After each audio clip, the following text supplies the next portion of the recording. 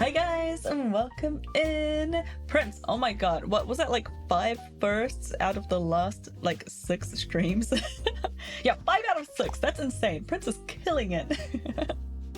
Anyway, welcome in everyone. Nice work on first, Prince. Nice work on not first, Bob. Hi Ort, hi Valkus, hi Frap. Still, I expect you to send Valkus that ad revenue. Yeah, like what, 1 cent? Do I even make 1 cent from a 30-second ad? Yeah, let me throw a penny at you, Valkus. I'll send it in the mail. Just give me your address. Nothing can go wrong there. Welcome in, guys. Happy Thursday. Yeah, even the subscription says it does not look like you're subscribed on my end. I don't know what Twitch is doing, but when I like click on your name, it says that you were previously subbed for 8 months and you don't have like a subscription badge. I have no idea what's going on with Twitch. My address isn't secret? Well, that's alarming. Hi Monday, how's it going? Yeah, okay, go ahead. Tell us your address, Valkus. Is it 1 Citadel? Yeah, it says it ran out previously subbed 8 months. Yeah, that's what I see as well. Or you might need to like refresh or something. Welcome in, everyone. Happy Thursday. Have a good afternoon. I guess oh my god, it's still like noon for the people in PST. That's wild. I'm still getting used to like streaming at this time zone. I'll keep poking this with a stick until Twitch stops me. I guess a 130 stream streak. Nice work. That's just like really impressive, Monday. Good job. I think I owe you 2 games now, actually, because I don't think I played anything for your 100 stream streak. And then you got 50 swipes on your library card, like yesterday or the day before. You should make Sil play 3 games at the same time. Depending on the games, I might be able to do that. Thanks, I'm scared of it at this point. I know, right? I feel like there should be an achievement. I feel like Twitch should like give an award to someone who has like a crazy amount of stream streaks like that. like free turbo for a month or something. I don't know. Hey Meeple, welcome in. Hope you had a good day. Hope everyone's doing well. What did everyone get up to this week? I've been streaming. I've been streaming and drawing. Oh, I just posted on Blue Sky. Do I have the link handy? I just uploaded like 2 drawings. Is this it? I think that's right. You got a new job! Congratulations! Enjoy working on. Good luck. Congratulations, Maple! That's so awesome. I hope the job is nice. When do you start? Do you have like a couple of weeks before you get started, or do you just like jump right in there? Have to sit down at this rate and have a Sil game strategy hour. You're making. I'm a little scared now. It's like if Monday needs like a strategy meeting just to pick games for me. Nearly got hit in the face by a large steel rod at work today. How does this keep happening to you, Valkus? I don't understand. Are you secretly a magnet? Like, do you... You said the 1st of March. Oh, you have quite a lot of time to prep. First line IT support tech. Nice work. I hope it goes well. Is it like residential? Like, are you dealing with like consumers? Because that's like a totally different vibe to like corporate customers. Listen, the people I work with are stupid. I'm gonna tell you a secret, Bob. Not Bob. I'm gonna tell you a secret, Malchus. Like, there are always stupid people at work. No matter where you go, you can't escape them. Oh, it's all commercial. Good luck. That sounds really difficult. Honk! Hi, Honk. Welcome in. That's so exciting, Meeple. Have you had that kind of job before, or is this your like first time doing like IT support stuff?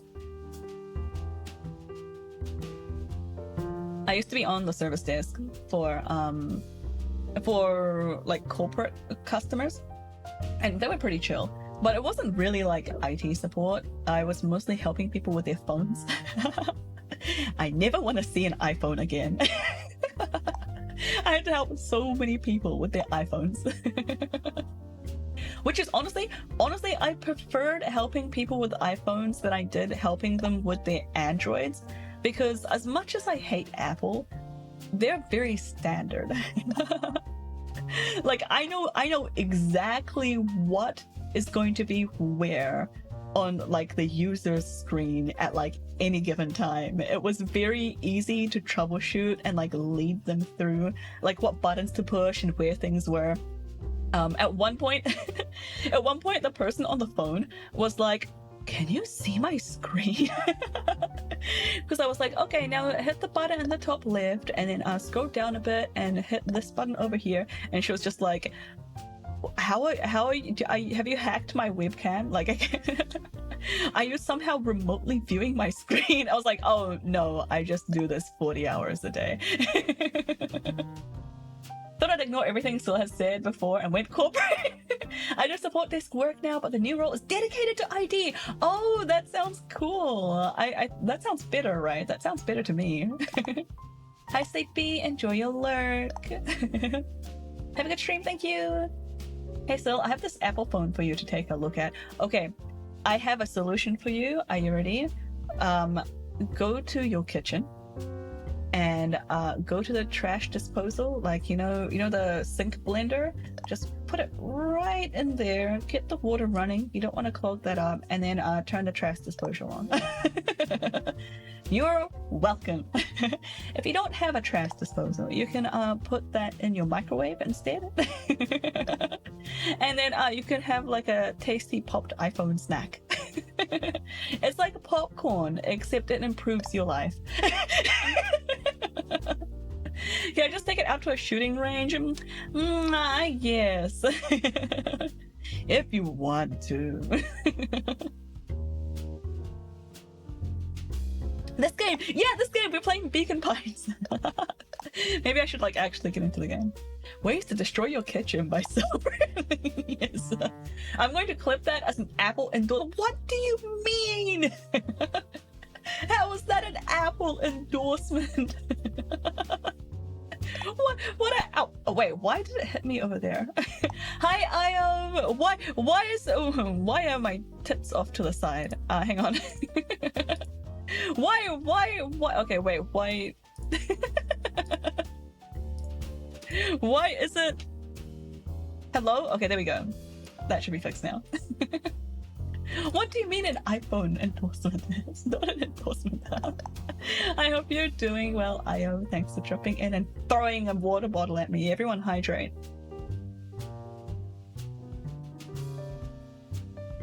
And hi, Dryad. How's that going?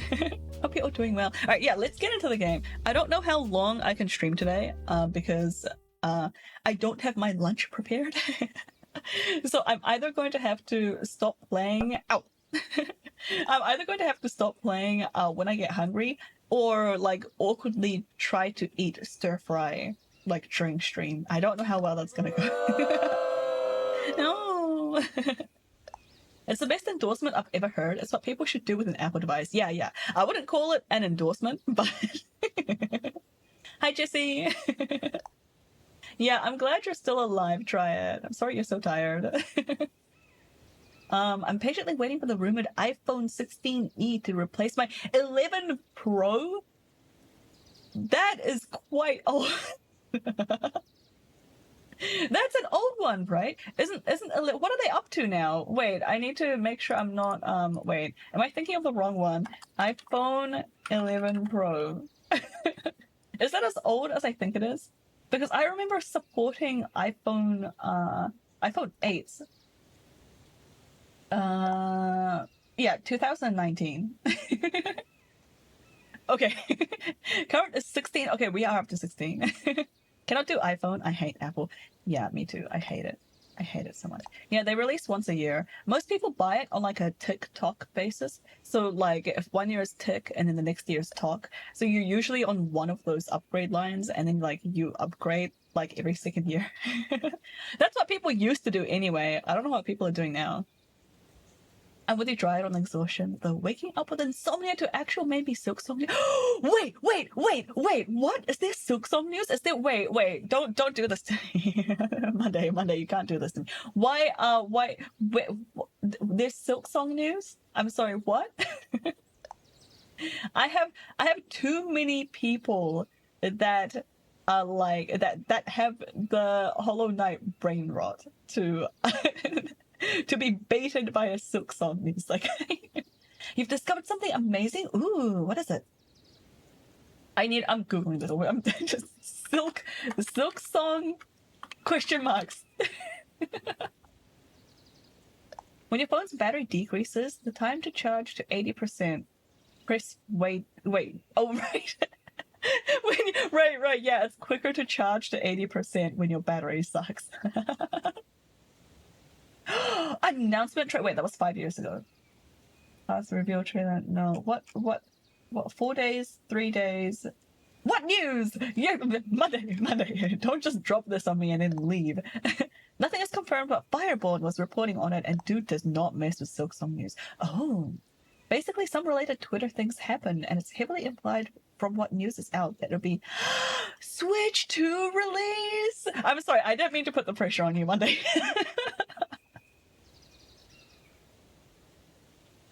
That's fascinating. Hollow Knight Silksong for Nintendo Switch. Nintendo office. What? How long has this page been here? How long has this page been here? Question marks. I'm just trying to summarize the Twitter energy chaos when tired as well. Yo, yeah, please, like, rest up. Don't, by the way, for anyone that's lurking or chatting, anyone that's watching, basically, if I ask you a question, feel free to ignore me. You are not obliged in any way to answer any dumb questions I ask. Please take care of you. That's exciting. That's really cool. That link is pretty old, sadly. Folks, check it out. Oh, I see. I didn't know there was so much Silksong's like official. It's not news, but like I didn't realize there was so much official information out. I thought it was like all rumors. Post the video on Discord. Oh, thank you, Monday. All right, let's get into the game because the silence is driving me insane. Chapter 5. Friendly feud. What were we doing in this game? The air was heavy with the hard rain's residue. The smell of wet things. Despite his dreary surroundings, Luca felt at peace. What did we do last time? Oh, didn't we go have dinner with... Was it Beck? There was a cat. There was like a rich cat that we had dinner with. He'd never shared those details about his dad with anyone. Wait, what details? Wait, what did we miss? I wish there was a log in this game. What details? What happened last stream? I should have watched the last stream before I streamed today. Even Rollo. But it's not like this changed anything. Rollo was still his best friend. Adding Beck to the group would help balance things out. Everything's better in threes. Welcome in. Happy Thursday. Happy Thursday. Thank you for the link, Monday. This is what Luca told himself as he headed to the treehouse. You know, I do like groups of 3. I feel like a group of 3 people is like the perfect amount of people. Because if it's just 2, then like you are responsible for too much of the conversation. You're responsible like for like to respond to like everything the other person says. And to also like occasionally like contribute or like start something. It's too much pressure. But if you get like 4 people even, then like sometimes the group ends up breaking into 2 different conversations. Like you have person A talking with person B, and then like person C gets bored and starts chatting to person D, and it drives me nuts. 3 is the perfect number. I like a party of 1. Yeah, being alone is actually probably the best. Hi Josh, I hope you're doing well at work. Welcome in. Everything I say to myself makes so much sense. Yeah. Yeah, I feel like everything I say to myself makes so much sense, and then I try to like explain what I thought was an incredibly easy concept to like someone else, but then it takes me like 5 pages to describe what I was thinking in my head, and I was like, oh no. Why is this so hard? Work, oh no. I hope you're having a decent day.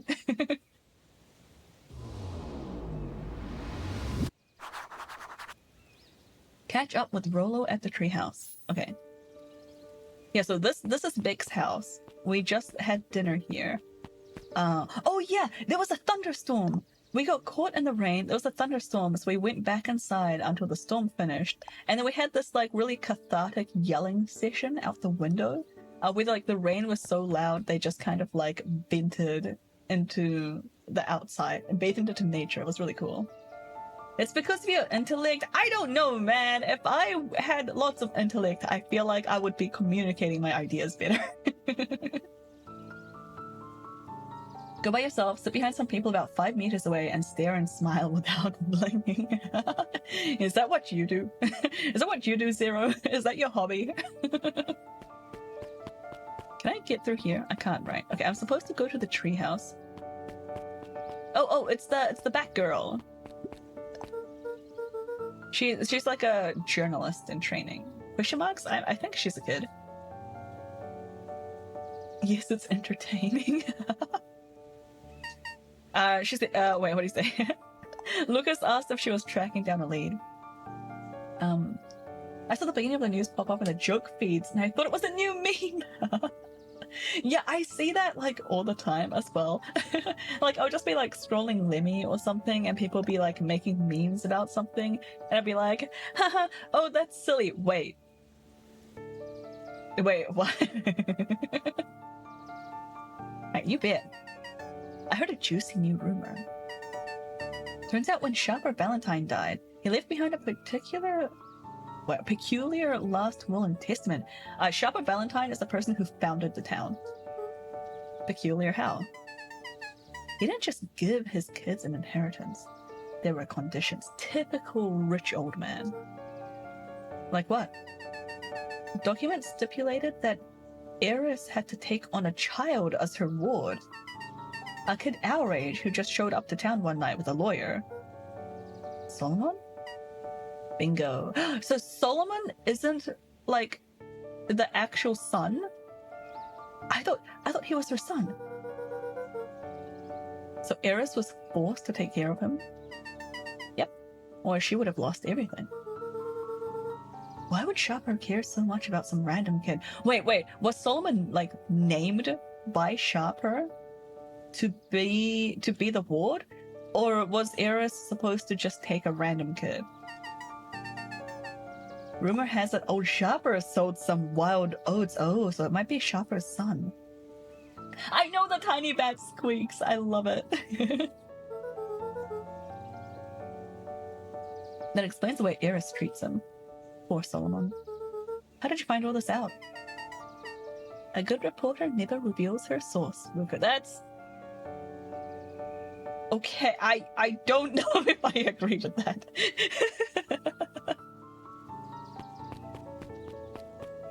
Yeah, so we're in this town. There's some weird stuff happening. Can I pick these mushrooms? No, they're just decorative. I think this way is the treehouse. I better not dilly-dally. Gotta get to the treehouse. Is this not the way to the treehouse? Oh, I guess this is the way to the woods.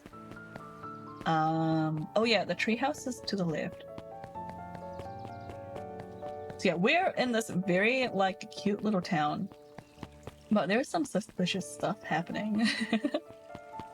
Like, there's like radioactive waste or some chemicals or something, and these guys are super sus. Excuse me, what are you doing? Just looking out for the night, sir. Oh, wonderful. Earlier in the stream, like last stream, like these clipboard guys, there were like a weird amount of them. Like, I feel like they're clones or something. But these guys like surrounded the treehouse, and this mayor guy on the left, like Loki, like threatened us or something. I can't remember exactly what happened, but yeah, it was weird and creepy. Oh, wonderful. I can only assume this means all festival preparations have been completed ahead of schedule. Not exactly, sir. the storm set us back a bit, and it's getting late, so we all decided to... All decided?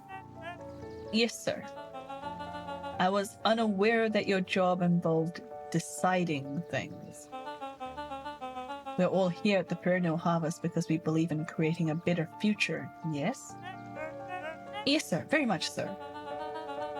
Do you want to be the one to tell this town that we failed them? No?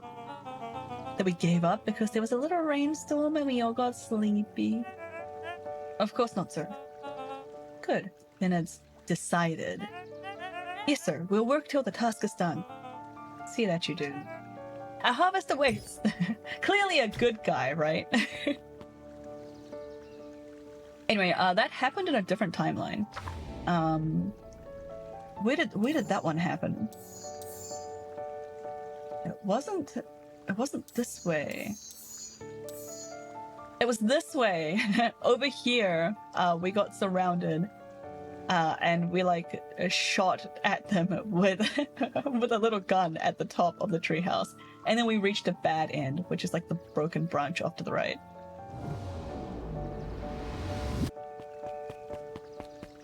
Where are we now, actually? Yeah, we're over here. We're over here on the left.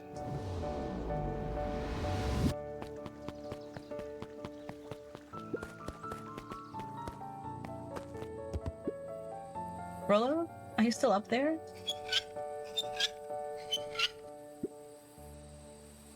I'm sorry, Rollo isn't accepting visitors at the moment. What? Come back? Never. Luca had only ever heard him speak in this stiff yet gentle tone a few times. That was gentle?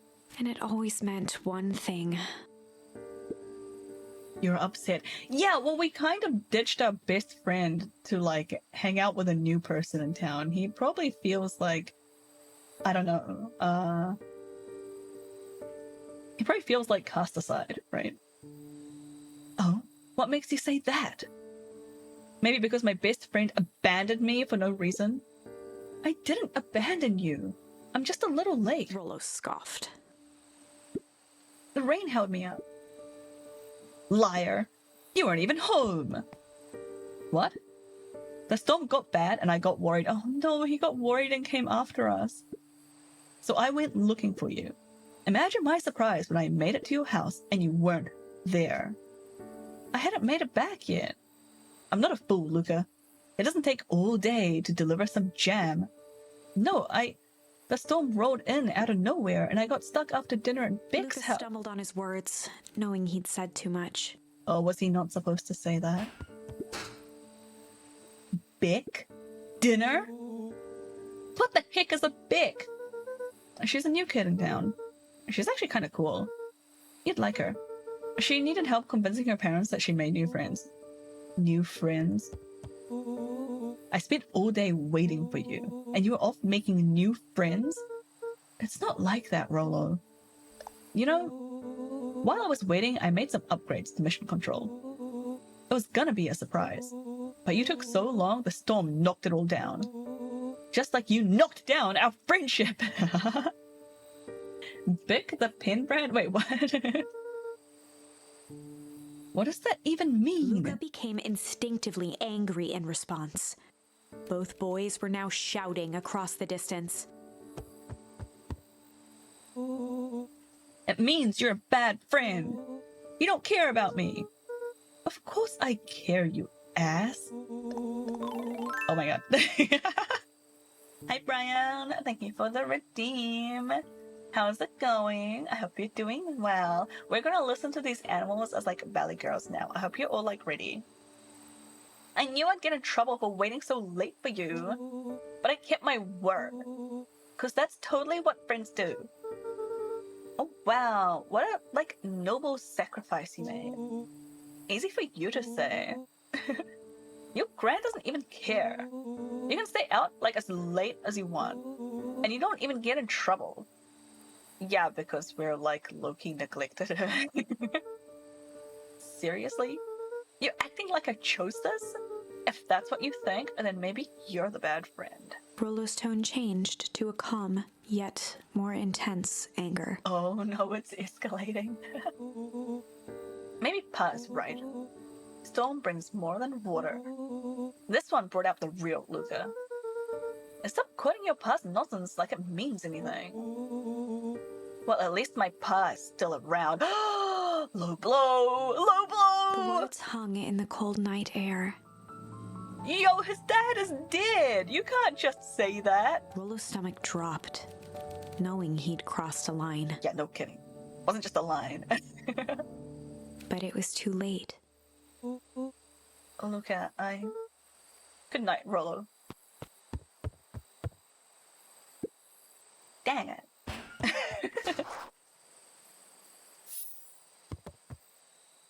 Okay, so like we're back in our bedroom now. What are we supposed to do? Do I just go to sleep? Can I interact with anything? Luca dug through his old stuff, not even sure what he was looking for. Okay, we like got out a soccer ball. Oh! Rollo. What a jerk. Called me a bad friend. Ooh, I'm Rollo. Look at me and my amazing family.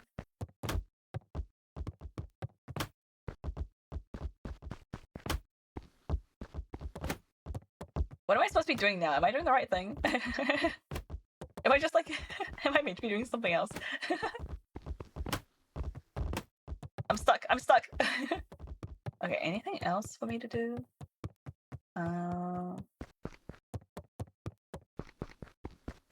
Maybe I'll just like go downstairs? Oh. I guess I'm just never supposed to make new friends. Weep! Oh. Luca? Gran cooed gently from the hallway. You slipped straight through breakfast. Luca, are you like alright? I'm fine. I just don't feel like getting up yet. Okay, I'll leave this oatmeal by the door. I gotta run out and take care of some things. Okay. I'll be back like later to check in. Sure. Luca just wanted to be alone. He waited to hear the sound of the front door closing. I want to kick the ball again. I bet Rollo's still gonna go to the festival. It's gonna be miserable.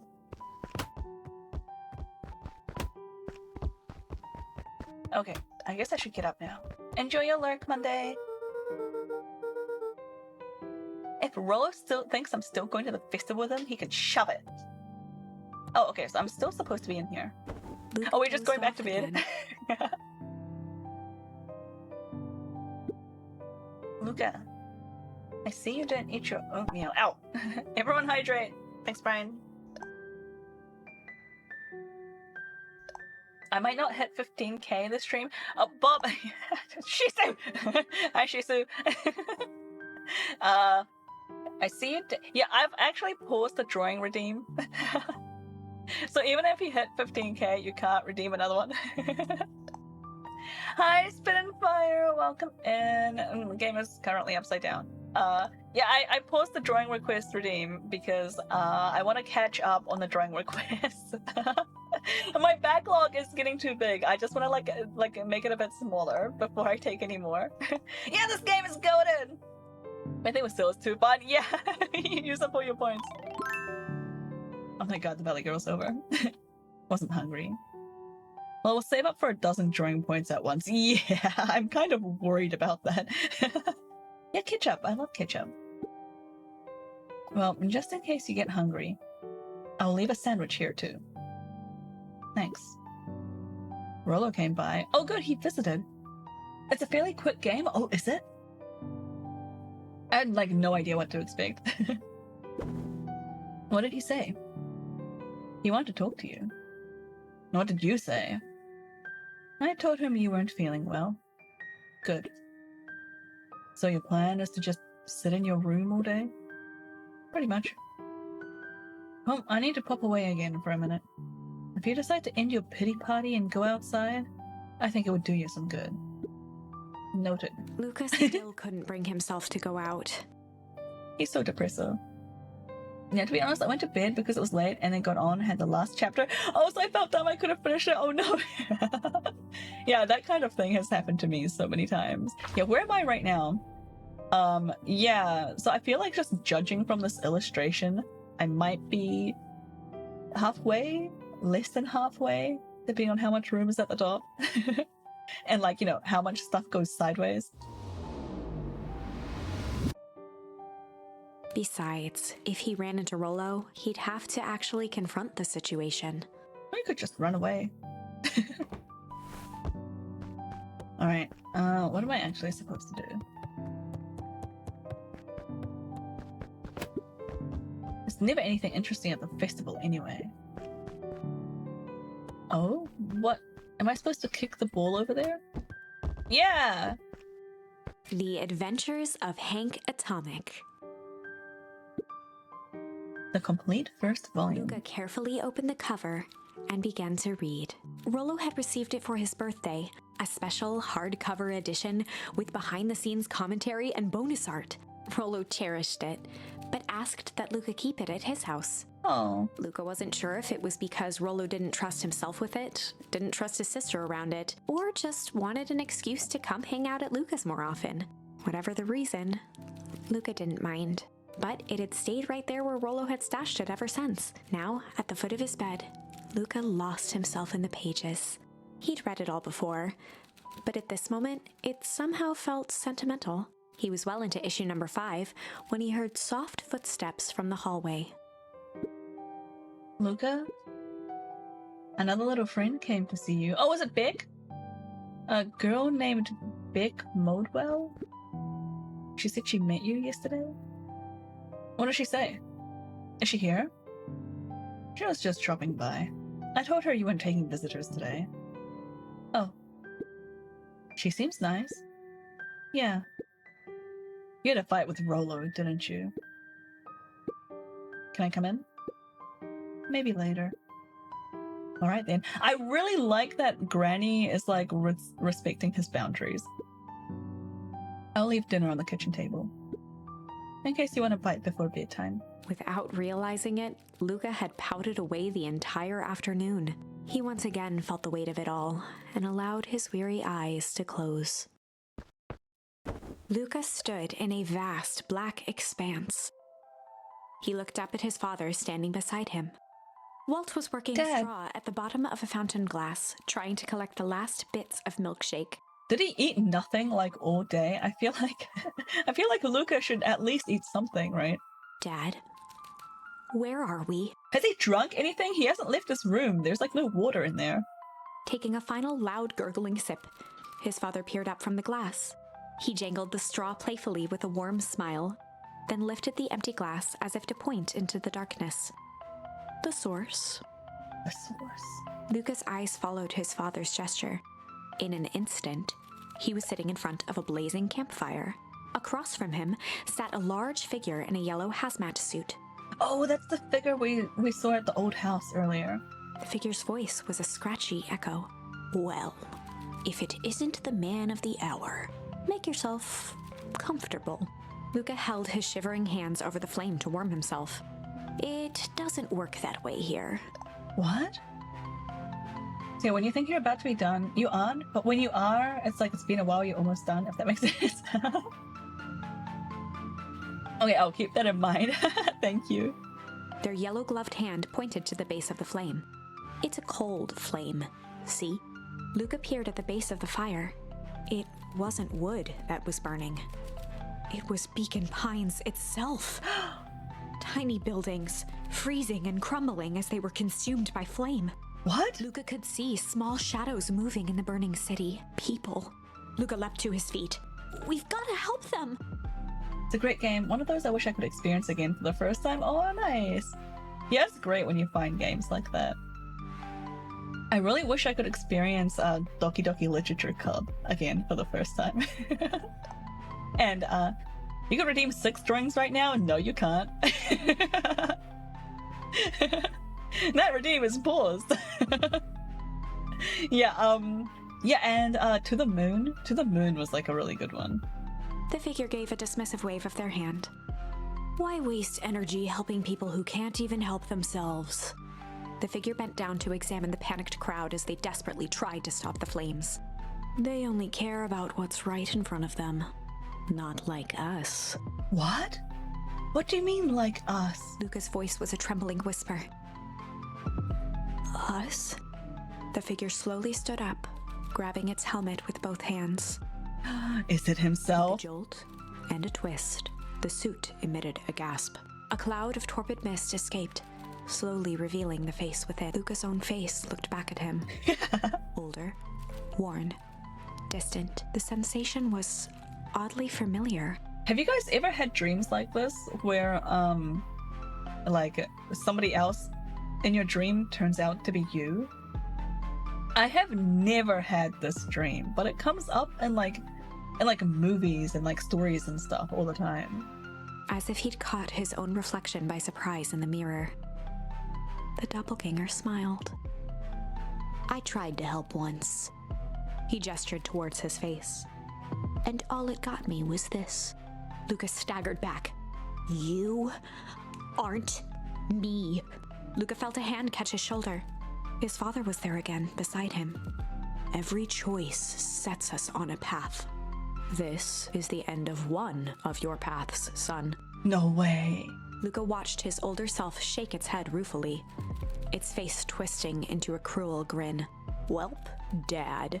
If you wanted him to see this, far be it from me to disappoint. Luca watched in shock as the figure took a confident step forward and plunged into the flames. Oh, good thing the flames are cold. In a flash of cold light, he was gone. It's a teleporter. What does all of this mean? Luca felt a reassuring squeeze on his shoulder. Just remember, why we choose matters just as much as what we choose. Luca woke up to see a hazy figure at the foot of his bed, silhouetted in the morning sun. Mom? No, dear. It's only Gran. Luca rubbed his eyes. The kind, concerned face of his gran came into focus. How you feeling? I really like this Granny character. She seems like such a hard ass. Like, she doesn't take any BS. But like when Luca's actually like going through stuff and needs support, she's there. She's like looking after him in like a very like good way. She's giving him the space that she needs and trying to be like attentive without being pushy. Like it's really nice. I love her. Fine. Anything you want to talk about? I don't feel like talking. That's just as well. How about you sit there and listen a bit? Ooh, story time with Granny. Whatever you and Roller fought about doesn't matter. But he Gran silenced Luca with a gentle pat on the leg. fights between friends happen. What was said doesn't matter. I feel like it matters a little bit. The important thing is that it's not the last thing you ever say to each other. But he said stuff about Dad. Well, do you think he meant it? No. He was just mad. Mm-hmm. And did you mean any of the things you said to him? No. Good. I love the narrator in this game. I know her voice is really nice. One must appreciate friends in their best moments and accept them in their worst. Aww. Now get your little butt out of bed. The festival's today. You don't want to miss that, do you? I guess not. Seems like a good opportunity to make amends with Roland, doesn't it? Luca gave a reluctant nod. So buy him a corn dog and apologize. But he's the one that... What did I just say? Buy him a corn dog That's a good boy. Everything's better with corn dogs. I love this granny! I need to get going now. Got some last minute festival business to take care of. I'll come find you at the fountain a little after lunch. Alright. Love you, Luca. Love you too. Luca took a deep breath. Okay. Let's go. We got this, Luca. Chapter 6. Through thick and thin. Despite Luca's bitterness, Gran was right. He needed to hash things out with Rollo. A big fight changes the nature of a friendship. Whether, in the end, it is for the better or for the worse, all comes down to understanding. Hi, Kiro! It's a book. Yeah, it's very on brand. Have you played this game? It's like really good. If you're interested in playing it, then maybe you should like go away. It's a great book, but it's a visual novel, so there's like massive spoilers if you watch the stream. Welcome in, Kiro. I hope you're doing well. I really enjoyed lurking in your stream yesterday. I was like drawing and like listening to stream. And like, man, I don't know anything about the games that you're playing, but you always make it sound so fun. If one is not careful, the same familiarity that builds the strongest of bonds can become the wrecking ball that shatters them. Luca emerged from seclusion, taking in the crisp festival air. If you want to play, would definitely recommend this story. It's insane and cool to witness for the first time. Yeah, I'm so glad I came into this game without knowing anything about it. But the events of the day weren't on his mind. He had to find Rollo. And I bet I haven't even got any of the interesting twists yet. I bet that's like all late game in like the third act or something.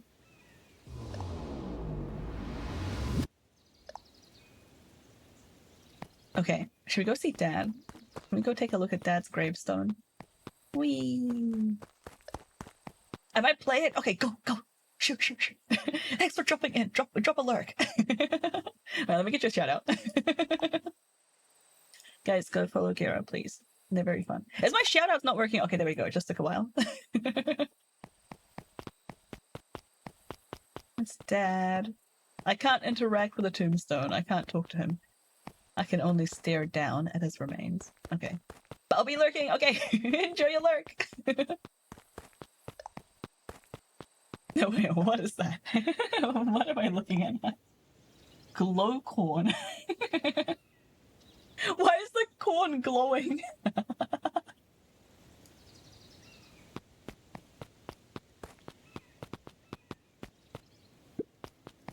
There you are.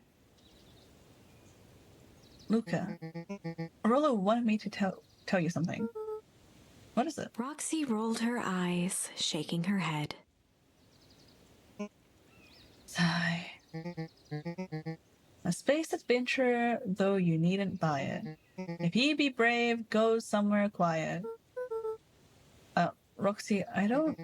It's a riddle, Luca. My goofy little brother wants you to find him. Luca looked down and kicked at the dirt. Look, I know you two had a fight. The only thing more annoying than my little brother is my little brother without his best friend. So I'm doing him this one favor. Now I need one favor from you. Whatever it is that went down between you two, squash it. Yeah, you tell him! Bless you, Alex. A space adventure, though you needn't buy it. If you be brave, go somewhere quiet. Where is somewhere quiet? Is that just not the treehouse? Maybe I should like talk to everyone. Old Pickler's Pond. It's the day of the festival, so there's all this festival stuff. Unique New York. Unique New York. Huh? Oh, don't mind me. I'm just warming up for my big ceremony speech. Mishika pointed to his grinning mouth. Gotta limber up the old gab box. You nervous? Oh, heavens no. Well, break a leg.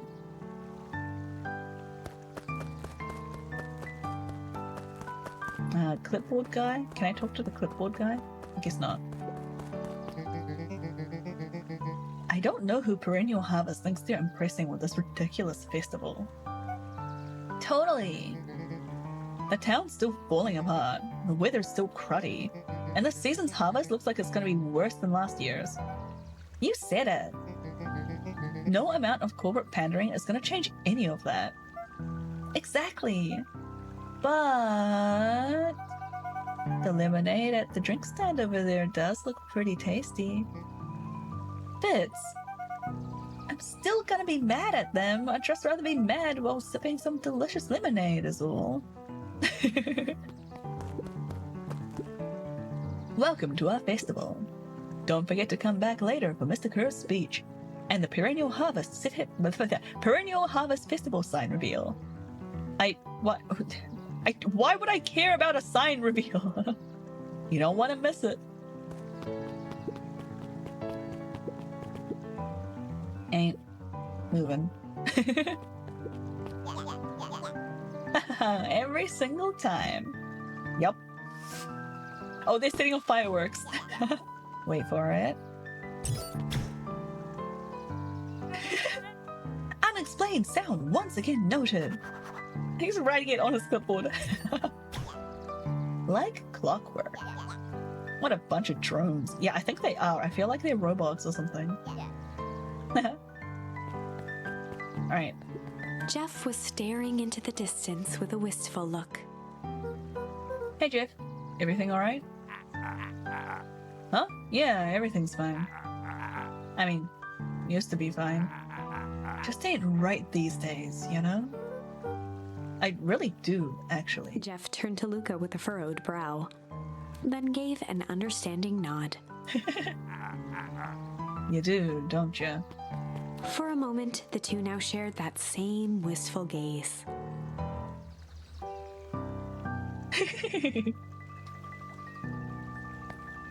Alright. I don't think there's anything else to interact with here. So I'll try going towards the treehouse. Did you hear? After Mr. Kerr gives his big speech, they're going to have the first annual Biggest Catch competition. As long as a boot qualifies as a catch, I'm a shoo-in! Good luck! Wow, that was really delayed.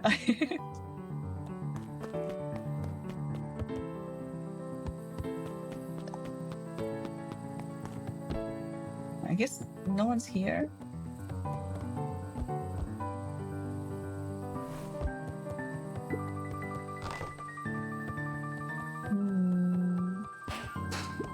Luca looked up at the satellite dish.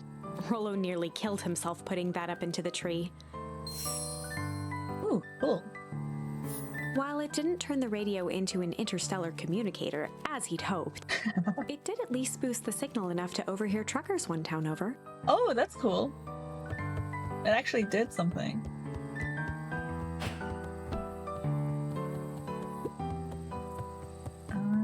Nothing else to look at, I guess. Alright. Oops. I can't go this way, right? Yeah. I can splash in the water? Alright, where's someplace quiet? I already went and visited Dad's grave. Was I supposed to go back there after I met Roxy? Was Roxy her name? I feel like I broke, like, immersion a little bit by visiting the grave first, if that's the case. No, okay.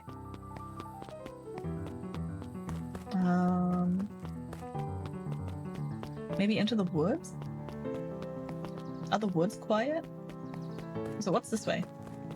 Can't go that way. Never mind.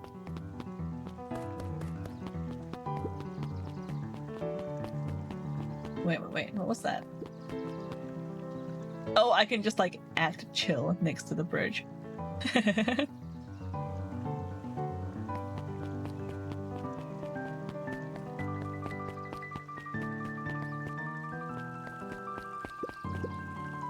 A most welcoming of welcomes. Would you like to share your thoughts? We always strive to improve. Nope. This is the first time I've seen this many smiling faces since the foul harvest. I had my doubts about perennial harvest, but I must admit they do put on a nice party. And this is the reader, that's like always just reading her book. He met his old friend's eyes and was greeted with nothing but ice-cold anger. Heavens! This is no time for fractured friendships. Piper, you're actually taking a break from studying. I wanted to see what the festival plus was about. But I can't help but notice you still brought your backpack full of books. Luca, backpacks can carry a lot more than just books. True, true. So what you got in there? Books.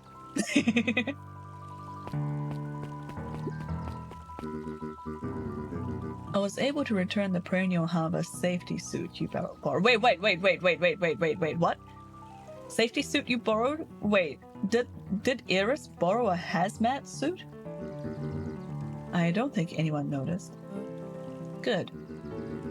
Now, will you tell me what you needed it for? It was a favor for an enemy of my enemy. This isn't going to harm Mr. Kerr, is it?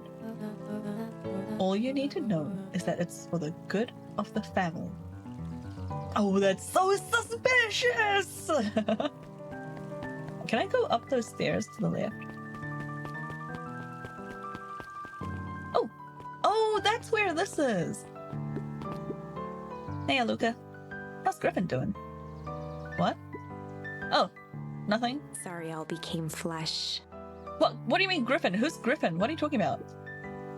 Just pretend I didn't say anything. Who's Griffin? What? Huh? I can't wait for that to make sense. Alright, can I go this way?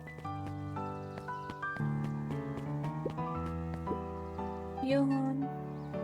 I've got a question for you. What do you think this whole festival is for? The way I figure it, Perennial Harvest is trying to win over the town. Like a bribe, but with balloons. Cynical. I like where your head's at. That's what I assumed at first too, until I eavesdropped on a couple of gossipy clipboards. What if I told you that this whole thing is really a special shindig for a super secret guest of honor? A special guest? Who? I haven't dug that deep yet, but whoever it is, PH thinks they're a big deal. Ooh, juicy.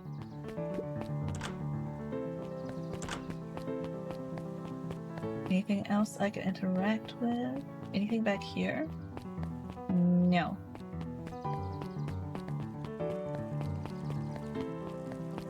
Can I go down? What's down this way? Oh yeah, that's where they were setting up like the museum and stuff.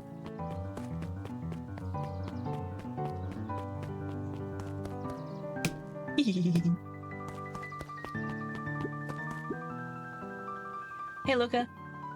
So you're done at the library? Huh? Oh, nothing? Oh, I was supposed to go to the library! That's what they meant by someplace quiet, of Griffin course. looked away suspiciously.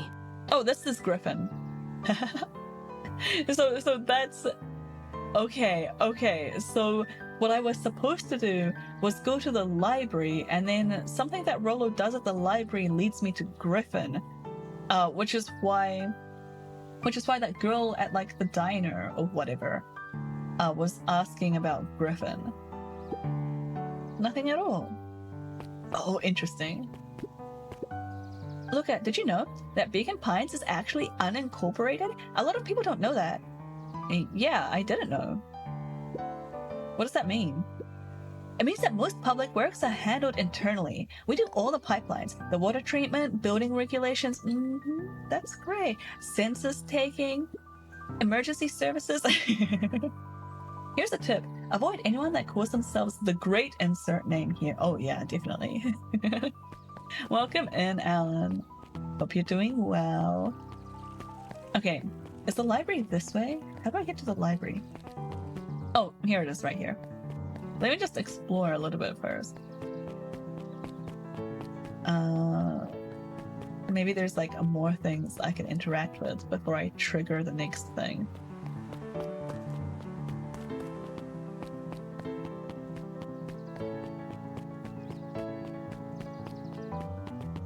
It's looking like a no. Man, can you imagine if I actually went to Beck's house? Like, we have a fight because we hung out with Beck, and then, like, Rollo is trying to make it up to us. But then we just go over to Beck's house. That would be brutal.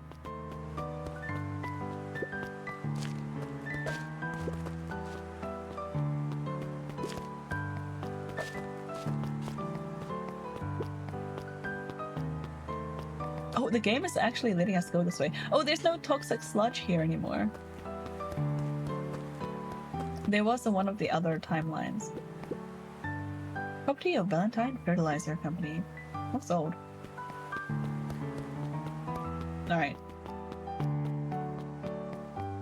Let's go to the library. I guess I'll stop messing around.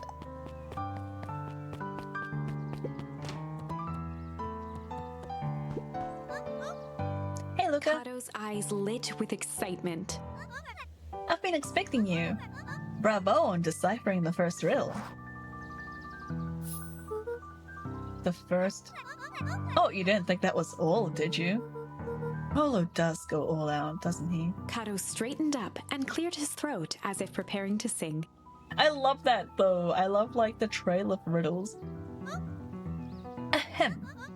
On planet Bapul, you may take issue when the fifth king dies. You'll need a tissue. Cato stared at Luca eagerly. Get it? Want me to tell you? No, it's okay. Let me figure it out. Alright, when you find it, bring it here to be verified. And if you decide you want a hint, the offer still stands. Okay, looks like I need the 5th issue of something.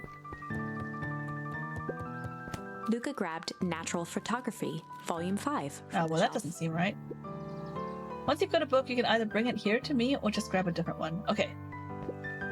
Luca grabbed The Modern Science of Atomic Radiation from the shelf. I think the comic book section was up here, right? Luca grabbed The Adventures of Hank Atomic, issue number 5, from the shelf. Yeah, I'm pretty sure it's this one. Ah, you found Cato it! removed his book from the desk and replaced it with Luca's, turning on the lamp. As he Is slid it like the a book UV lamp? under the purple light, 2 words glowed. The Adventures of Hank Atomic, issue 5. Luca clicked his tongue with recognition. Rollo's cipher pen. He used to write secret messages everywhere with that. And only I had the special flashlight needed to reveal it. But I lost it. Well, apparently he traded Jeff for this purple light bulb. Parted with his entire Halloween candy stash. Oh, Rollo. Now let's see here. Cato began flipping through the pages, stopping when he hit a glowing word. Get away with such a grift. He continued flipping. Only found in Grub. Cart. Reaching the end of the book, Cato looked up. That's it. Grift in Grub Cart. Marcus, thank you for the forced break redeem. Everyone, we're gonna take a quick 3-minute break in 18 seconds. There's nothing I can do about it. It's fully automated. So when we get back, we'll discover where we need to go for the grub cart, I guess. Sounds like some sort of food cart. Oh, I need to go to the ice cream, right? Anyway, see you guys back here in 3 minutes. Take this chance to hydrate and like grab a snack and all that good stuff. See you soon.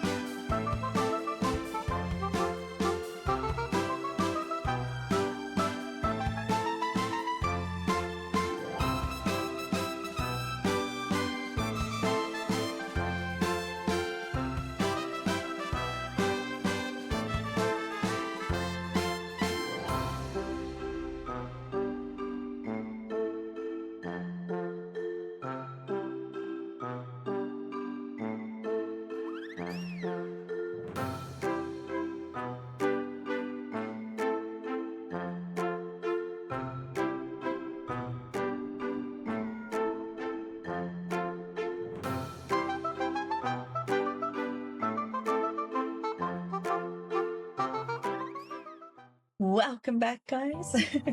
I hope you had a chance to do a little self-care. Alright, we're gonna go get some ice cream. Hang on. Controller's not connected. Here we go. Griffin. Oh, it's meant to say Griffin. Griffin's a grub cart. Alright. He wants me to go to Griffin's snack stand. Ah, brilliant. I guess you're off then? Good luck on the rest of the scavenger hunt. Thanks, Kato. Alright, go to Griffin's snack stand. Alright. I want to talk to this guy. Hi, Jace. Still working through the newest Hank Atomic? You know it. Some fascinating canon towards the end. Did you know Hank Atomic's Shrinko Ray doesn't technically shrink stuff? It uses inverse quantum particle decay to literally grow the entire universe around an object, leaving that object unaltered. So it just looks shrunk compared to everything else? Bingo. That's wild. But Jace, no spoilers, please. Oh, right, sorry. You know, I kind of assumed that Luca and Rollo would have read the newest issue before Jace for some reason. Alright, let's go to the ice cream stand.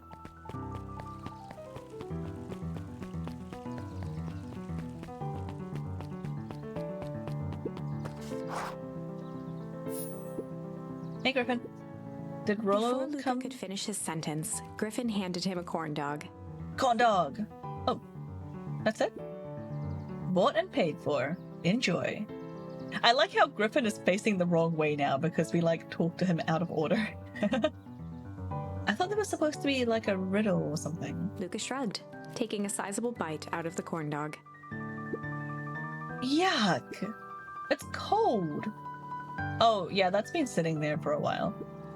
Rollo wanted me to be sure to give you that one specifically. Well, it's just... Luca tongued at his cheeks, feeling something rough between his teeth. He reached into his mouth and pulled out a slip of paper. I really want a corn dog now. Oh, come He on. shook off the bits of corn dog to read the slip. A pickup when you need some pip. Near the fountain, up the step. Luca finished off the remainder of the corn dog. This is getting to be a whole thing. Near the fountain, up the step. Oh, yeah, we already spoke to them earlier while I was exploring it. Oops. Over here. There you are, Luca. There's no way I'm actually doing this. It's way below my pay grade. Oh, come on, you big stiff. Let the kids have some fun. Fine. But Rollo owes me one. Lumi waved his hands around sarcastically as he began. What takes flight but has no wings? Your final task a friendship brings. See, that wasn't so hard.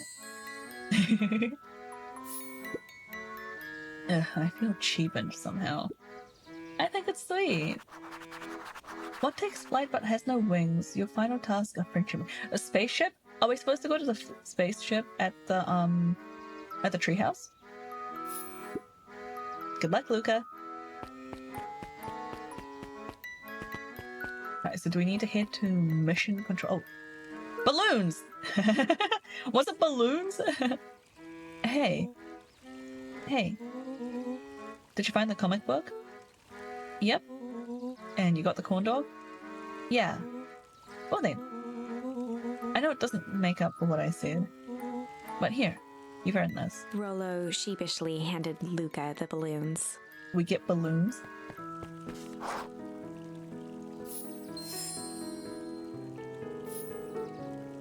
Thanks. You don't have to go to all this trouble. I'm sorry I got so mad. Dang it, you were supposed to let me apologize first. Oh, sorry. Now you've apologized twice before me. Just let me do this. Luca, I'm really sorry. With everything that's happened, with your mom and all, I've always wanted to be there for you. Be a good friend, you know? When you said you were hanging out with someone else, I kind of freaked out. Rollo. Still my turn. I felt like if you needed some new friend to help you, it meant that I wasn't good enough. But that was selfish and wrong. I was wrong. I'm so sorry, Luca. Okay, apology over. You can talk now. Luca threw himself at Rollo, hugging him as tightly as he could. Rollo, I don't deserve you. I don't deserve you either. That's why we deserve each other. So, what else do you want to do today? We could snoop around and try to find some info about your mom. Snoop where? We could probably sneak into Perennial Harvest HQ while everyone's at the hospital. At the festival. Hospital! That was so ominous. Aren't you curious about all the stuff the clipboards write down? Oh, I am very curious, actually. There'll be such a wealth of information. What if we get caught? I think I've had enough excitement for 1 week. Let's just make the rest of the day about us. Oh. Really? Yeah. The rest of the world can wait 1 more day. You know, I have been wanting to get some work done on the MCDC at Mission Control. The aim is a bit unpredictable. Yeah, I noticed that when we were trapped in there. That sounds perfect. Head to the treehouse with Rollo. Alright. We have balloons! I love how they like bounce around while we walk. This is cute. It's so bouncy.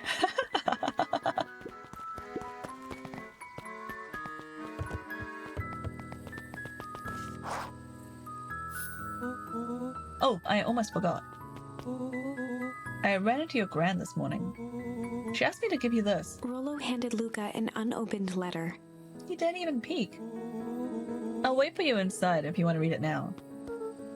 A letter? Luca, some things are going to happen that might be difficult for you to understand. Well, that's ominous. If I am honest, I hardly understand them myself. But whatever happens, I need you to know that I love you. Hey, what if Luca's granny is actually his mom and she just aged like crazy? What if that's why she's been missing? What if she like went off to like do something about like maybe his dad dying or something, and then like I don't know, fell in a vat of like nuclear waste or something? We have some of that weird sus stuff around here somewhere. What if it's like she like got aged up or something and looked like a granny, and then she like just came back to look after her own son, but like she had to pretend that she was her own mother or something. None of this is fair to you. You have already lost so much. We both have. I wish there was a simpler way forward. But if there is, I haven't thought of it. God knows I've tried. Is this a letter from Mom that was left with Granny? Everything I've done, I did for you. I hope someday you can accept that. Love, Gran. Okay, no, it says love, Gran. I love you too, Gran. Luca folded the paper into his pocket and headed up the ladder. What the heck was that about? What's up with the letter? Anything you want to talk about? Maybe later. Sure, whatever you want. You know, you really didn't have to go to all that trouble just to apologize. Oh, he knows that. It was just fun. It's just his way of doing it. I know, but we'd been looking forward to the festival for weeks. After I ruined everything with my big mouth, this was the best way to make sure you still had a good time without me. Rollo. Luca was at a loss for words, but that was fine. Words aren't always necessary. Based. The festival seemed nice. Was it nice? We can still go. Nah, this is fine. There's always next year. Sadly, this was untrue. A distant rumble shook the treehouse. Huh? What was that? Oh man, we missed the fireworks. It's still light It outside. was not fireworks. It was something the boys couldn't possibly comprehend. Something as old and cruel as time itself. What? What? Oh my god, what's happening? It's like in his dream, everything froze! A shockwave of cold tore through the room. A bitter, unfathomable chill.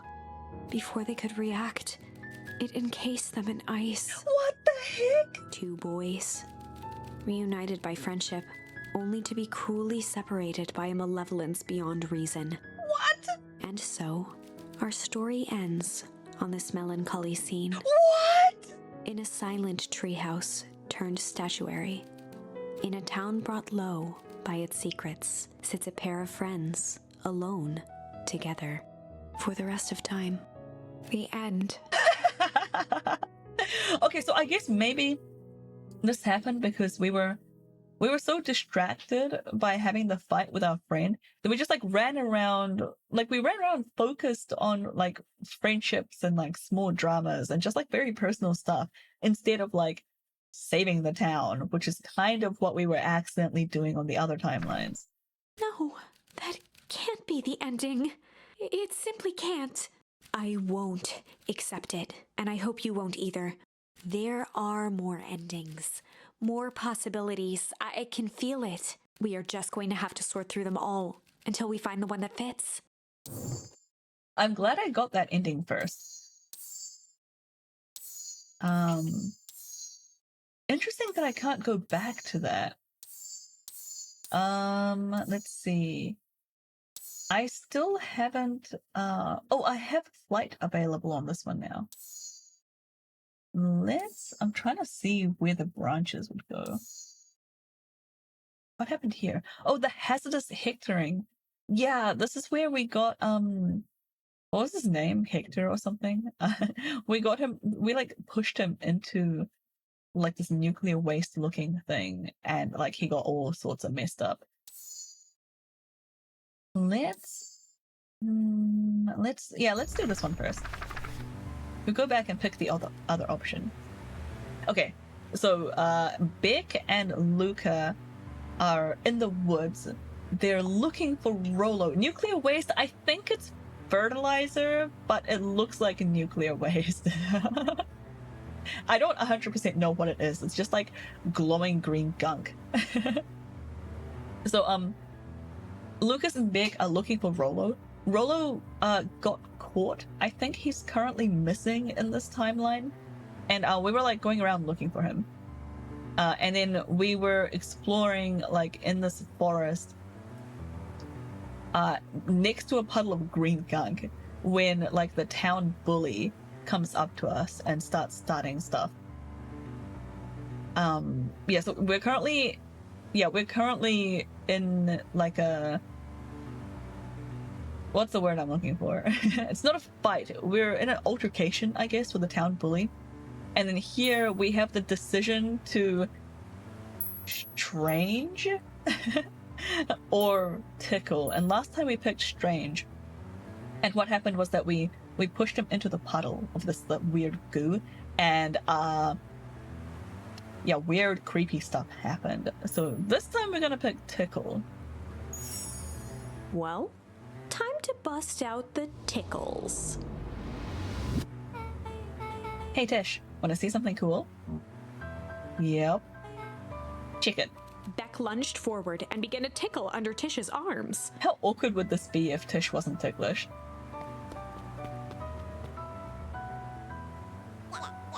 What the? Tish, is she tickling you? Yep. Yep. Yep. Tears began to form in Tish's eyes as she gasped for breath between gales of laughter. Hip, hip, hip. Beck redoubled her efforts until Tish finally had had enough. Hey, yep. And she ran away. What happened? She seems nice. Sorry for the interruption. I think you were just threatening us. Iggy's eyes darted around, a realization dawning on his face that he was now outnumbered. I just remembered. I have somewhere to be. See you around, new kid. Iggy kicked at the puddle before making his escape. Wait, he kicked at the puddle? What happened? Is she okay? Oh no! Whoa. What a little creep. Beck, I think you got a little ooze in your hair. Beck shook the ooze out of her hair as best as she could. It's gone white! Is it bad? Yo, if that ooze is aging stuff, maybe Gran really is, like, actually his mom. It depends. What are your feelings about having a more mature, refined look? Oh god.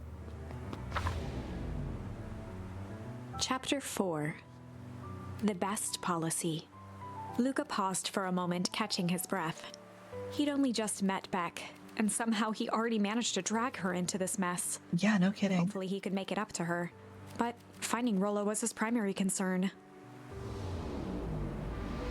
Well, I guess we're gonna keep looking for Rollo on our own. Can I go to the right?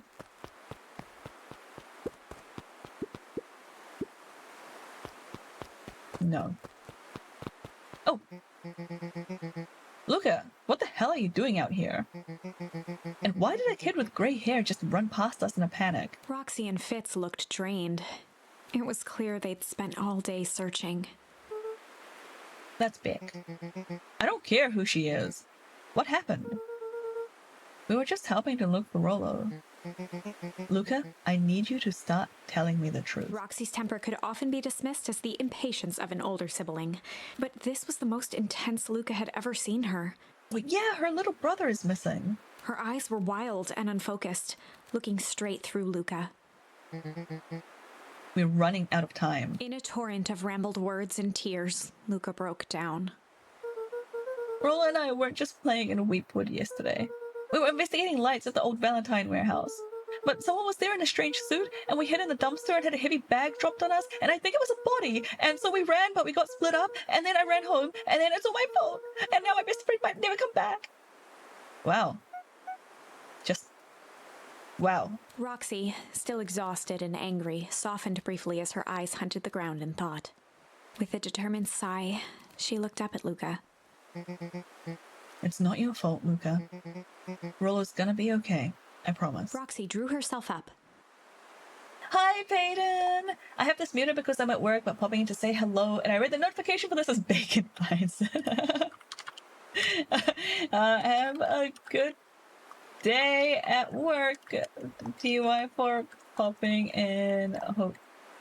Hope you're doing well! Exclamation mark.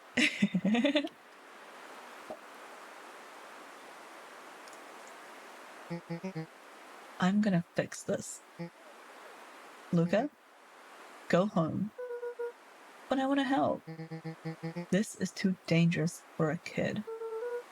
I can't just sit around. I have to do something. Roxy tried to think of the safest place to send Luca. You go back to that little tree house you two like to play in. Wait there in case Rollo shows up. Sound like a plan? Luca wiped his cheeks and gave a quick nod. Have a bacon-ish dream. I shall. Muscle emoji. You did the right thing telling me the truth.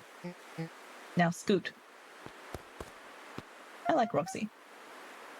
Do you really believe his story? What other option do we have? Things have been strange around here leading up to the festival. My dad has been acting weird lately. Wait, who's your dad? Who's your dad? Wait, who's your dad? Enjoy your alert, Peyton. Well, weirder than normal. Wait, is her dad, one of the people... yeah, who's your daddy? Yeah, is her dad one of the people that's in cahoots with Granny? I think it might be. Looking into the puddle, Roxy rubbed her arms to warm up.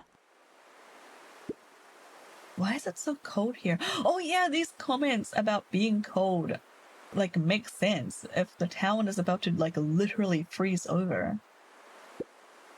This place gives me the willies. Okay, wait at the treehouse in case the roller shows up. We can do that. Mr. Nuncree jumped with a start. What were you up to? Whoa, don't sneak up on an old fella like that. Sorry. Who are you talking to? What? Luca motioned to the phone booth. Oh, no. I was just checking because I thought I heard it ring. The dang thing never does, of course. Yeah, I've never seen anyone use it, really. The whole thing's a waste of money if you ask me. Any word from Rollo yet? Not yet. Long time for a boy to lose his way. Rollo knows these woods too well to get lost. I suppose you're right. Silly boy's antics have this whole town worried sick. Antics? Well, we all know Rollo likes to play his little pranks. You think this is the prank? What other possible explanation could there be? He's not playing a prank, and he didn't just get lost. Someone took him. I know it. How would you know that? Unless... Luca, is there something else that you know? Mr. Nuncreed gently placed one of his substantial hands on Luca's shoulder. Dang it, boy. If there's something you know, something that could help your friend, you need to tell folks. What is up with this music? It's so threatening. Kind eyes warmed a stern face. There was a deeper emotion hiding beneath it all. It was subtle, but Luca could sense something eating away at him. He's in on it. There was a something lurking behind those eyes. Shame. There was a shame lurking behind those eyes. A deep sadness. He's in on it. He's had something to do with it. If Mr. Nuncreed was that worried about Rollo, maybe he could help. Don't tell him! No! Yesterday, Rollo and I were messing around at the old Valentine warehouse. Mr. Nuncreed raised an eyebrow. Both of you? You were with Rollo when he went missing. It was him! It was him in the hazmat suit! He took him! That's why he's surprised that there were two of them. He didn't see Luca. He thought Rollo was alone. Not exactly. I was hiding in the dumpster. The dumpster? What were you doing in there? At first we were just looking around. Then someone in a strange yellow suit came and dumped something on us. We both got scared and ran. That was the last I saw of him. You got scared by some garbage? Well, that's why you don't go skulking in someone's dumpster. But it wasn't garbage. Shut up, Luca! Shut up! Don't tell him it was a body. Just pretend you don't know. I think it was a body. No! I'm sure it was just some trash. No, there was a name tag. It said Deep Engineering. Mr. Nuncreed's shoulders slumped. Oh, Luca! Luca, no, why? I wish you wouldn't have said that. Yeah, me too, bud. A deep sigh bellowed from his chest. Why did you have to... I tried, Luca. God knows I tried to keep you safe. Luca attempted to take a step back, but Nuncreed's hand clamped down on his shoulder. I think this is why Mr. Nuncreed is so interested in Luca's granny. He like knows his granny is up to something, like especially with the jam. I think he's like pretending to have the hots for her, just so like he has an excuse to like get closer and try to investigate. But you Van Horns just can't help yourselves, can you? What do you mean? Did you do something to our mom? We were all so close to being done with this. With a firm shove, Nuncreed manhandled Luca into the phone booth. What are you doing? It's out of my hands now. The door latched shut with a mechanical hiss. Shit. As Luca pounded the glass, the floor dropped from under his feet. The inside of the phone booth was now a loose capsule plummeting at gravity's whim. I was wondering if it was something like this when they mentioned that the telephone, didn't work. Luca winced and pressed his hands to the walls. As he braced for impact, the capsule hurried to a surprisingly smooth stop. He felt a cold rush of air and opened his eyes with hesitance. Two large figures in hazmat suits occluded his view. Luca heard the deep, resigned voice of Mr. Nuncreed over an intercom. He knows too much. The end. The end! Wait. No. This isn't the end. I know there's still much more. Somehow this went wrong. Okay, let's try something else. Windows to the soul. Alright, so that was another end. I guess we'll come over this way. Oh, there's like a brake option on this left-hand side now. Let's keep going on the right, because that's where we were before. Alright, so this is when Iggy was pushed into the sludge, and he looks like a freaky monster now, like there's something wrong with him. So Luca and Iggy are holed up in the treehouse. And they start like hearing Rollo like through the radio. They're talking to Rollo through the radio, and Iggy is there. And then like all the clipboards and is it the mayor? I think it's the mayor. The perennial harvest people show their true colors, and they come over and surround the treehouse and basically threaten us. And then we like climbed on top of the roof to use the quote unquote weapon, but it doesn't work very well. And last time we picked fight, and we like shot the weapon at them. Now we have the flight option, so we can run away, probably. Luca drew himself up and decided to take the only option they had left. Flight. He squinted down the barrel of the mission control defense cannon, aiming it through an opening in the dense tree branches. Oh? Oh, he's using it as like... surprise as it struck true and taut. So they're just gonna like travel along that to escape. Wow, I can't believe that worked. Hey, Mr. Kerr, would love to hear your thoughts, but I'm afraid we have places to be. Come on, Iggy. See ya, jerks. Fine. We know where that leads them. This way. We'll take the tunnels. They have like a whole tunnel network. Luca and Iggy winced as they sprinted through the thicket. The branches clawed at them, reluctant to give passage. After what felt like a marathon, Luca stopped in his tracks as they reached the clearing. What the? That was all he was able to say before Iggy slammed into his back. The boys tumbled down a steep decline and crashed with a wheezing thud on a surface as hard as ice. In fact, it was ice. Oh? It's like meant to be summer. Chapter 5. Signs. They stood silently, catching their breath. The sky was like sapphire. With each breath, a plume of steam escaped from Luca's lungs. Let's keep moving. Luca pulled Iggy to his feet as they gazed across a snowy terrain. It's getting colder and colder. That was actually pretty badass. I think we lost them. Are we up in the mountains? I don't think so.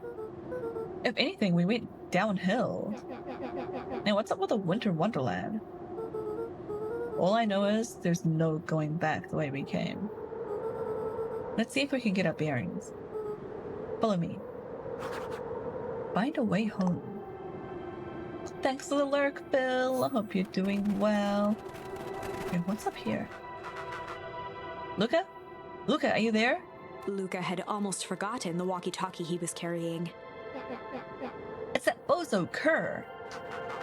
I hope nothing bad has happened to you out in those woods. Luca looked at Iggy with hesitation. No need to be rude. With a resigned sigh, Luca responded. It seems like the only dangerous thing in the woods is you. He speaks, the young man of the hour. Now, how in tarnation did you end up with one of our radios? Just lucky, I guess. Boy, howdy, you Van Horns are full of surprises, aren't you? You knew my parents? I never had the honor of meeting your father, but your mom sure was a handful. Luca winced, shoving the walkie-talkie back into his pocket. We gotta keep moving.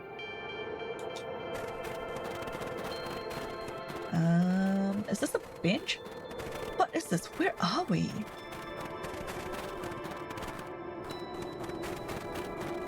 It's like a pond? A disc of smooth metal was lightly covered in snow. Oh. 2 faint seams were visible along the surface. This might be part of the tunnel network? A manhole cover? If it is, I've never seen one like it.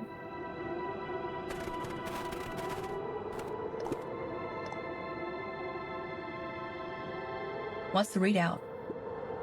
Sitting just above 258 Kelvin, so it's basically 0 degrees, right? That's down a bit from last time. Should we report this to Mr. Kerr? Yeah, it's still within safe ranges. It may be spreading, but it's under control for now. Even a small nudge in the equilibrium could cause a cascade. Dude, relax. Tiny Sill! Thanks for the redeem patent. I don't know if you can hear me, but just a few more sites to hit before we can punch out. Let's get this over with. I must see what this looks like. Isn't it cute? Isn't it cute? Question mark. I love it. Lol.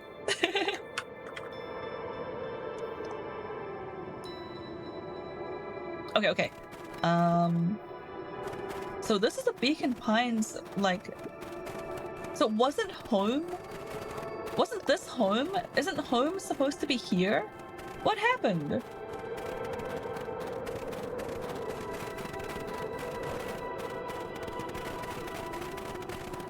And that's the way that we can never go. This is the way to the town. Home is where the heart is. What's all this? Hard to say with all this stuff. It's the town sign.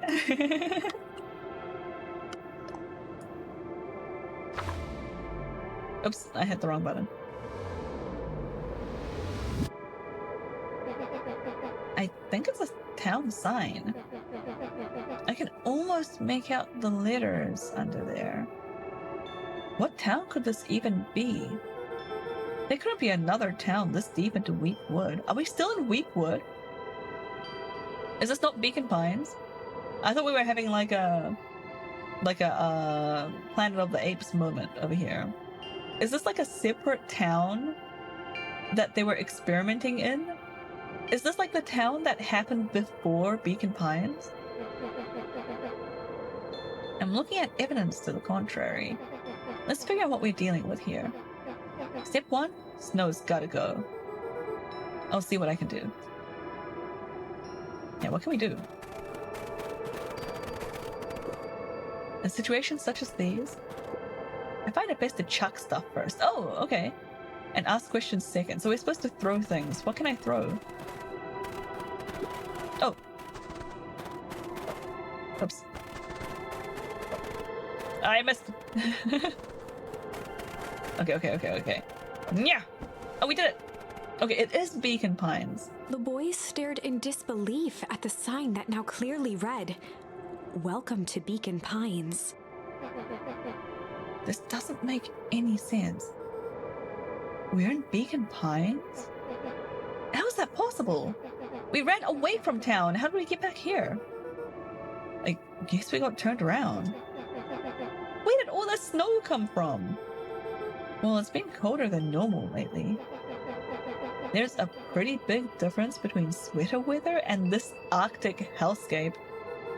It's only like 0 degrees. The puddle we fought at before, it was cold too. Maybe all of it leads to one source. You think it's related?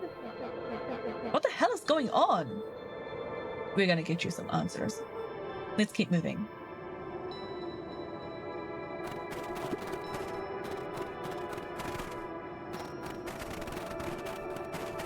Here's some more waste. This stuff looks familiar to you?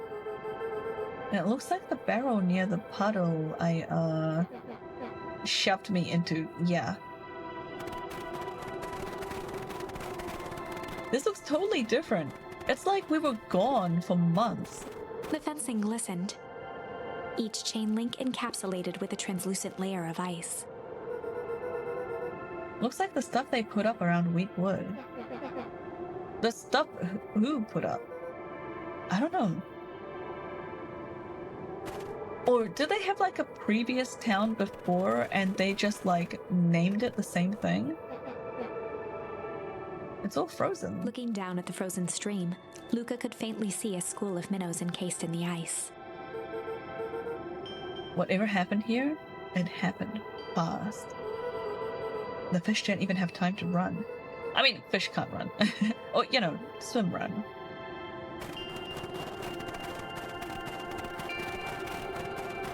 The crunching of footsteps trailing Luca went hush.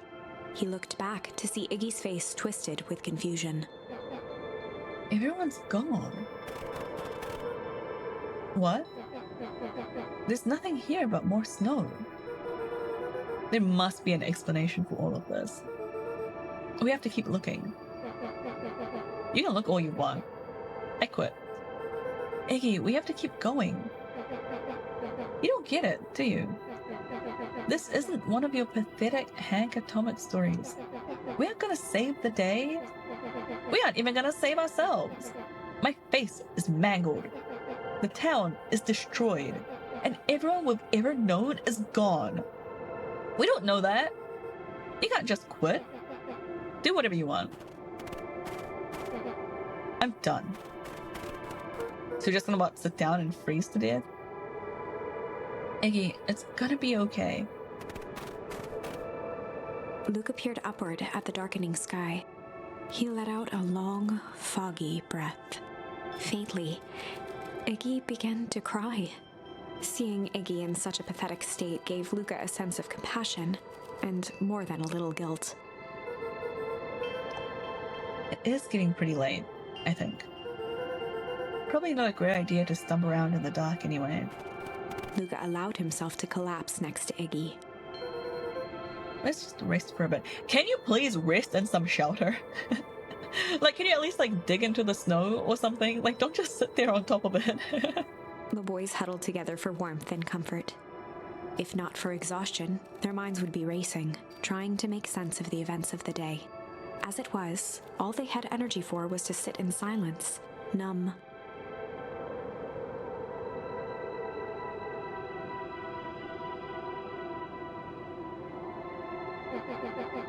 The way the snow covered everything over, it's kind of calming.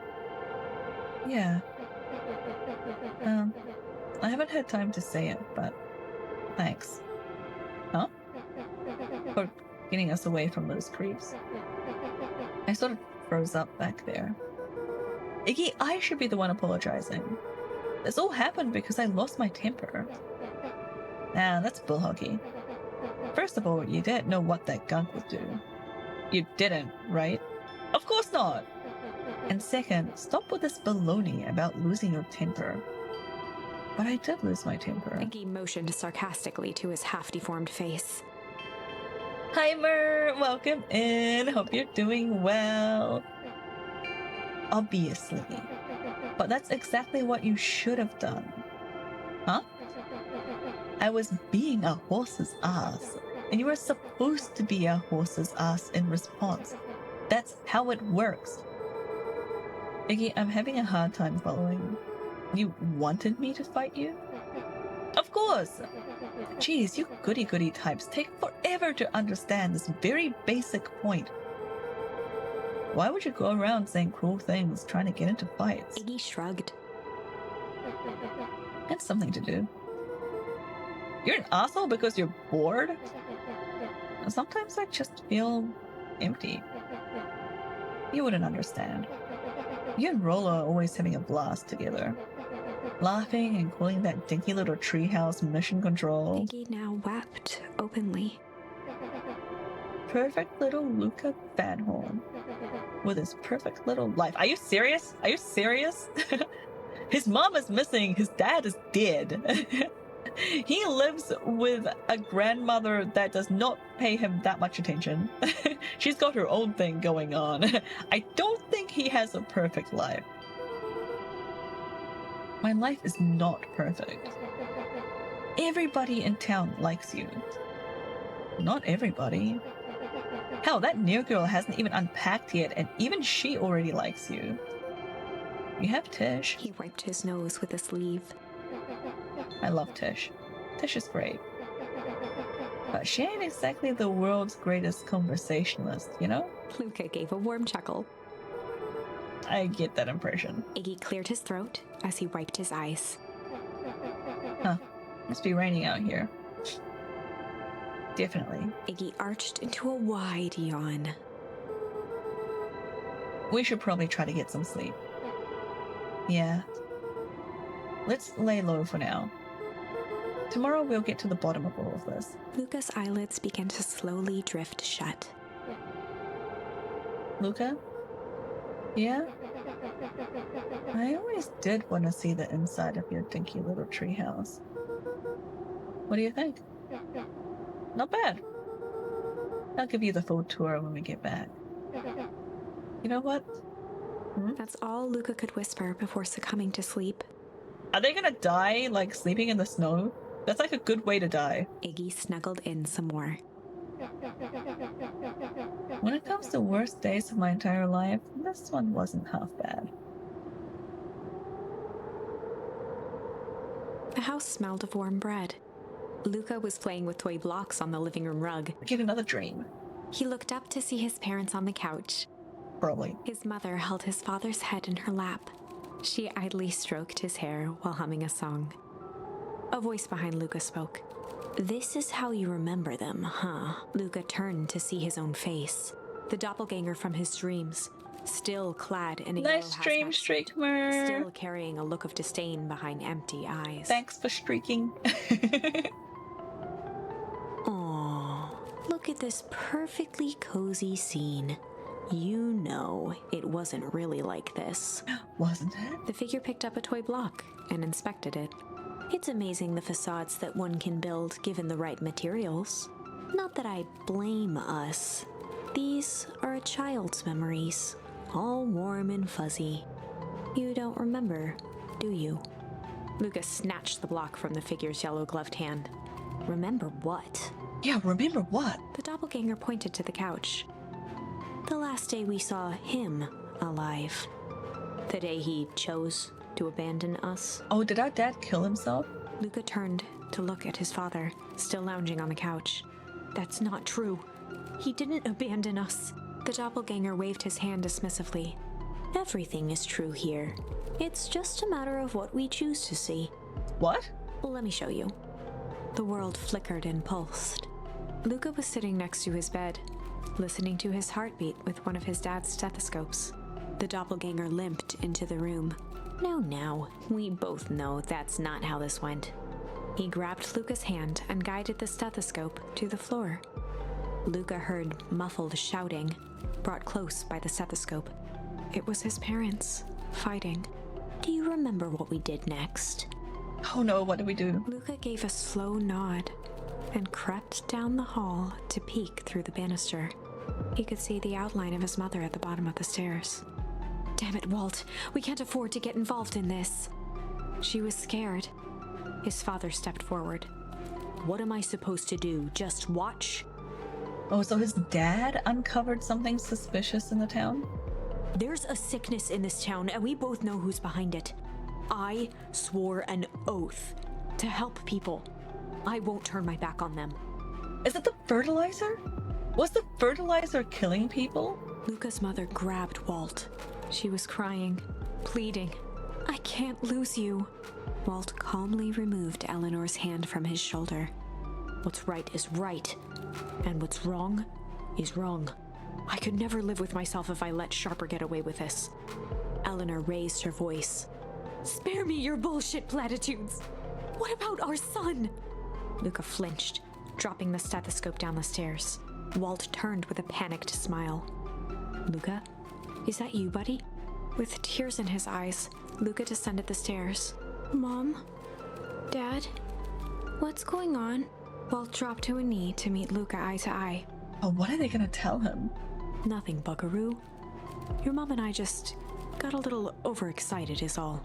Is that it? Luca placed the stethoscope against his father's chest. His heart was racing. It sounded like you were Going somewhere?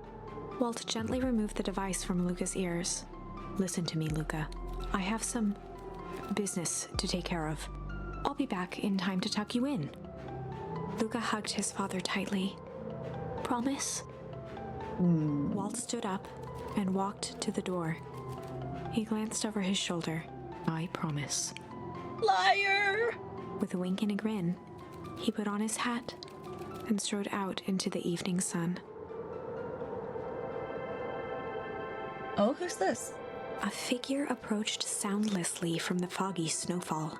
It stood above them, lingering in contemplation. Slowly raising one hand above Iggy, it snapped out 2 brisk raps on his head. From a deep slumber, Iggy sprang up defensively. Get your hands off me! Whether it was the calming presence or the recognition that he was not in danger, Iggy felt his clenched fists lower. What do you think you're doing? Luca looked up, gradually remembering his whereabouts. The figure exhaled a cloud of warm vapor. You two have certainly caused a lot of commotion. What's that supposed to mean? Take it easy, Iggy. We were asleep minding our own business. You're the one running around knocking on people's heads. I'm sorry if I hurt you, Iggy. You didn't hurt nobody. Anybody. Huh? Oh, I see. You think you're better than me, you... When it came to complete strangers, Iggy had trouble cobbling together an insult. You big-hatted, scoffy neck verbal. Okay, let's lower the temperature a bit here. Interesting choice of words. I mean, let's all just calm down. Who are you? A friend. An observer. A hitchhiker on the infinite expanse of possibility. Great. How about a name? If you must call me something, you can call me Nat. Iggy huffed with gratification. How about you make like a gnat and buzz off? Very well. Nat began to turn away indifferently. Wait, do you live here? You might say that. Do you know where we are? You might also say that. Look, pal, we just want to find a safe way out of here. You gonna help us or not? Before knowing how to leave, one must know where they are. Alright, that does it. Look up, I don't know about you, but I'm getting out of here, one way or another. Iggy turned sharply and began to stomp off. Enough with the riddles. Iggy, wait up. Realizing he'd worn their patience then, Nat relented. Very well, I suppose this isn't the time for metaphors. I'll show you how to get back home. Luca and Iggy turned around with hope in their eyes. We can get back home? I kind of assumed we were gonna reach like another bad end here. Come here. Nat took a deep breath in. Close your eyes. Nat exhaled slowly, then snapped his fingers. Okay, open them. For a brief moment, Luca and Iggy let themselves believe that some great magic was about to unfold, until they opened their eyes and found themselves in the exact same place, cold and disheartened. This is your home. This is Beacon Pines. Look, Nat, we don't know how we got here. Maybe we stumbled through some time travel gate in Weepwood, or we teleported to some alternate universe, but well, this is all some cruel experiment by Kerr and his goons. But this is not our home. You're inching closer to the truth. Alas, the reality is much less fanciful. Just give it to us straight. So be it. As I said, this is Beacon Pines. The original, true Beacon Pines.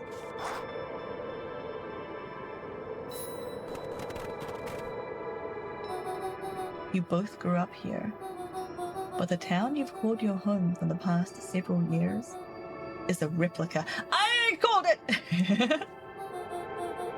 A remarkable achievement of engineering, to be fair. but a replica nonetheless. That's impossible. It's too much work. You need like a whole town to replicate a whole town. Indeed, to pull off such a feat would require immense labor power. That which could be moved would be moved. That which could not would require a precise duplicate. We would have noticed. Someone would have noticed. You'd think so. Unless the auditing was impeccable. A mind-numbing attention to detail. The clipboards, it's the clipboard guys. As for the innumerable tributaries which complete the tapestry, well, you can leave that to this miraculous thing we call a brain. It has a real aversion to discontinuity, a revulsion even. The brain has a wonderful way of smoothing out the rough edges, keeping us sane. Luca and Iggy looked around uncomfortably. So you're saying that someone made an entire new town and moved us all and no one noticed? Precisely. But why? Why is the one question that can never be answered with certainty. The best one we can do is uncover. Matt narrowed his eyes, furrowed his brow, and uttered, The source. Why did you say the source like that? Why indeed? Luca began to laugh uncomfortably. It's so ridiculous. There's no way they He looked could. down at his feet. His eyes started back and forth in contemplation. With a sudden pain, a thought struck him. If this really is home, He sprinted off into the pale distance. As Iggy turned to follow, Nat called out, Iggy, it's not too late to turn back. Simply head west through Weepwood.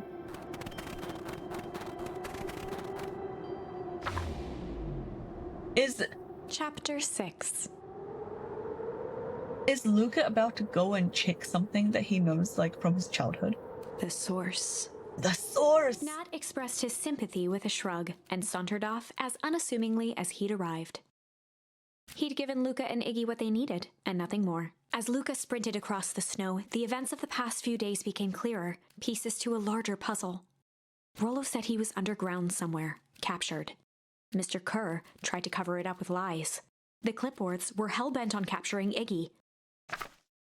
It all seemed to point to perennial harvest.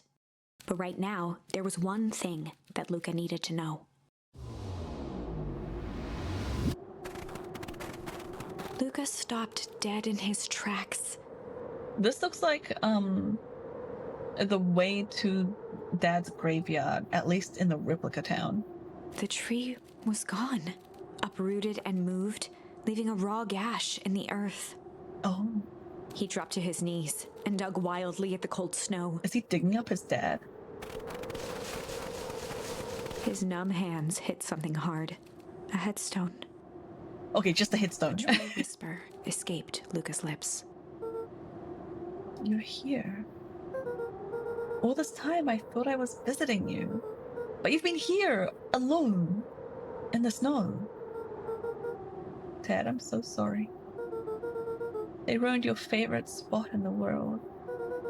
Our favorite spot in the world. Dad, what do I do? There was no reply. Just snow-covered silence. Why didn't they move the headstone? Why did they leave the headstone here? Surely you could have just taken it out and put it at the new place. It looks like they moved the frickin' house. And the tree. Why'd you give me the slip like that? What if I couldn't find you, you jerk? Iggy finally noticed the tears welling in Luca's eyes and the snow-covered grave. Oh. Iggy, they stole his tree, Iggy. But not his gravestone for some reason. Yikes. Suddenly, they heard the crunch of approaching footsteps in the snow. We can hide.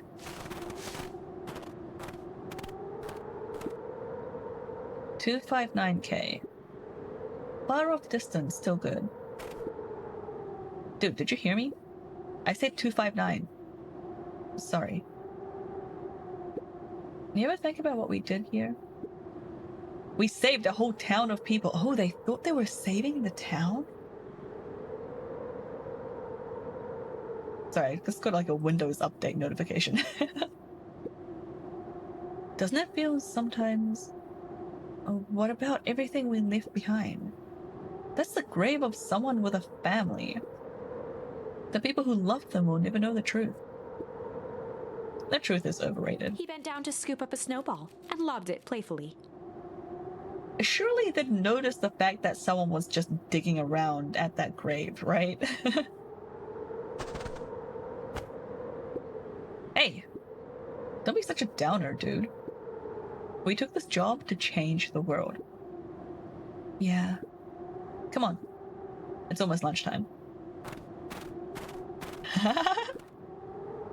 Weirdo. I wonder, like, the way they were acting kind of felt like Luca and Rolo. Like, that sort of, like, playful guy and that, like, more contemplative one. Like, surely that's not, like, older Luca, right? That doesn't make sense. That was just a dream. Right? Yeah, I thought I was a jerk. Those dinguses are out there literally dancing on graves. Luca stuttered through heaving sobs. I thought I was visiting him. I thought he was with me. Not gonna lie, that's a bad break. Here's some advice. Iggy gave Luca a solid smack on the back of his head. Hey! Who's any of this helping? What? Sitting here in the snow crying like some pushover? Who you helping? Iggy, look what they did. They lied to everyone. Blah, blah, blah. Luca Van Horn, you're a lot of things, but you ain't no pushover. What did I tell you before? When some jerk comes at you acting like a horse's ass, I should stand up for myself. Hell yeah! Kurt and his merry little band of clipboards pulled off the switcheroo for a reason, right? And that mentioned something about a source. Luca wiped his eyes with a sleeve. Whatever is at the source must be awfully valuable to Perennial Harvest. Sure would be a shame if something unfortunate were to happen to their precious source, wouldn't it? What do you have in mind? If it's small enough to steal, we snatch it. If it's too big to snatch, we smash it. And what if it's too big to smash? Iggy flashed a mischievous smile and cracked his knuckles. I'm always up for a challenge. I'm gonna make this right, Dad. I promise. Let's do this. Locate the source. Alright, so I'm assuming that the time that, Oh! I'm assuming that, when the swap happened, like, when they made the replica town and then, like, moved everyone over, that was probably the year of the foul harvest, right? That was, like, the same time that his dad died. I feel like that's how long it's been. I can't remember how long ago it was, like 10 years? But no, if his grave is here, then that doesn't make sense. So he must have died first, and we had the foul harvest, and then sometime after that, the town would have been moved. But why did they move the town? Why is everything going cold here? Is it the toxic sludge? Or is that something else? It can get awful cold out there in those woods, Luca. Probably best you two stay put and conserve your energy. Help is on the way. Where's Rolo? Where's my mom? Did you kill her? Oh heavens no. Do I seem like a killer to you? Iggy and Luca shared a skeptical look. Well, do I? Yeah, you kind of do. Oh shucks, now that hurts my feelings. Screw that guy. Let's go break stuff. Where would it be? Wait a minute. If this is the original town, then that means... Iggy darted behind a large pine and began digging furious. He emerged holding a shoebox with a crude skull painted on its lid. Oh? What's that? Long story. So a few years back, I came into possession of some premium grade fireworks. So it's only been a few years. Not the wimpy firecracker stuff they give kids. The good stuff. So why did you bury it under a tree? That's the long part of the story. You and Rollo were doing chores at Rollo's chicken coop. And you guys pissed me off for some reason or another. Luca rolled his eyes with realization. No, you didn't. Iggy stifled a chuckle. Yep. I just wanted to give you guys a little scare. But like I said, these were some primo fireworks. So I might have underestimated things. You blew up the chicken coop? I prefer to think of it as a incendiary redecoration. I love that phrase. Sorry about you should have seen the looks on your faces.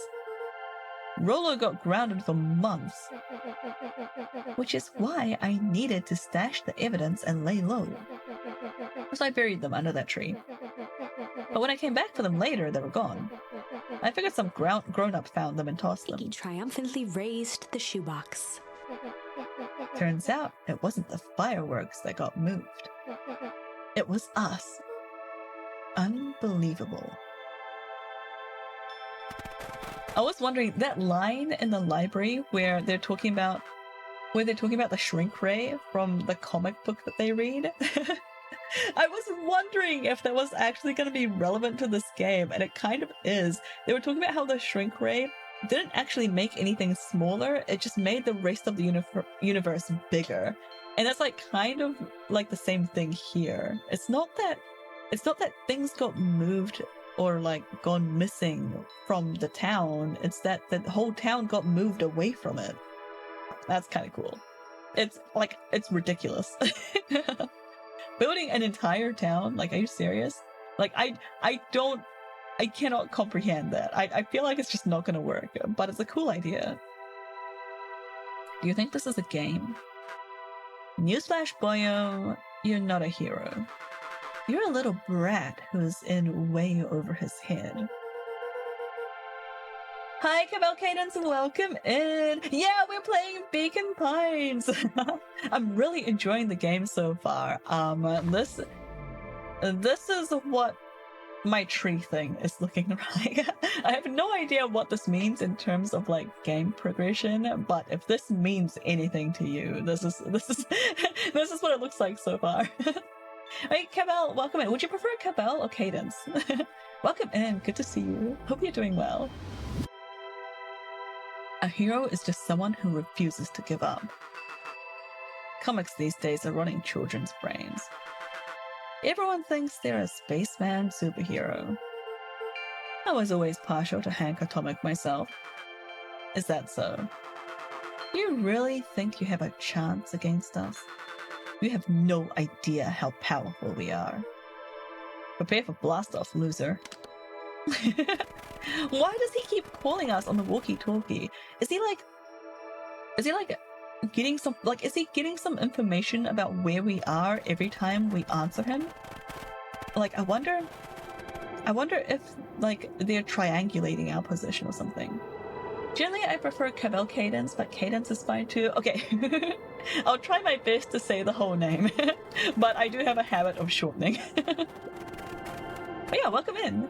Luca and Iggy inched up to the edge of the hole with bewilderment in their eyes. Yeah, what the heck? What is this? Why? Air breathed out of the cavern in heaving gusts. It was underneath the fountain? Echo! Echo! Echo! Whoa. I can see why they wanted to move us all out of town now. Why did they dig a giant hole?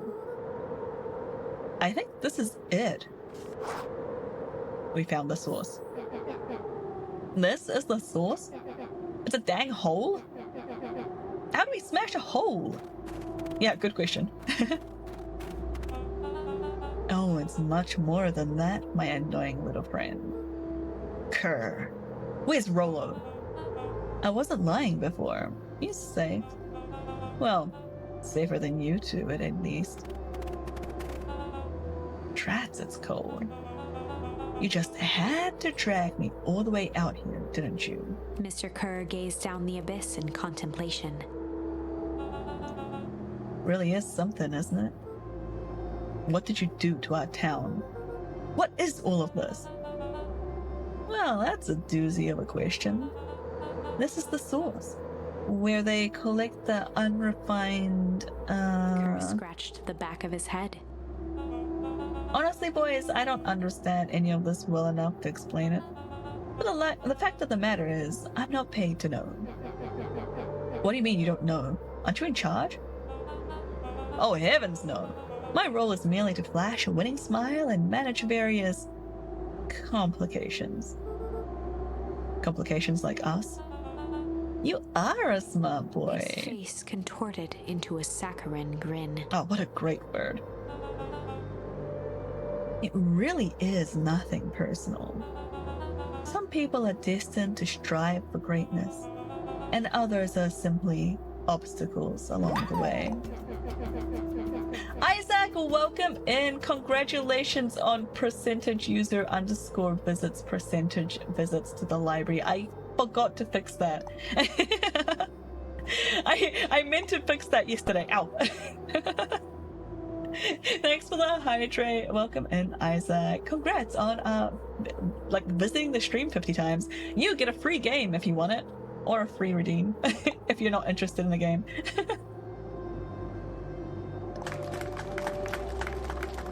Yeah, go Isaac. Yeah, if you have a game that you want me to stream, feel free to hit me up. Ow. That's what I've been doing like every like 50 swipes on the card. It seems like you were destined to be a creepy lackey. The point is that we all play our part in life. How are you doing, Isaac, by the way? Hope you're doing well. Thanks for popping in. Mine just happened to be a lead in the role of a lifetime. And you happen to be extras, ready for your curtain call. We aren't giving up without a fight. Your smile's not going to be so winning after we are done with you. Now, boys, there's no need for melodrama. It makes even a professional such as myself embarrassed for you. I'm doing good, but I need to speedrun a reference today. Ooh, why do you need to speedrun a reference? Why? What's the rush? What's the deadline? What are you prepping for? Good luck with the reference. If you mean like drawing a reference sheet, I hate doing that. Oh my god. Best of luck.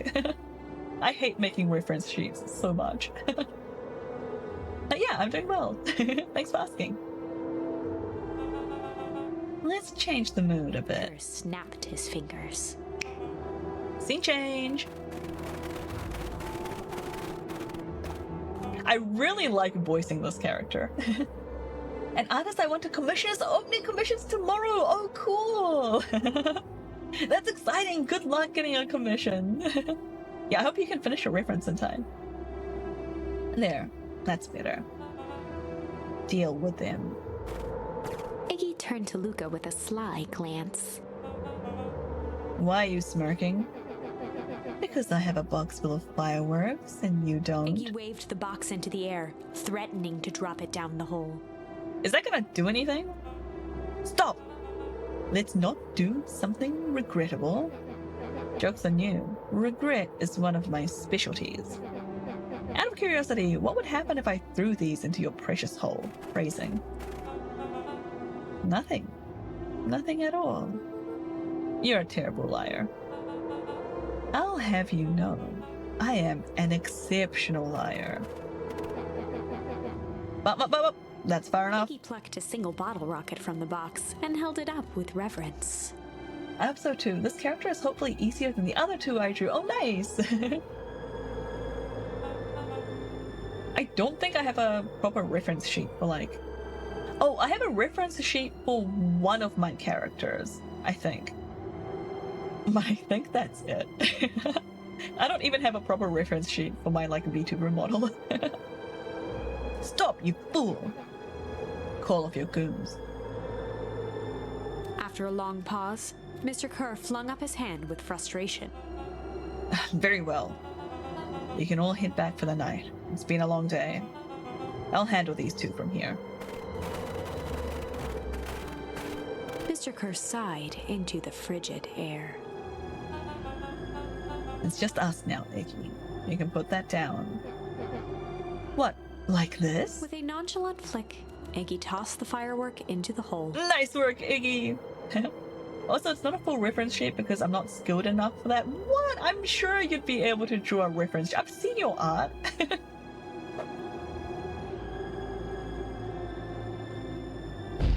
Oh, it actually blew up. Ooh. Whoa. With a growl, Kerr leapt at Iggy, crashing through Luca. Oh no! Iggy tried to twist away, but in the struggle they both tumbled over the side. Luca dove forward, bracing Iggy's hand just before it slipped. No, Iggy! His grip was made precarious by the cold, wet snow. He could see Kerr further down, clinging to Iggy's coat. You reckless child! What have you done? Luca, listen to me. Hold on tight and use the walkie-talkie to call them back. Now, what channel do I use? Doesn't make a damn difference. They're always listening. If you do that, the clipboards will hold us up and snag us both. The only way you get out of this is if Kerr's out of the picture. Just let go and save yourself. If he lets go, we both die. I don't want to die, but seeing the look on your face almost makes it worth it. Mr. Kerr, you've had a long life. Why don't you actually do something selfless and just let go? Mr. Kerr gasped with insult. Full body hands and shoes are difficult, especially at other angles I'm not very familiar with. How many angles do you have to draw though? It's just a reference, right? You just need to like do a full body. You don't even have to like detail the hands unless there's something like special going on with them. And then like you just like, you know, do a few like color drops. I don't think it's that different from just like drawing a picture. I only did one full body. Oh, really? I hate drawing legs and feet. It's like the worst things ever, and they're like very like unsatisfying to draw, in my opinion. I feel like no picture I draw is improved by having legs and feet. Like it just, I don't know, maybe I suck at like composition or something, but like I swear like the picture just looks better if it's like more focused like around the face area. Probably doesn't help that I don't like doing backgrounds either. Oh my goodness, I forgot about spots for colors. Yeah, do like an actual, like I cannot describe enough, like especially if you're doing like a like gradients and shading and stuff on your reference, having like an actually labeled color palette like off to the side helps so much with references. I say this as someone who has had to draw 1, 2, 3, 4, 5 different characters in like the last couple of weeks. having somewhere to like pick the colors from, somewhere clean and flat, and it's like definitely the color without any shading, it's like it helps so much. Shading and gradient, you overestimate my skills. I definitely do not. I'm sure your skills are fine. It's nothing but flat colors. Honestly, that's pretty nice in a reference sheet though. But yeah, still having like labeled palette is like quite nice.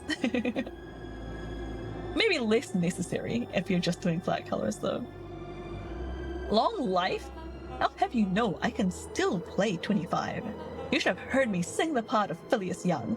This guy is like legitimately a professional actor. Like his job is to be an actor. I don't know how to shade, really. Shading is like my favorite part. With a wild look in his eye, Mr. Kerr began to hum a proud melody. Yeah, I'm not doing that. Wow, can you believe this guy? Oh, we got hum. Luca's hand began to cramp. His voice began to crack. Kerr, just let go. No can do. If you want to save your friend, you'll have to save me too. Luca, look at me. It's okay. Luca felt Iggy loosen his grasp. You aren't gonna kill your friend like that, are you? Every muscle in Luca's body burned. I'm not his friend. Yes, you are! Nah, I'm just a no-good bully. Like you, Kerr. Iggy, no. Luca felt his hand Kerr? slipping. Kerr is such a good name for this character because it's spelled Kerr, right? Like in like his name, but it's like pronounced the same way as Cur, like a cur, like an insult. And I told you what you need to do with bullies. I can't. It's the only way out of this mess. 2 birds with 1 stone. It makes sense for us to pull together. Wackadoos travel in packs. Calm settled over Iggy's face. Luca, let me do this. Iggy's voice was colder than the bitter air billowing from the chasm. I've only ever heard Kerr used in Scooby-Doo Night of 100 Frights. Oh, really?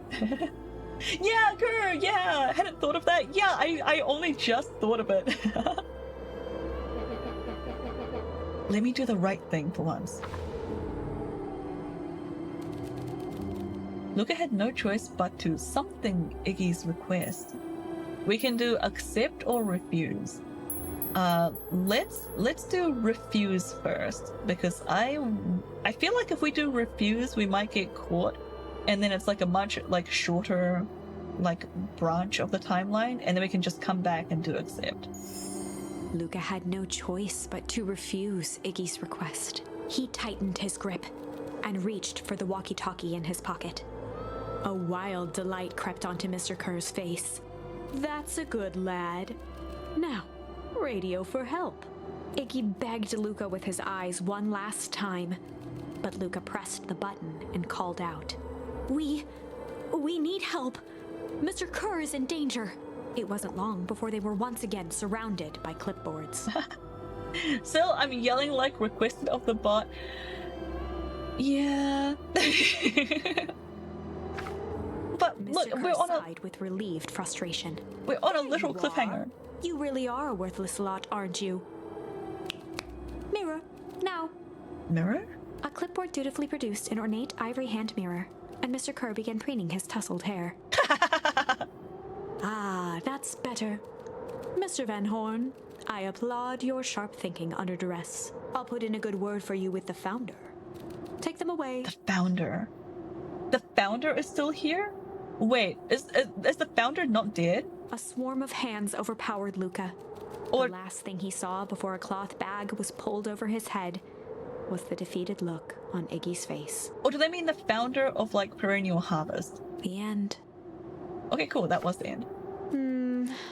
I think this was one of those times where doing the right thing was the wrong thing. Alright, let's go back and hit accept. Luca had no choice but to accept Iggy's request. With a quiet blink, Luca watched a teardrop sail down into the howling void. As his fingers slowly gave up, he met eyes with Iggy. Good. 07. Instant The chat two for Iggy. silhouettes were swallowed by darkness. Fireworks! Yep, F07. Fireworks is so good. Hi, Farrell, welcome in. F for Burnsley. Burnsley is fine. How's it going, Farrell? Hell of a goodbye, Iggy.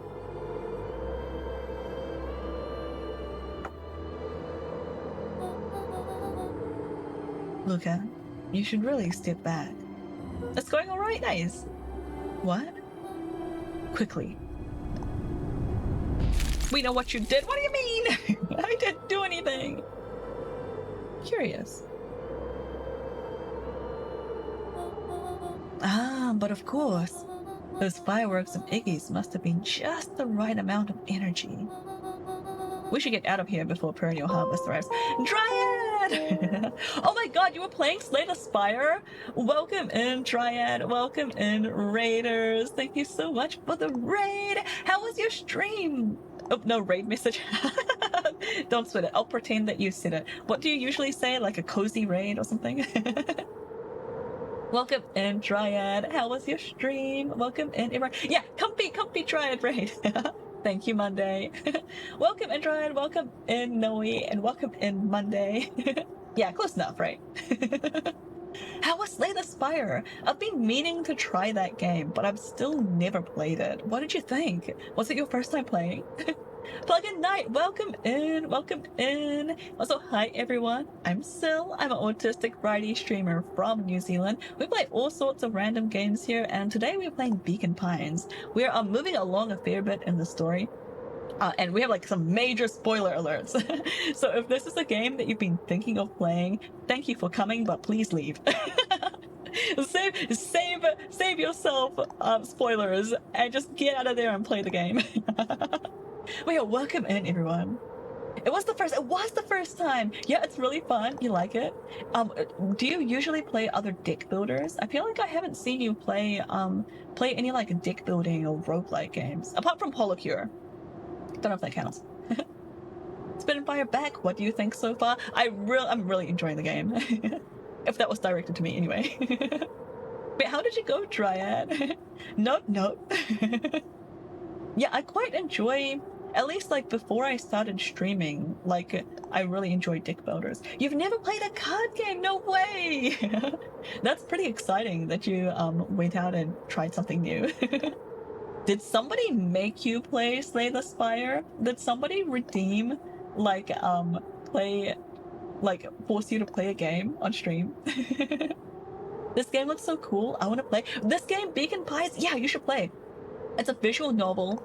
It's like one of those types of novels with like different endings, and you like pick different like options at key points. So yeah, please get out of here. If you want to play this game, leave. Thank you for the raid.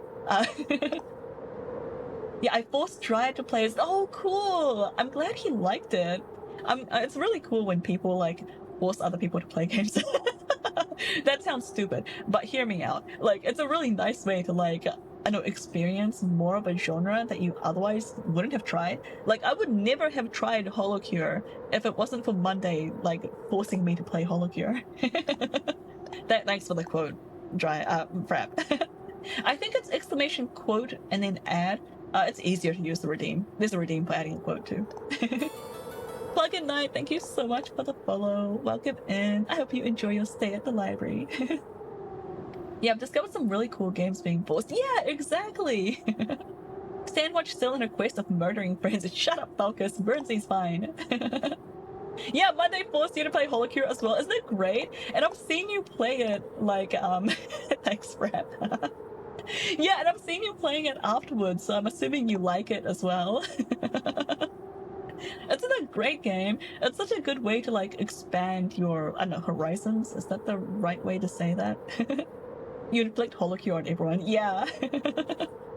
I'm like low-key waiting for you to make me play Hollow Knight, to be honest. But welcome in, Raiders. I'm gonna go back into the game and keep going. Once again, if you want to play this game, it's gonna be major spoiler warnings, so please heads up. Heads up for that. And Dryad, if you need to go and do some self-care after your stream, please feel free to drop a lurk. Thank you so much for bringing everyone over. I really appreciate it. It's great to see you, and I'm so glad that you enjoyed Slay the Spire. I'm looking forward to playing it too. You play almost every night. You play Holocure every night. Yeah, it's so good. Hollow Knight is so good as well. Yeah, Hollow Knight looks great, but I feel like I'm just gonna keep getting lost and confused. Gonna go eat. Yeah, enjoy food. Thanks for bringing everyone over. Hollow Knight's tough. That's so long to really dig into. Oh, really? Okay, so the deal with my so on my stream, I don't have a play a game redeem like Dryad does, but for every 50 streams on a stream streak, or like 50 times that you swipe your library card in the chat, for every 50, people can make me like stream a game for like one stream. So basically the idea is that I just play it for one stream, whether or not I finish the game. That's like the only guarantee. So if I like play one stream of it and I don't like the game, I'll just stop there. Otherwise I just keep going. That's why I offer navigator services for Hollow Knight. I totally get it. Yeah, man, it looked like Josh really needed the navigational services. And I am just as bad as Josh when it comes to like directions. So I feel like I would need that as well. You want us to leave, Sil? Hi, Bob. No, just you. Hate you. Hope you're having a good day at work. You mean I could have been swiping a card? Oh, spit and fire. You're already swiping a card. You can use exclamation mark card to see how many swipes you have. Anytime you interact in the stream, like if you use a redeem or use a command or say anything in chat, it automatically like swipes the card for you, like once per stream. Yeah, and it's kind of like a low-key way of doing it. I don't want to like make people do like a redeem. So that way you don't have to go out of your way to like do anything to accrue the points. And if you don't like it, you can do exclamation mark opt out and that'll stop tracking it for you. Yeah, so you guys have heaps of numbers on there already. Yeah, Spin and Fire's got 19. Hate you lots, hope you're having a terrible day. You too, Bob, I hope your meetings suck. This game is actually on my normal recommendations. Oh, Beacon Pines, really? That, you know what, I can believe that. It's an excellent game.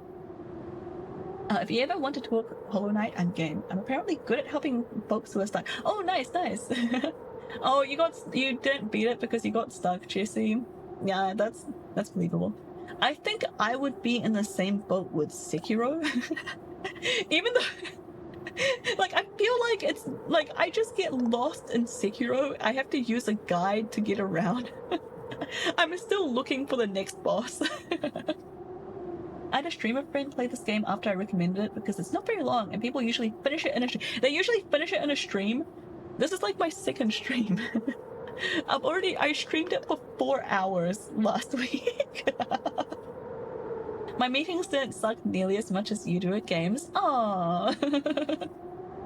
It's been 6 years, but maybe I'll get back into it. Thank you for the offer. Yeah, and Monday's in like my Discord channel as well, so I'm sure you guys can talk there if you need to. Who's that? Somebody just pulled up into my driveway. Are they just turning around?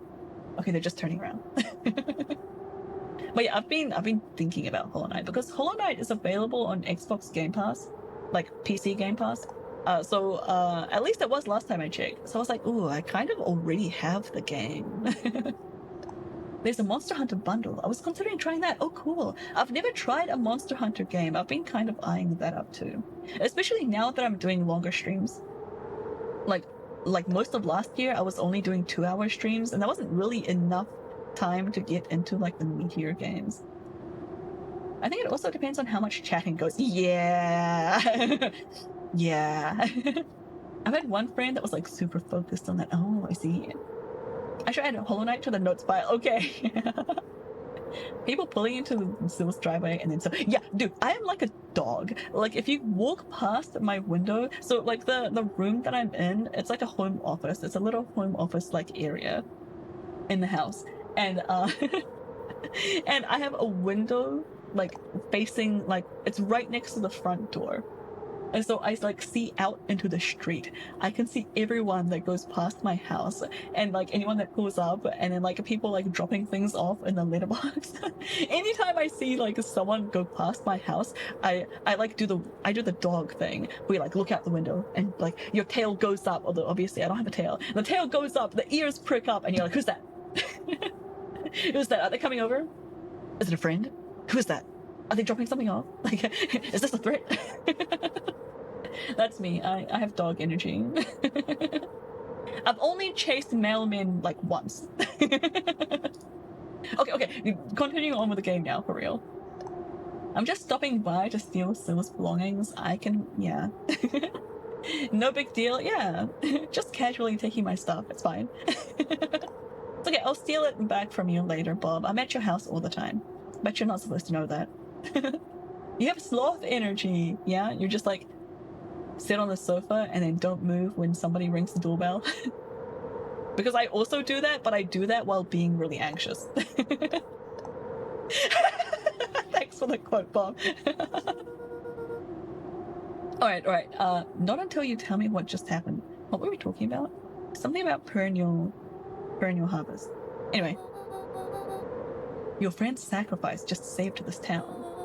For a little while, anyway. But how?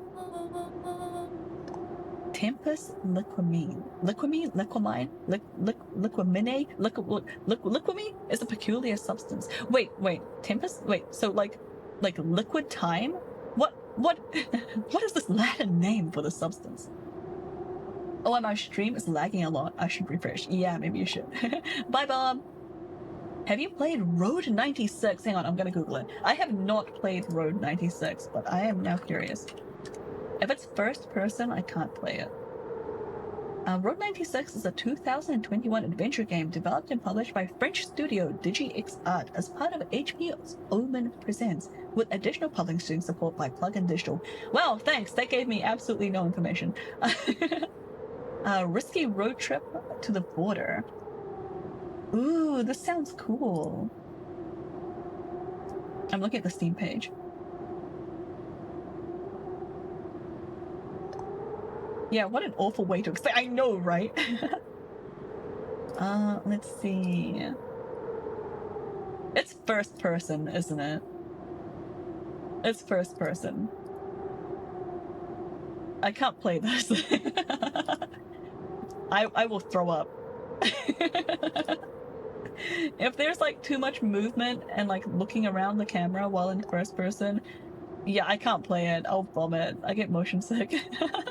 The game looks really cool though. Maybe I'll see if I can watch somebody else playing it.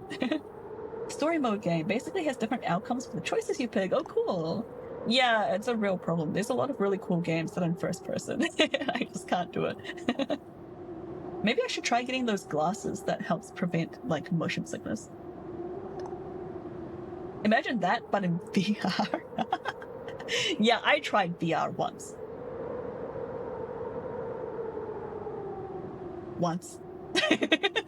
Never again. Right, it can change the relationship between matter and time. Oh, it is time related. Oh, maybe Granny actually is our mom. Doing so requires unfathomable energy. Oh, is that why everything's getting cold? It's using the heat energy from like the surrounding area. It's a fun game, and every game you play, but it's different, which is cool. Oh, cool. Like you meet the characters, which is always different on the story mode. Oh, that's awesome. Yeah, still in the corner of a coffee shop. I tried VR once. Yeah, exactly. That's me. In a closed system, that energy can only come from its surroundings. A useful side product of this property being, by adding precisely the correct amount of energy to it, one can create a chirogenic cascade. I can't do VR. Yeah, handshake. Redeems a VR game? Valkus, I don't even have a VR system. Unless it's Beat Saber. Yeah, Beat Saber looks like I might actually be able to play that. The other problem though is that I suck at rhythm games. So maybe I won't throw up doing Beat Saber, but I'll just suck at the game. Looks like a good way to exercise though. So the gunk makes things cold and the fireworks made the hole freeze over? And that's one way of putting it, yes. It takes time.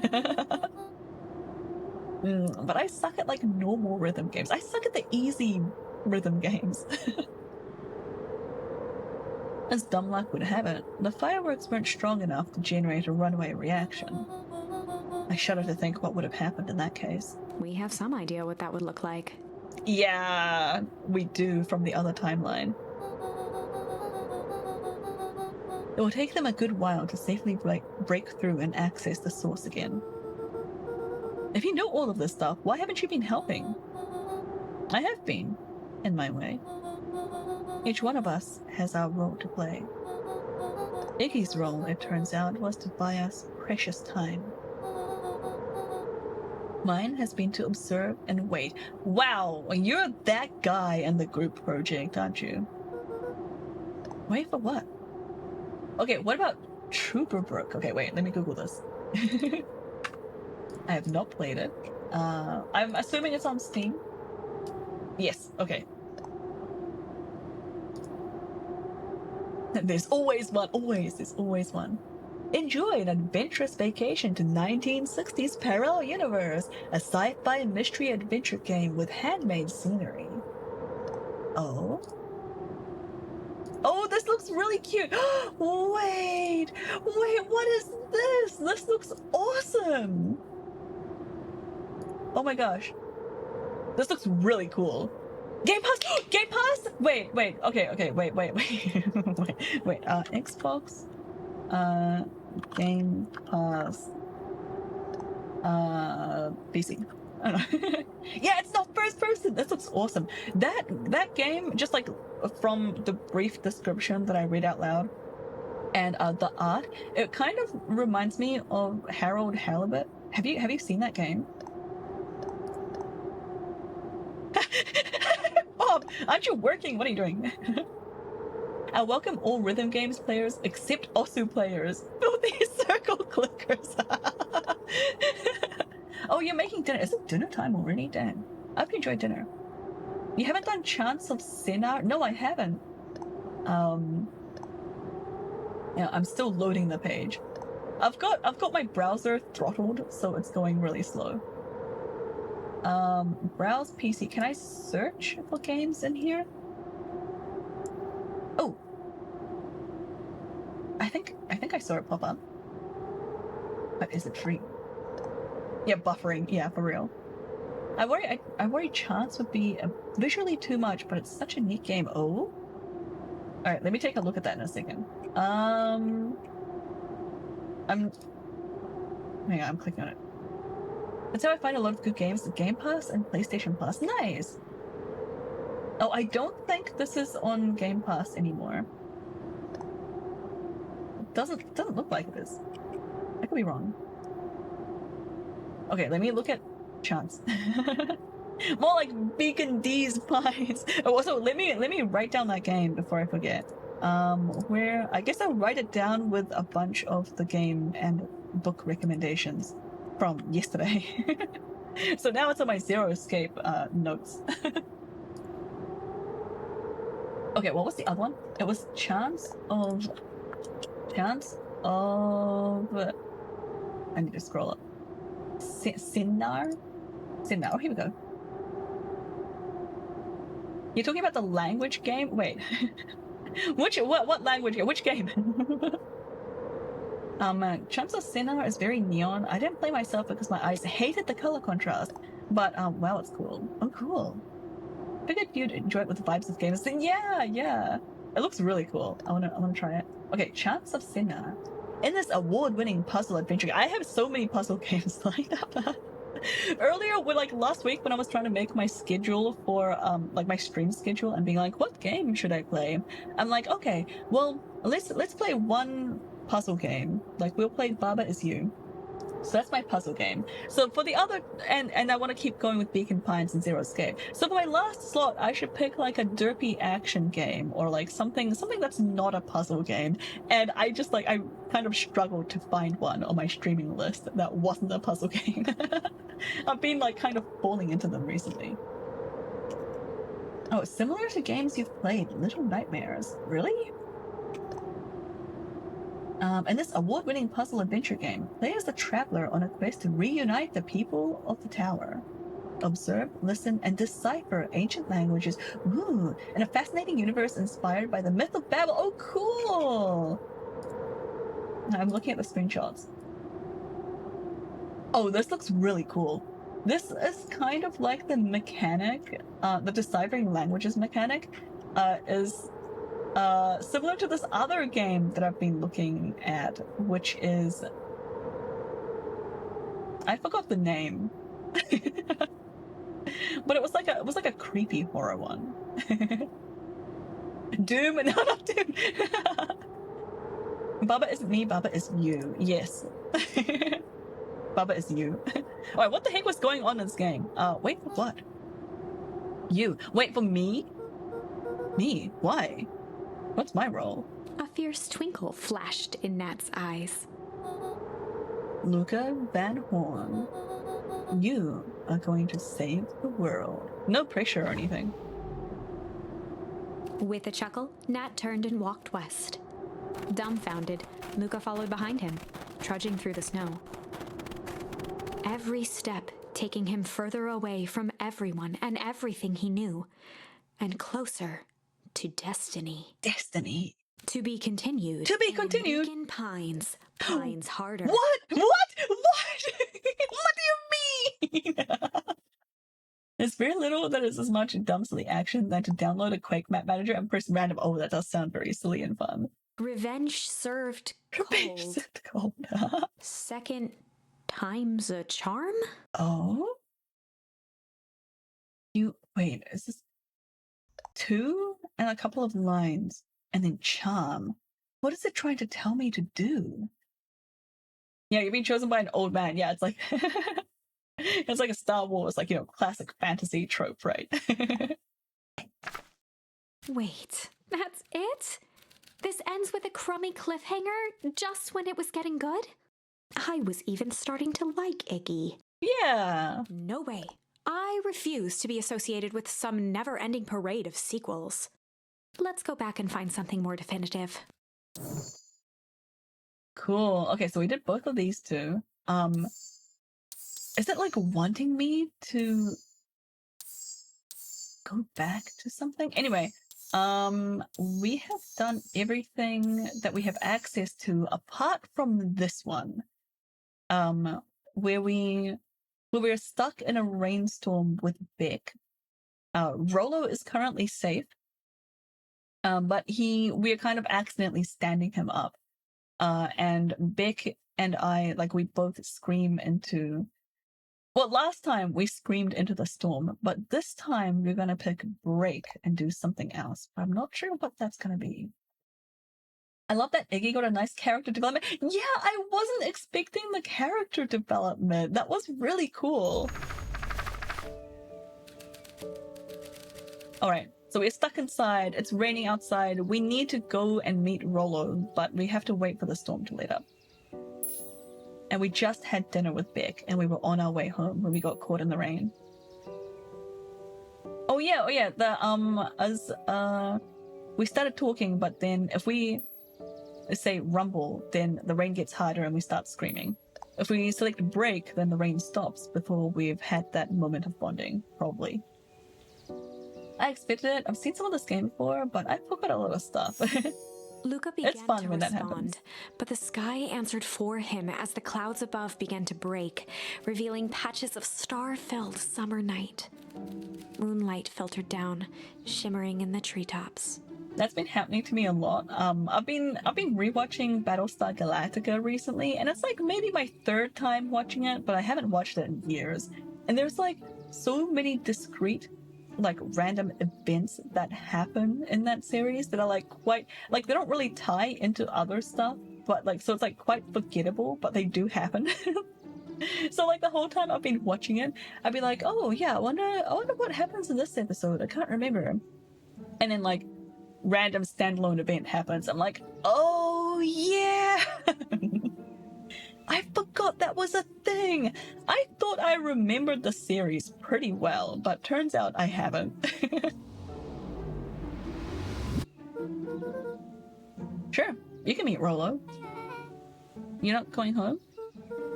No, I promised Rolo I'd tell him Luca about... stopped himself mid-sentence. Promised you'd tell him what? Spit it out, bub. We're thick as thieves now. If there's a juicy secret, you've got to tell me. Okay.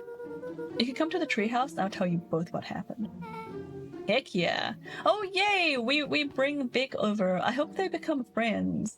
I hope they get along. Luca saw Beck skulking by the gate.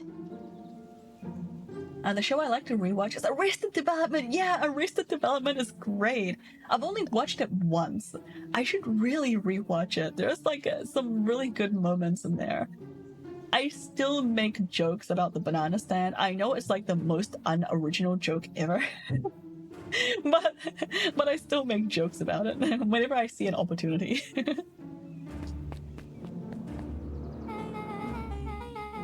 So you're telling me there's nothing mysterious or creepy about this place? It's mostly boring and empty. I refuse to believe that. big spiked gate, looming mansion, rich reclusive owners.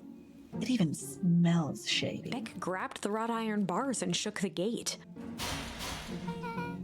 Mark my words, you decadent nightmare house. You will reveal your secrets to me. I love big.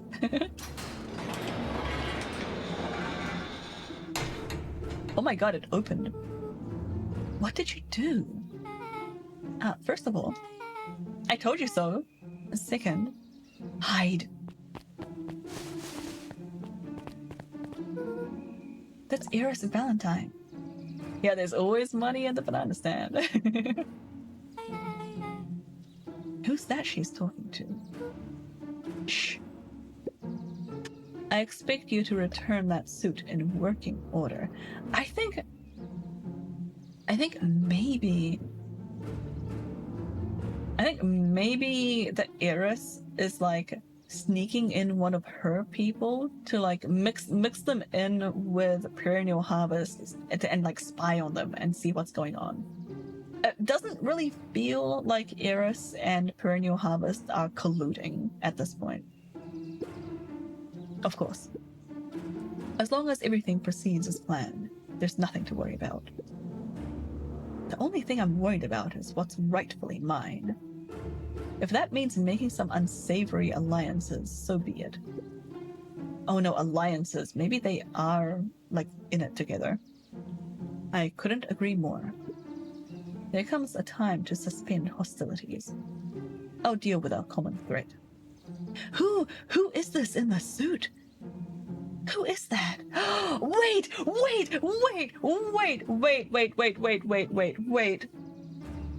She's made an alliance with Granny's team, I think. Wasn't Granny waiting for a phone call from Eris? Or something? Like, I think Eris and Granny and her two friends are colluding. They've like snuck a suit in and they're going to get this. It might be Granny in that suit. And like, they're going to get this person as like a spy into whatever the heck Perennial Harvest are doing. Oh, this is exciting. Now, this is what I was talking about. Beck's voice was an excited whisper. Proper shady stuff. Someone in a suit like that tried to grab me yesterday. Seriously? Shh. You do understand that when this all inevitably fails, I will deny everything. I wouldn't expect any less of you. You just worry about your part in this and let me handle the rest. It's so Granny. This is so Granny, right? I can't wait to see the look on that Rube Kerr's face. Yes, the truth will come to light. I'm still surprised you're so comfortable with the potential collateral damage. If there's one thing I've learned, it's that change is painful. It's sounding more and more like Granny is secretly Luca's mom. If this is even Granny, we don't know. What do you mean collateral? What collateral could they have? Is it, wait, no, Rollo's still safe in this one. What are they talking about? Wow, I was expecting shady. But that's just flat out supervillain talk. If you don't mind me asking, why are you doing all of this? The mysterious figure retracted their mask, hair pushing out from all corners. We're gonna see them. Is it Granny? It's Granny! I called it! Family. A chill ran down Luca's spine. His vision blurred. Beck stifled a sharp wince, and Luca looked down to see himself wrenching her hand. So, is Granny his mom? Is this the game where I commented that the narrator sounds like Epistory? Yes, it is. An answer I can certainly respect. Gran tousled her hair back under the face mask. Still sounds like Epistory. Yeah, funny that. It's almost like it's the same narrator as the last time. Just remember, keep everything nice and normal until the festival. I don't need lessons in rousing suspicion. Gran gave Eris a curt nod and disappeared into the night.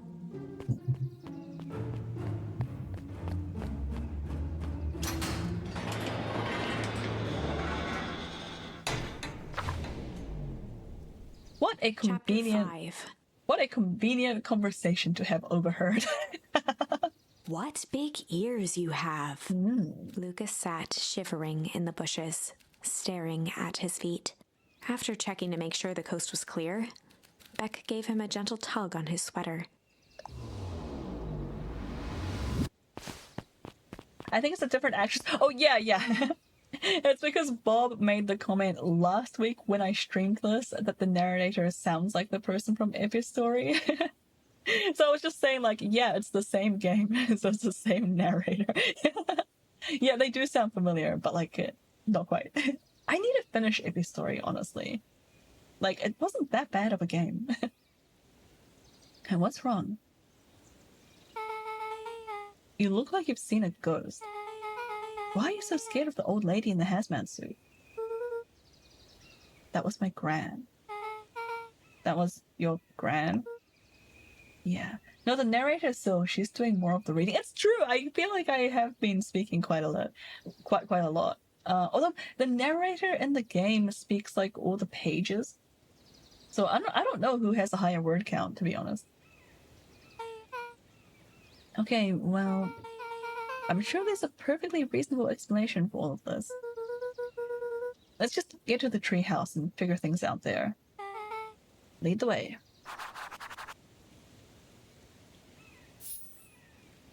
Alright, let's get going. It sounds like Animalese. Yeah, it does, right? For the last time, there's nothing to worry about. We know that this guy is one of them now. Of course, we're not worried. The clipboard finished writing with a scratchy flourish and looked up. Just dotting our I's and crossing our T's. Well, maybe try minding your P's and Q's. Mr. Nuncreed, arms crossed over his paunch, gave an exhausted sigh. If there's anything you need knowing, you'll know it. Absolutely. If you just sign here acknowledging everything is accurate, we'll be out of your hair in a flash. Ah, for the love of... He snatched the pad and scribbled his name so hard the pen nearly snapped. There. And would you like my eternal soul as well? Hi, Mike! Welcome in! Hope you're doing well. The clipboards looked at each other for a moment, almost pondering the possibility, then broke into laughter as they walked away. What? Why were they laughing? Why were they laughing? Do we have to walk past Nuncreed? I know he's a bad guy. I don't really want to. Can I just like stay away from him? What happens if I talk to him actually? Hi, Mr. Nuncreed. Luca, let me give you some advice. They must be seriously considering wanting his soul. I think maybe they think they have it already. Luca, let me give you some advice. The next time someone you don't know asks to hear your thoughts, give him a good hard bop right in the kisser. Oh, Grant tells me to just keep away from the clipboards. That's good, that's good. Your Grant is a smart lady, Luca. Speaking of which, you better run along home now. Too dark out to be wandering on your own. That was like a totally normal, not suspicious at all conversation, actually. Uh-huh, what are these guys doing? The reader is still reading over here. I'm doing well, sir. Eating dinner now. Oh, enjoy dinner. I hope pining for the beacon has been going well. It has. This game is awesome. I'm not sure if I can finish it today. I'd really like to, but I'm starting to get hungry. I might have to stop for lunch. The answers you seek will be revealed to you in due time. The question is the figure and tone. Are you prepared to live with the truth? Ominous. Alright, what are these guys doing? Another day, another dollar. See you tomorrow, Z. Have you noticed how all the Perennial Harvest folks order the same drink? Yeah, dude, they're so weird. What's up with them? Do we get to hear about what's happening with the clipboards? Decaf cappuccino with extra foam. Why? I don't know. I just thought it's a little odd. Pretty weird for sure. Oh, the customer's always right. See you bright and early tomorrow. Can't wait. Yeah, are they clones or are they robots? I feel like even clones would have like a bit more differences between them. They might just all be like robots controlled by like a single like AI hive mind thing. William Kerr and Gus Valentine proudly surveyed the half-covered festival banner. It's all coming together quite nicely. Couldn't have done without The you. mayor gave a half-hearted shrug. Oh yeah, he's the mayor. I'm not so sure about that. Nonsense. That reminds me, I wasn't able to thank your sister for her contributions. Yes, she has been indisposed of late. She doesn't much like me, does she? Oh no, that's not it at all. She's just been busy. Of course. Regardless, I would be forever grateful if you could pass my thanks on to her. The History Museum adds a real air of import to the whole affair. And we couldn't very well celebrate the history of Beacon Pines without including the Valentines. My father was a great man. Oh, is he a Valentine too? You're darn tootin' he was. Kerr lopped his arm on Gus's shoulder. But I mean, the entire Valentine family. Present company included. Can I ask you something, Mr. Kerr? Call me William. Ask away. William, why are you doing all of this? Gosh, I've never felt one needed a compelling reason to throw a party. Not just a festival. All of this. There's gonna be 100 down on their luck towns out there. Why is Perennial Harvest so invested in helping Beacon Pines? You know what I love the most about the agriculture business? Seeds. Seeds? Yep. Little bundles of potential. With a glimmer in his eye, Kerr gestured grandly toward the horizon. You treat a seed right, nurture it, feed it, and it can grow into something truly special. You see potential here? Undoubtedly. The seed of greatness is already under our feet. All it needs is a little nudge, and the right leadership, of course. Oh. Good night, Mayor Valentine.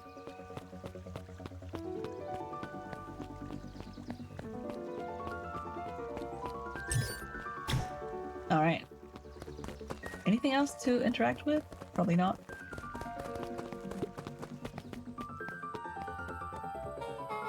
Oh, this is nice.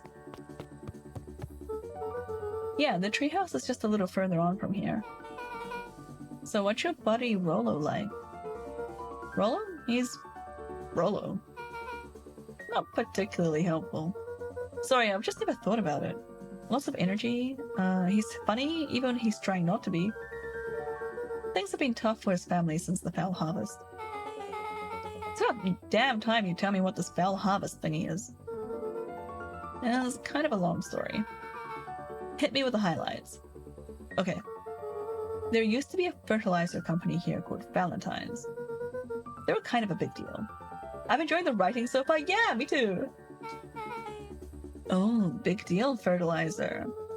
It was a big deal to us. Their stuff really worked. Farmers loved it. So, Valentine's grew and grew. Beacon Pines pretty much grew around it. Most everyone in town either worked for Shopper Valentine or used his fertilizer. Things were good. I'm sensing a big but. Around 6 years ago, Shopper Valentine suddenly died. And something changed. Changed how? Could have been a bad batch. Maybe it was in the water, or air, or soil. Nobody knows. But all the crops died. And everyone blamed the Valentines. The foul harvest. Yeah. Valentine's fertilizer went out of business. Are you serious? Just for like one bad season? That could have just been like a disease or something. Half the town lost their jobs. Sheesh. The next year the crops came back, but something was different. You plant a crop, do everything right, and it's sort of a crapshoot what happens. And no one knows why? Nope. I take it Rollo's farm got the short end of the stick. Yep, for some reason their farm was hit harder than the others. That sucks. Things have gotten better since Perennial Harvest came to town. Sounds like Cthulhu the farmer. The Beacon Pines Reborn initiative. Is that when the town got moved? They literally call it Beacon Pines Reborn. Reborn as in they just like replicated the town and moved it. Yep. First thing they did was give the town a deep scrub. Or did it just get clean from being moved like a couple of miles or whatever? Yeah! Okay, they even put us up in hotels, one town over for a week while they decontaminated the groundwater. That's when they did it! They just got everyone out and into another town for an entire week. That's nuts. So this was 6 years ago. 4 years after his dad died. What if we took Bikini Bottom and moved it somewhere else exactly? It's what they did! We better get going.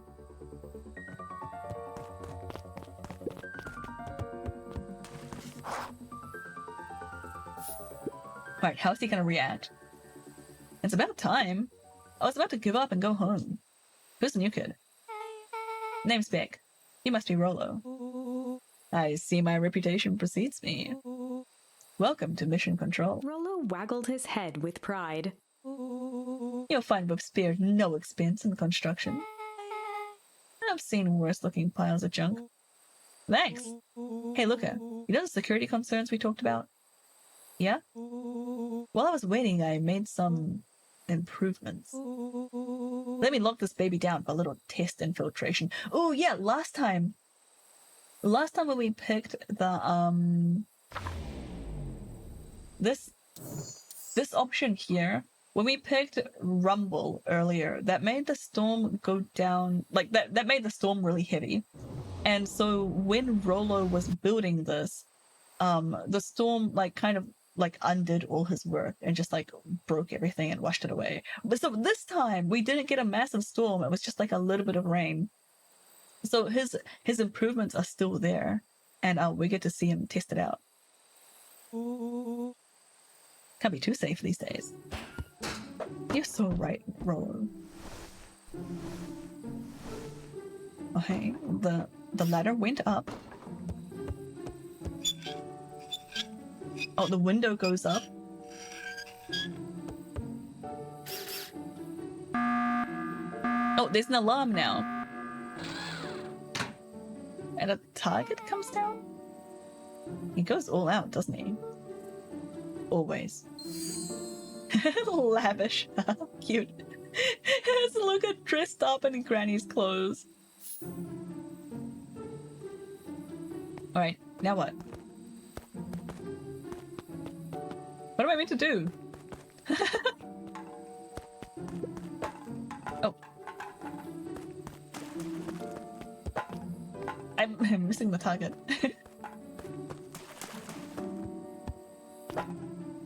Damn it! Yeah. Oh, it worked. No, we have another target. Why do we have targets? Why did Rollo build this?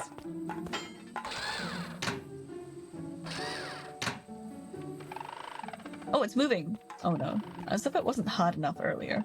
Yeah. And then now the ladder comes down. Where did you guys get all this junk in the first place? There's a guy in town named Jeff who trades us junk for snacks. Junk food for junk. Nice.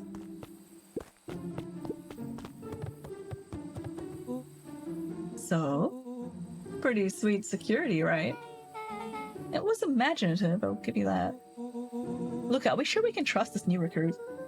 I'll vouch for her. Thanks, I guess. Okay, Luca, you promised to fill me in about the Valentine warehouse. Luca sucked in a long breath. So, like I said, there was someone there. What were they doing?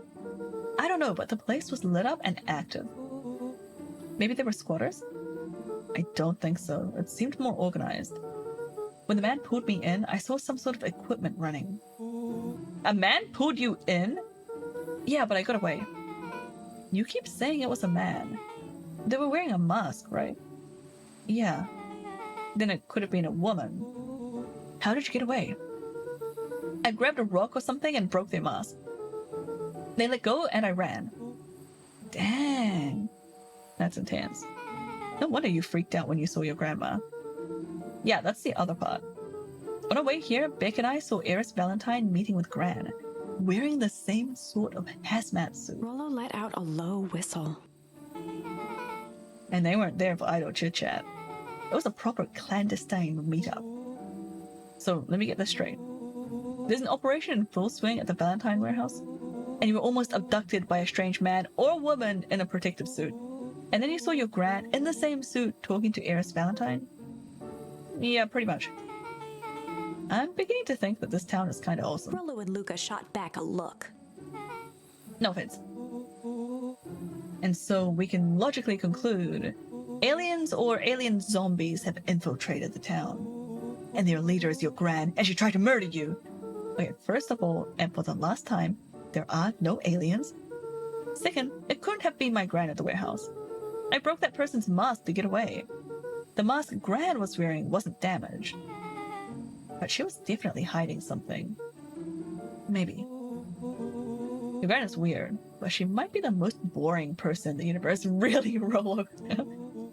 All she does is sit around all day making jam. What could she possibly have to hide? I don't know. We haven't talked much since she moved in. Moved in? Your Gran isn't from here? No, she came a few months back to take care of me after his mom went missing. Did you know your Gran before? Not really, no. It's been years since I'd seen her. Luca, don't take this the wrong way. Are we sure your Gran is on the up and up? Luca gazed out the window.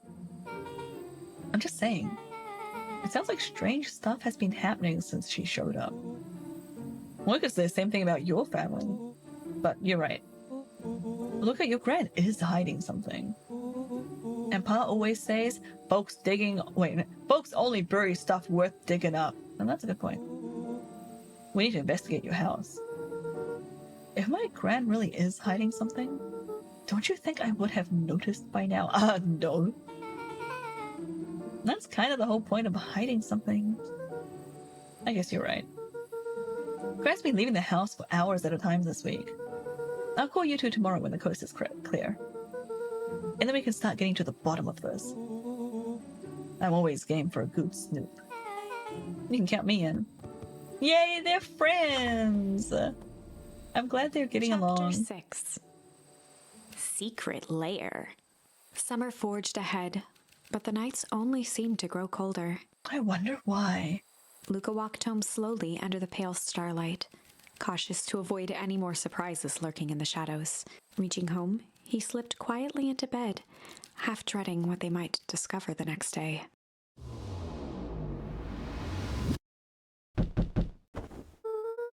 What time is it?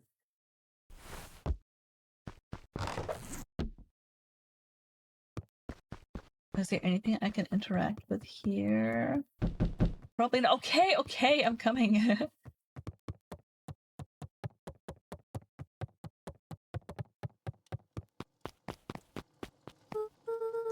Rollo, what on earth is that? That ridiculous thing on your head. Oh, this? It helps me think. You're gonna need a lot more of those. Joke all you want. We'll see who's laughing when I crack this case wide open. The coast is clear? Yep, whatever she's been up to this week. It's been keeping her busy most of the day. Thanks to the Glurk Galaxy. The Glurk. Thanks to the Glurk Galaxy. Hope you're doing well. Very well. The game is afoot. Luca and Beck rolled their eyes as Rolo strutted across the room. If I were a grand... Stop playing games I want to play. Yeah, it's a good game. You just have good taste. If I were a gran, where would I hide my deepest, darkest secrets? Oh, take a break. All right, Valka says redeemed. Take a break. So we're gonna take another. Yeah, it's been a couple of hours. Yeah. We're gonna take a quick break. I would usually say 3-minute break, but I might be a little bit longer and heat up some food because I suspect we might be pretty close to ending this game, so I don't want to stop just yet. Anyway, take a quick break, take this chance to hydrate, do some self-care, grab a snack yourself, and I'll see you guys back after these messages.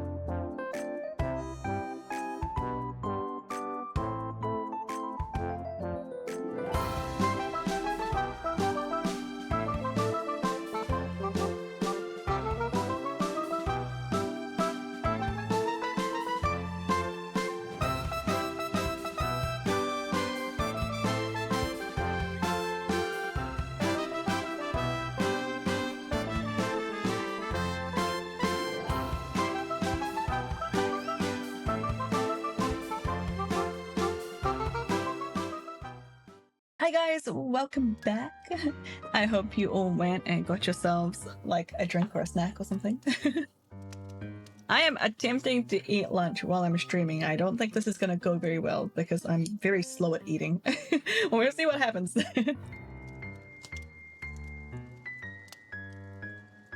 Okay. If I were a Gran, where would I hide my deepest, darkest secrets? Perhaps where you might least expect it. Rollo flung open the cabinet with confidence. He coughed as a veil of dust hit his face. Lunch stream with game in the background? No, I take so long to eat. I'm so slow at eating. We'll just be here for like an hour listening to the game music if I didn't play the game.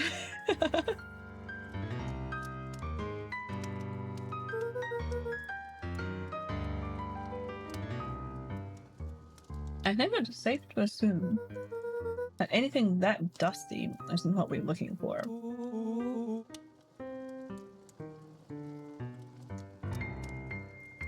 Or maybe that's what she wants you to think. Then again, any good detective knows not to trust their first hunch. First hunches are for suckers.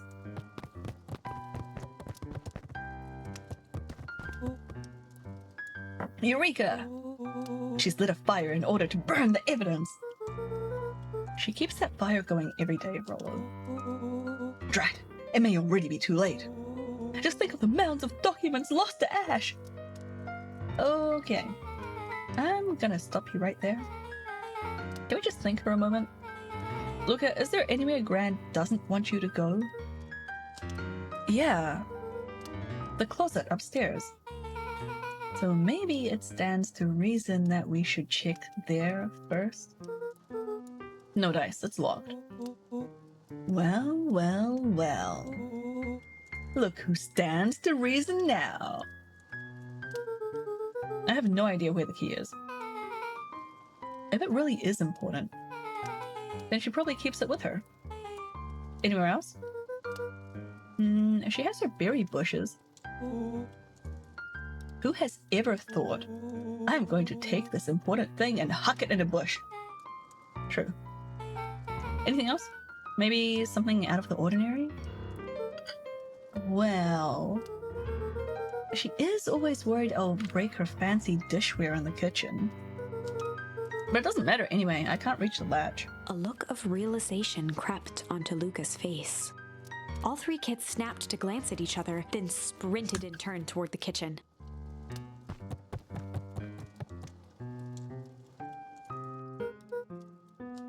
Alright, Rollo. This is your time to shine.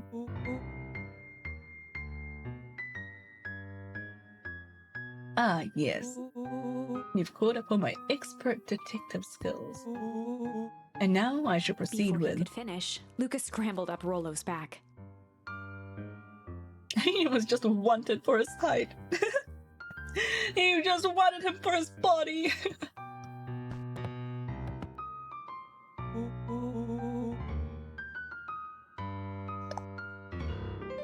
Hi, Mafu. I'm sorry, I'm eating.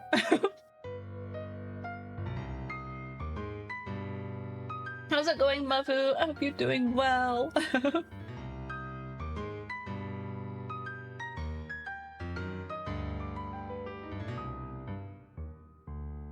See how long that took? That was like one mouthful of food.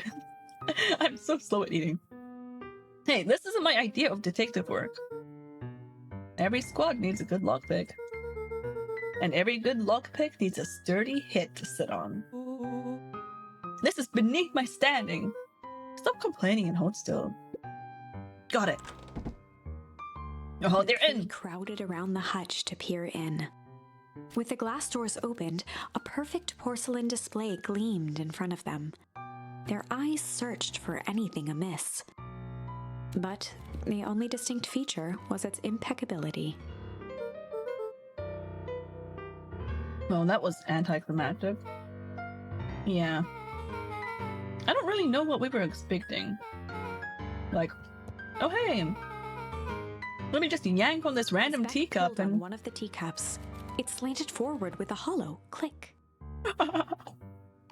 The entire hutch began to rustle and slide under its own power. Amazing. And it's a whole hidden door! Looks like your gran has been doing some remodeling. Dude, only 2 types of people have secret lairs. Evil masterminds and superheroes. So, which one do we think she is? We're about to find out.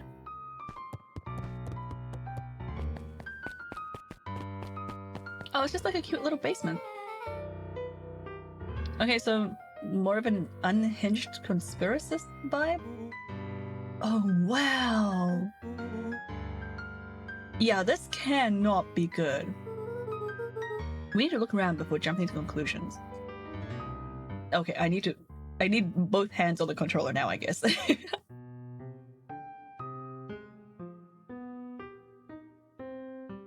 Okay, let's see. Luca jostled each cabinet drawer in turn. Only one was unlocked. He fingered through the filing cabinet, pausing at a bulging folder labeled Walter. Walter? Who's Walter? For a long moment, he just stared at it. Is it Dad?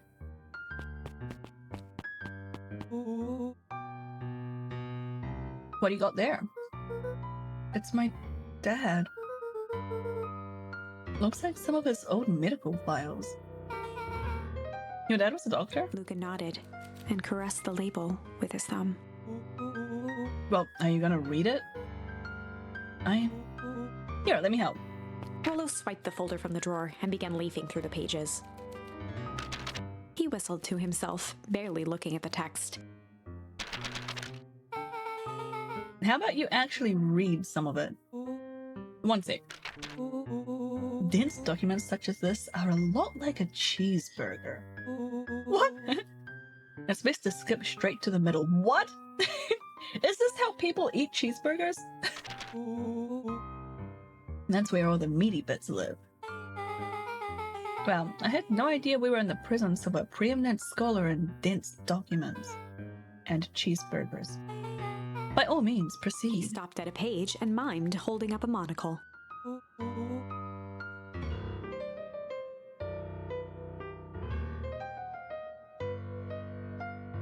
Here we are. Follow-up examination of Terrence Wilby. Terrence Wilby, who's that? That sounds familiar.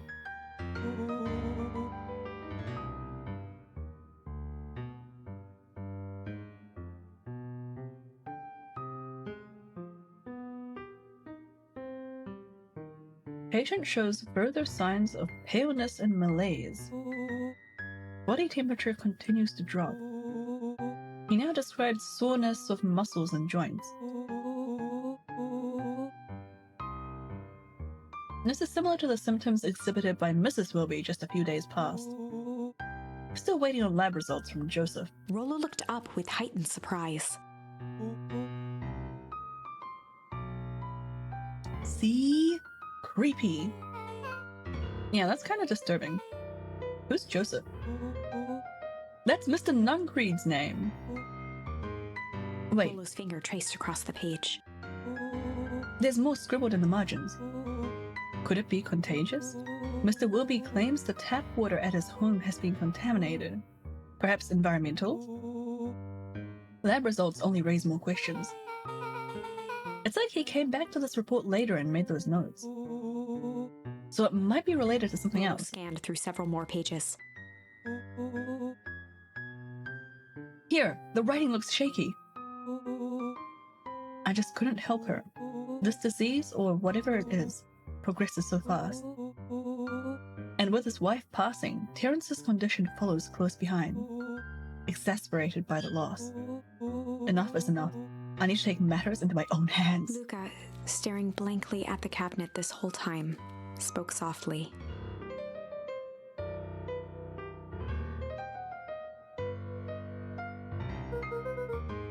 What does it say next? Rollo rustled the folder, trying to loose more pages.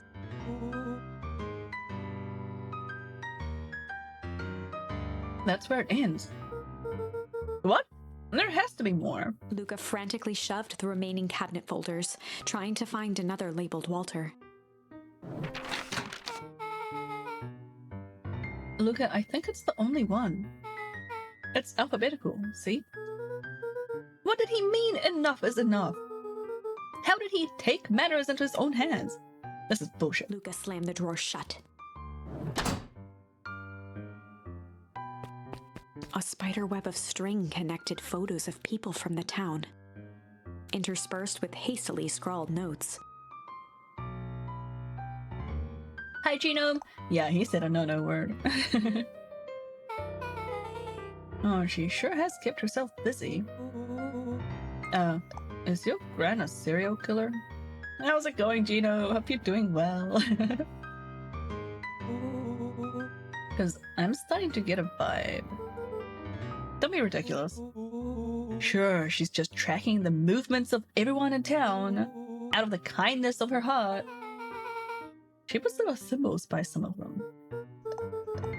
You're so sleepy today? Oh no, rest up. Did you not sleep well? I have been sleeping really well the last couple of nights, and I'm kind of angry about it. Because you know what I did?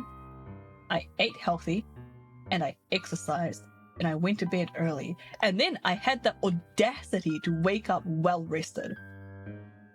Like, I'm angry that it works. Like, I would like an excuse to not do those things. Yeah, Mr. Nuncreed has a check mark. The clipboards are all inside a big circle. My mom's are both on here. Both with question marks. Gus Valentine has a question mark. Eris has a question mark that's been crossed out.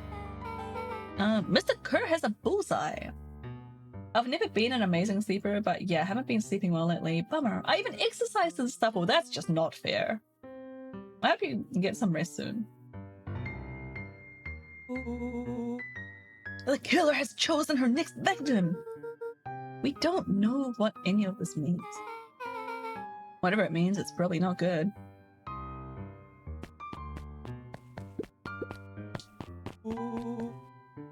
What do we have here? Barrels marked caution, explosive. And jam jars? That's enough jam to feed the whole town.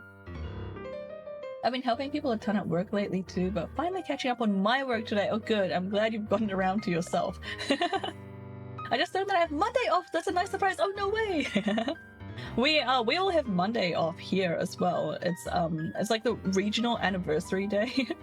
So it's like a long weekend for this region that I live in. What kind of incendiary jam is your gran making? Cool. That's exciting. She wouldn't have had me walk around town delivering bombs. Yeah, oh, it's Michael Luther King Jr. Day on Monday. I see. So I guess everyone has the day off, right? That's cool. Well, almost everyone. Hashtag America. Right? Only one way to find out. Rollo casually spun open a lid and dipped his finger in the jam. Oh my god, what? He Huckleberries. smacked his lips. A hint of brown sugar. Hi little Bo Peep, welcome in. I hope you're doing well. Yeah, Kiwi.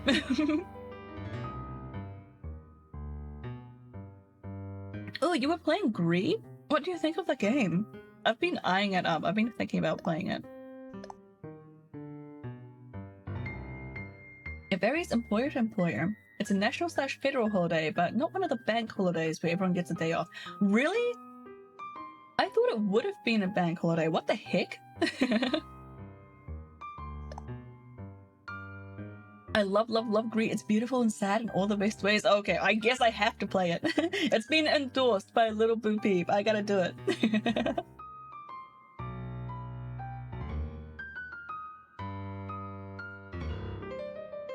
Yeah, I've heard such great things about that game.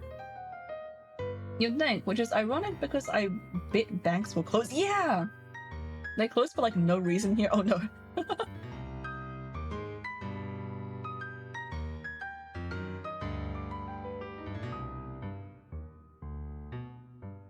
Sorry, I'm kind of slow because I'm eating lunch at the same time. I like Gree, very simple and short but beautiful. Oh, is it short?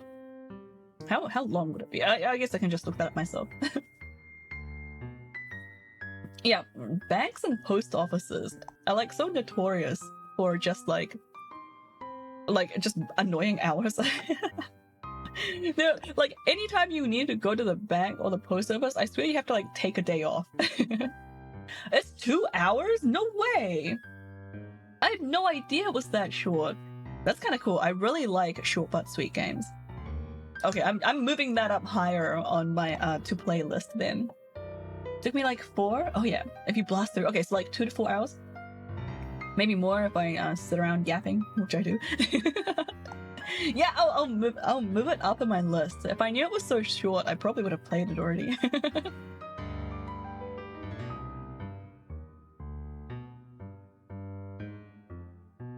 Alright, what were we talking about in the game? And what? Oh, and ink? Wait, she's got ink in her jam? What? Rollo plunged his hand in the jar, fishing out a soggy slip of paper. Aha! It was messages!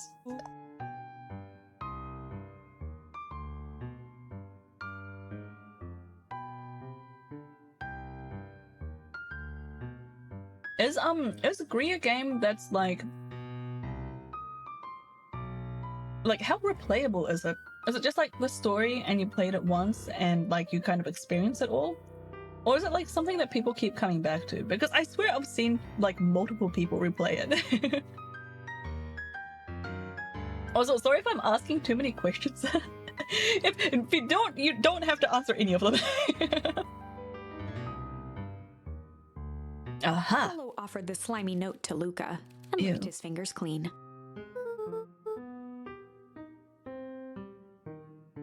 It's addressed to Mrs. Fratelli. I would say realistically, it's a good one-time game, but absolutely replayable. Oh, cool. A grand jam-gram? It says, last night I used the disguise Iris provided to scout the location.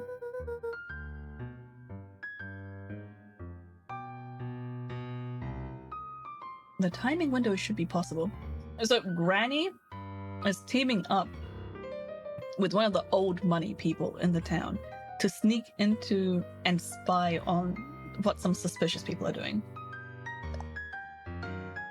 It's about the stages of grief. You unlock colors to be worn in each level. Yeah, I've heard that. That's like all I know about the game, is that it has to do with grief. I've played Grief more than once, but yeah, a lot of people only play once. I might be one of those people. I don't often replay games. Operation Sparkplug is a go. Oh man, are they doing a heist? Whatever it is, it can't be good. So, more of a bombshell than a bomb, am I right? I love this cat. Good to see so many people that played it here. Yeah, man, my community has class. They have good taste. I don't know how they ended up here, but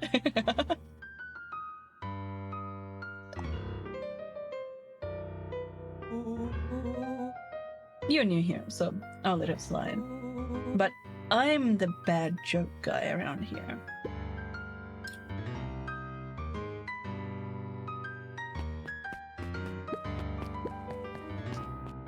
Okay, what's this? They crowded around a worn-down old map of Beacon Pines. Oh! Is this old map going to be... Is it going to show, like, a discrepancy? Okay, so what's happened is, this fishy corporation has actually moved the entire town. The old town got messed up, like the original Beacon Pines. And then, what was it, like 4 years ago or something? They moved everyone out to like a neighboring town, like put them up in hotels for a week. And I told them it was because they were like decontaminating the water or something, or doing some sort of like environmental work at the town.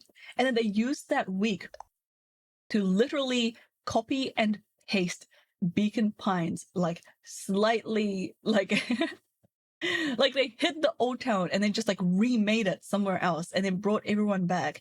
So I'm wondering if if this old Wooddown map is gonna show something that's like different to the town they currently live in. Also, if you're a completionist, yeah, that's not me.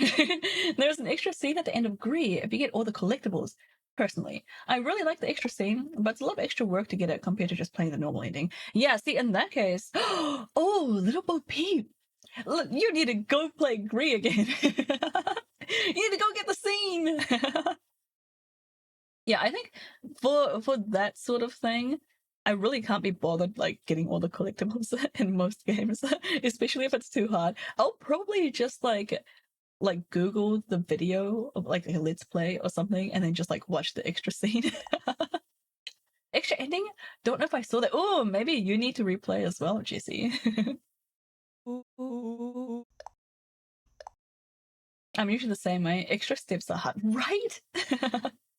Especially, I don't know, if it's gonna take me like hours to just like get something just right, like just to get a collectible, I'm not doing it. I'm way too lazy for that.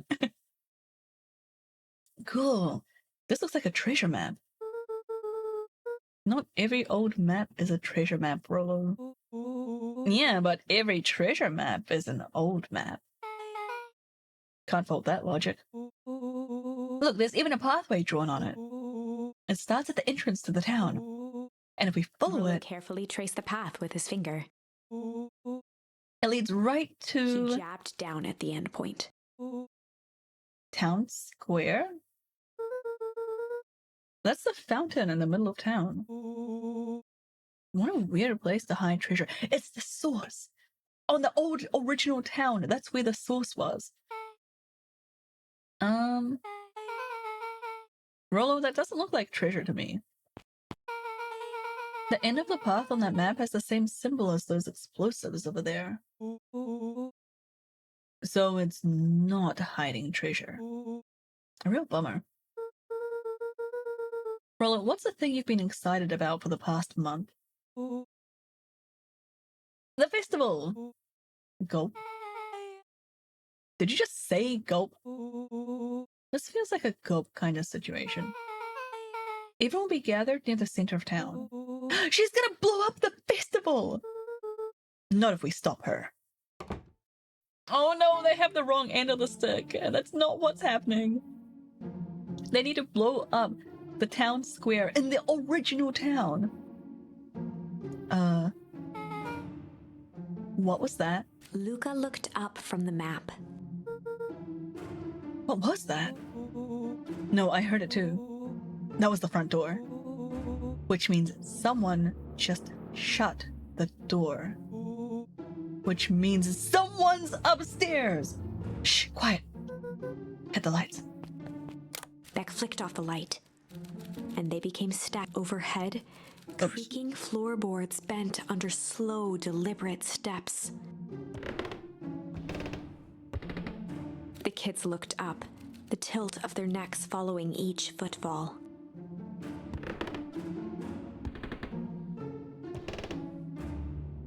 Then suddenly, it stopped. Did we leave the secret passageway open? Like, is the cabinet like wide open? Without realizing, they'd been holding their breath. All three exhaled shakily and glanced at each other. A muffled male voice broke the silence. Male? Oh! It's what's his face? Mr. Till something, I don't remember his name.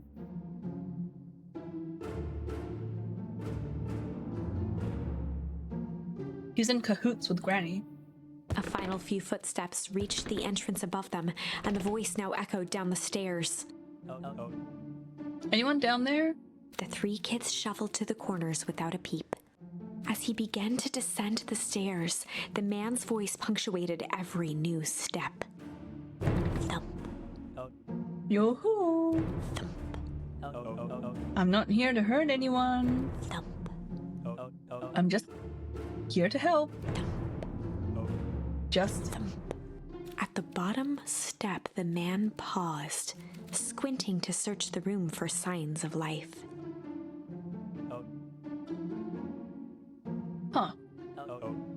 Guess it's nothing. Why doesn't he turn on the light? Rollo shifted suddenly. Oh no. Oh, she's here too, the diner lady. Oh wait, no, I think that's Rollo. Luca gave him an intense, chastising look and whispered through clenched teeth. How are you looking at each other and whispering with this guy in the room? Rollo, don't. It was too late. Rollo was already inching toward the stairway.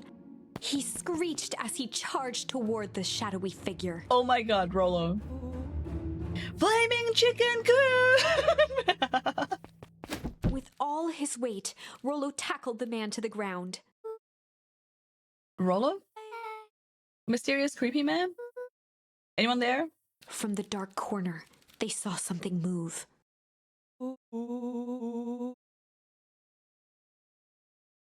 Well, I don't know if I had it in me, but there was only one way to find out.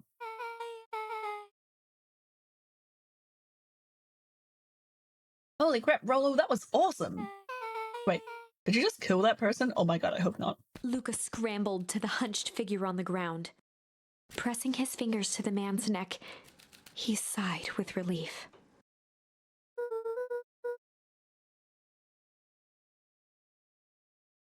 You sure clobbered him good, Rollo.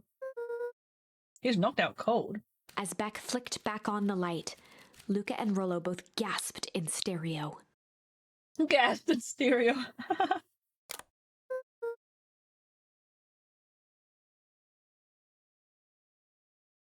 Mr. Tolliver! Chapter 7. Wait. I don't think we've ever made it to Chapter 7 before, have we? I thought we usually died around Chapter 6. The interrogation of Hiram Tolliver. Still unconscious, Mr. Tolliver slumped heavily in a shoddy old chair. His hands were bound with rope, his feet tied with some loose string. The kids huddled in a circle, discussing their plan. One thing was certain, they couldn't just let Mr. Tolliver go. They needed to know what he was doing in Luca's house. After some deliberation, it was decided. Then run the classic good cop blank cop interrogation. Good cop chill cop or good cop hard cop? Let's do chill first. They'd run the classic good cop, chill cop interrogation.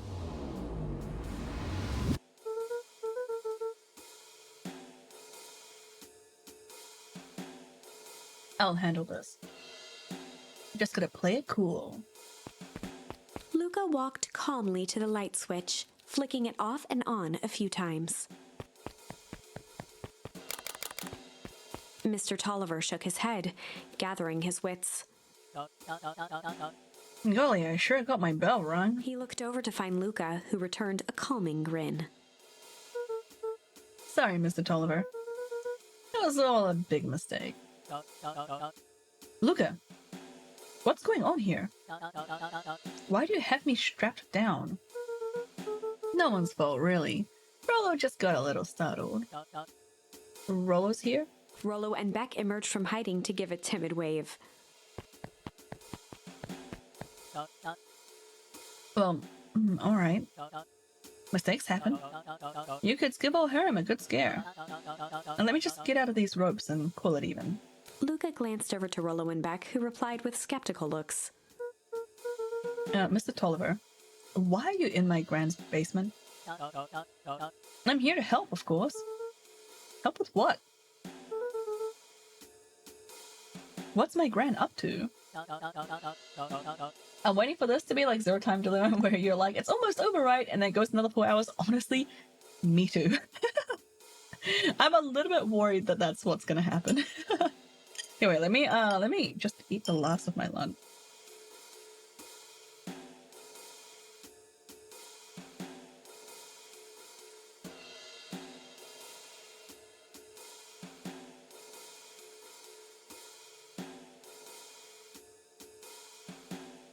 I feel like we don't have that many branches of the tree open right now.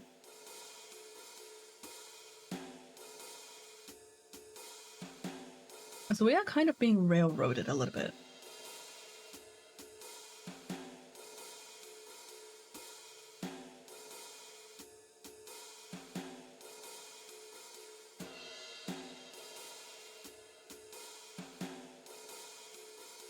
Oh yeah, I did it. I ate my food. If you cut me loose, I can show you. How do I know we can trust you? Mr. Tolliver exhaled with disappointment. Luca, have I ever done wrong by you? No. And since your grand moved to town, haven't I been nothing but welcoming? Yeah. So why would I turn my back on your family now? It's just... all this stuff seems pretty weird. A board with names of people from town? An archive of my dad's old disturbing patient notes? Luca gestured to the corner. Barrels of explosives? I can explain everything. You just need to untie me. You kids deserve an explanation. Luca looked again to Rollo and Beck. This time they shrugged. Luca began to slowly loosen the bindings. Mr. Tolliver gently rubbed his wrists. That's a good lad. This will all make sense in He time. edged imperceptibly toward the stairs as he spoke. You see, this town has secrets, Luca. A very dark past indeed. Before the kids had even noticed his movement, Mr. Tolliver was at the light switch. A past that must be He brought to punctuated his final words by flicking the switch and rushing up the stairs. light. See ya. Son of a... Beck darted to the wall and turned back on the lights. It was too late. Rollo confirmed what they all heard. He just locked us down here. Mr. Tolliver's muffled voice came from behind the door. I wasn't lying, you know. And this is for your own good. You kids just keep tight down there and let the adults handle this. They looked bewildered at each other. Play it cool, huh? Not now, Beck.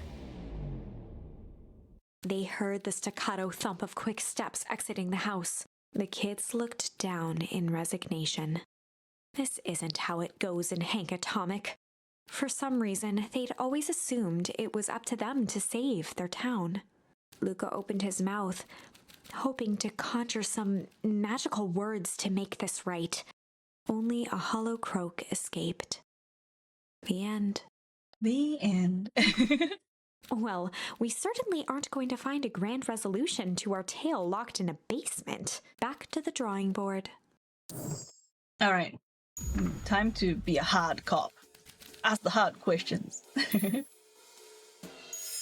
They'd run the classic good cop, hard cop interrogation.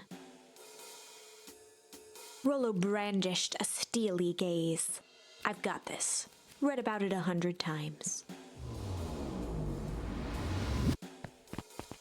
Rollo swaggered past the chair which propped up the slumping Hiram Tolliver. He's not gonna slap him awake, is he? Without even looking at his captive, he began with a long, blustery drawl. Well. Mr. Tolliver. Mr. Tolliver remained motionless. Rollo spun around to face him. He'd clearly expected to rouse Mr. Tolliver with his booming voice. Mr. Tolliver? Beck and Luca gave each other an unsure glance. Rollo slammed his fist on the table. I said, Mr. Tolliver! He grabbed the table lamp and beamed it onto the unconscious face. Mr. Tolliver groaned and slowly lifted his head. He recoiled with a muddled, weary squint. What in the world? The chair wobbled as he attempted to straighten up. Who's there? Mr. Tolliver could only make out rough shapes through the glaring light. With a gruff tone, Rollo hoped to both conceal his voice and intimidate. Oh, cool. Can I keep the identity secret this time? I'll be asking the questions here, punk. Now hold on, let's just calm down. Oh, I am calm. Calm as a carrot in dirt. As for you, looks like you're sweating. The doubtful expression on Beck and Luca's faces transformed into awe. We can do this my way, or... well, let's just say, I've never needed another way. Rollo, hitting his stride, was now channeling every detective trope his memory could recall. This is great. He slammed the table again. Now dance! What? I don't even... Mr. Tolliver's voice became desperate. He was nearly in tears.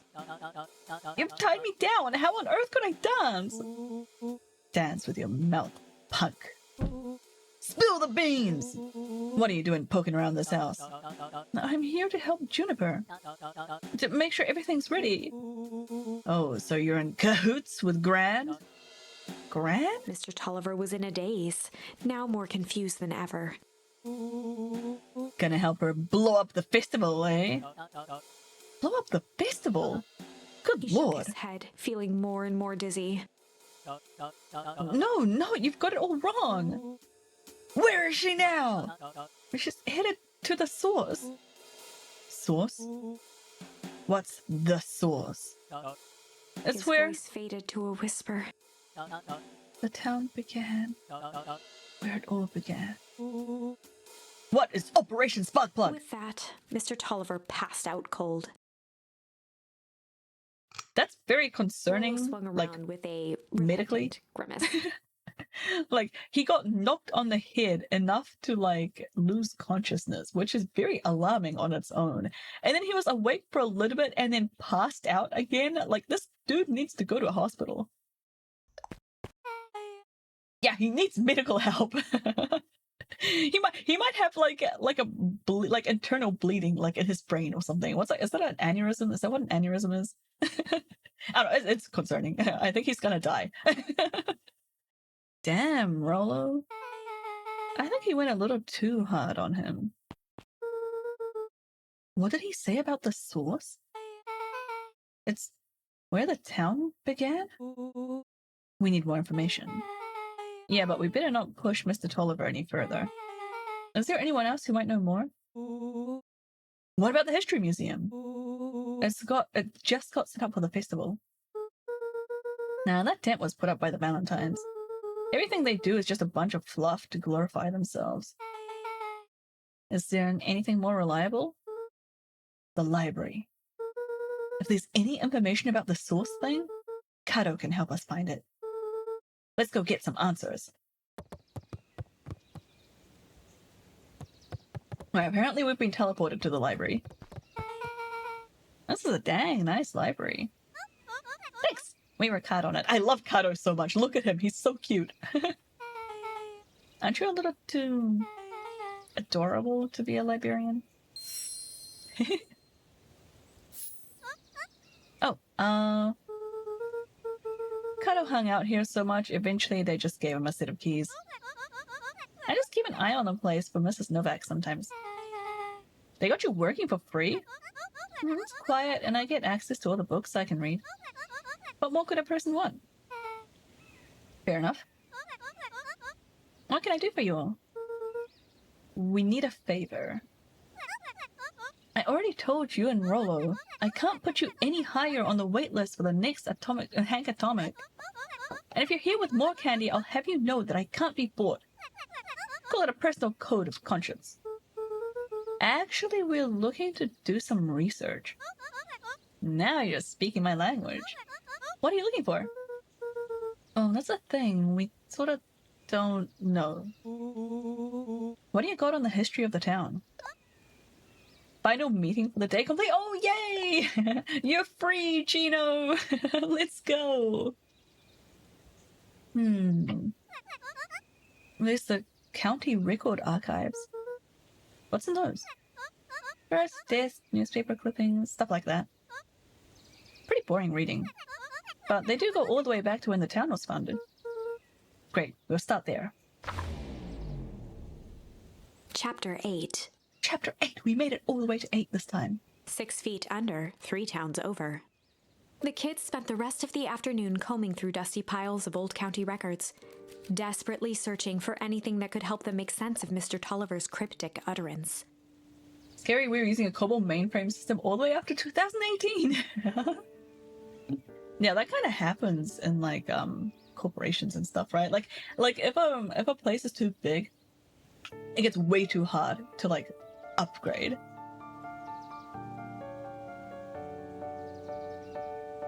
Luca tried to shake the thought of Gran's basement, but his focus wavered.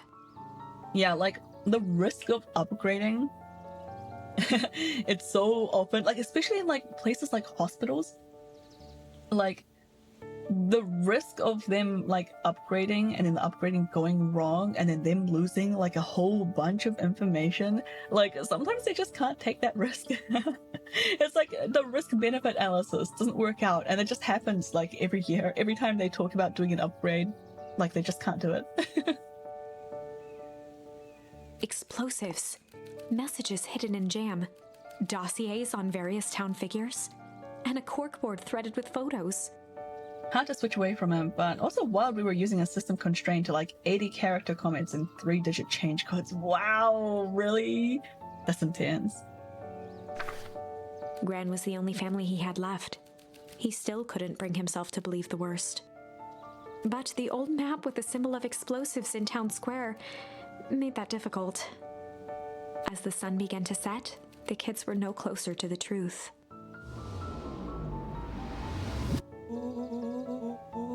If I have to read any more records, my eyeballs are gonna pop.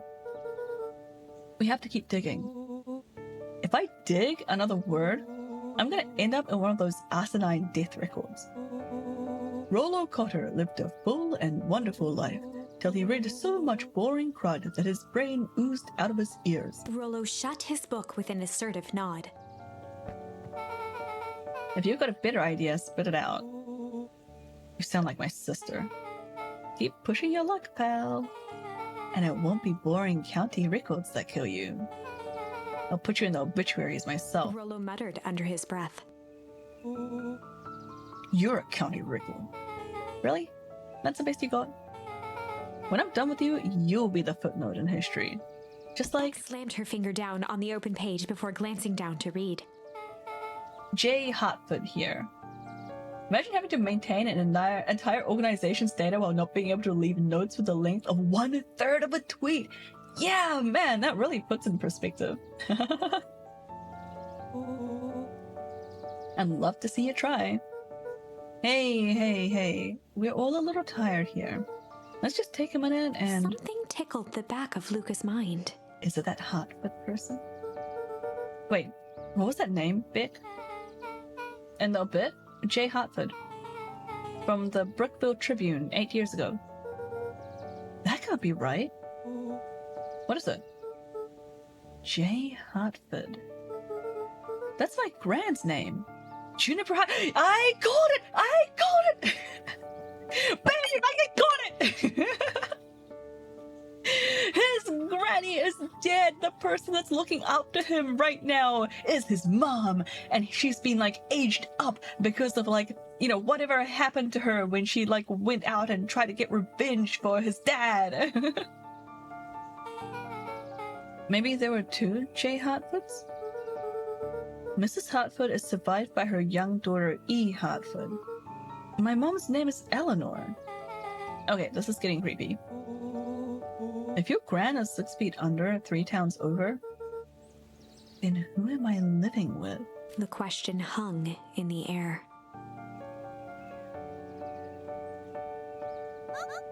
Alright gang, I gotta close up for the night. Beck rubbed her eyes. How late is it? Almost 10. Oh crap, Pa is gonna kill me. Beck has the weirdest luck sometimes. I wonder if that was part of her character description when they were planning out the story. Oh, maybe, yeah. Beck has like a very like luck-based like design from what I've seen. Like first off, she's a black cat, right? And then she has like the unlucky penny that she like flips and then like just does whatever the opposite of what the penny says. Yeah, that's a really good point. I feel like it's just part of her vibe. I gotta go. Yeah, my parents will be worried sick. Okay, let's meet up as early as we can at the festival tomorrow. Yeah, the penny is probably part of it, right? What are you gonna do about the unconscious man in your basement? I'll think of something. You don't know that he's still unconscious. He might be dead by now. His heart was pounding as he approached the house. If he was lucky, Gran, or whoever it was, hadn't gotten back yet. Gotta head off though. I have fun. Thanks for dropping in. It was good to see you. I hope you have a lovely evening, assuming it's evening for you. Happy time zone. Thanks for dropping in. And of course, there was Mr. Tolliver tied up and unconscious in the basement. Yeah. Dealing with him would be the first order of business. Luca shook out his arms to calm his nerves before entering.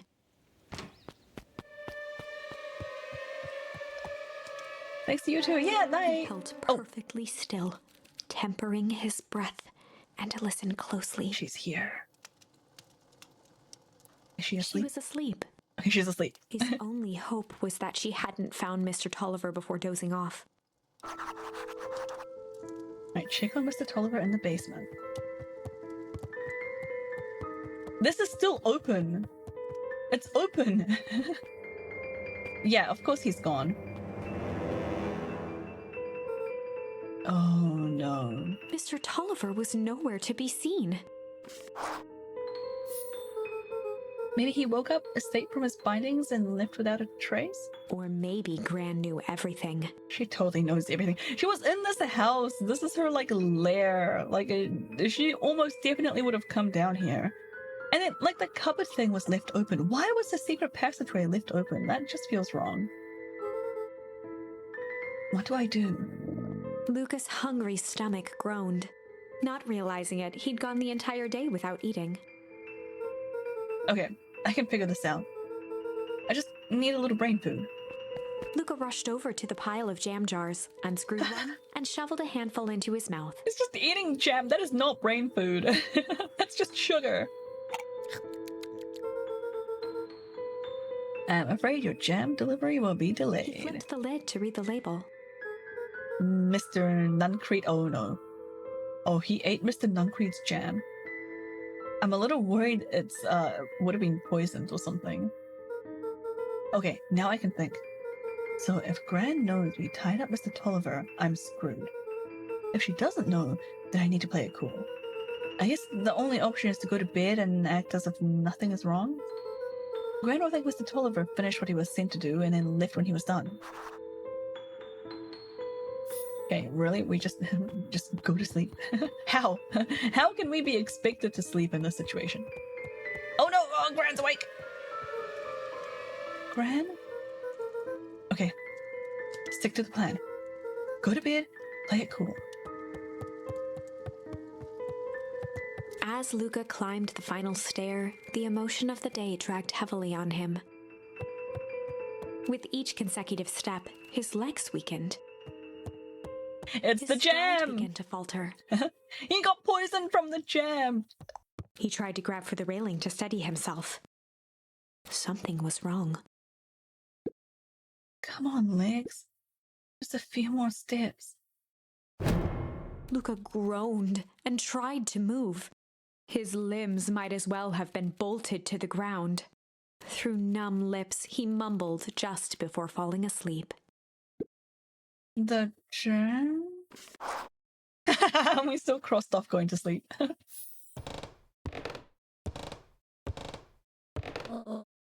Sweet boy. What did you get yourself into?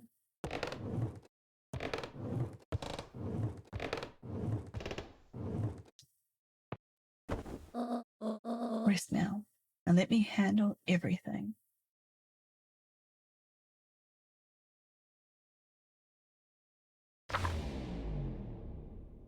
Chapter 9. All the way in chapter 9. A speech to end all speeches. Oh? Luca awoke to find himself face down in bed. He moaned into his pillow. Why would Gran drug him? She didn't drug you. She was trying to drug Mr. Nuncreed. Or rather, Yeah. why was she trying to drug Mr. Nuncreed? Shaking the questions from his woozy head, Lucas snapped back to the matter at hand. The festival!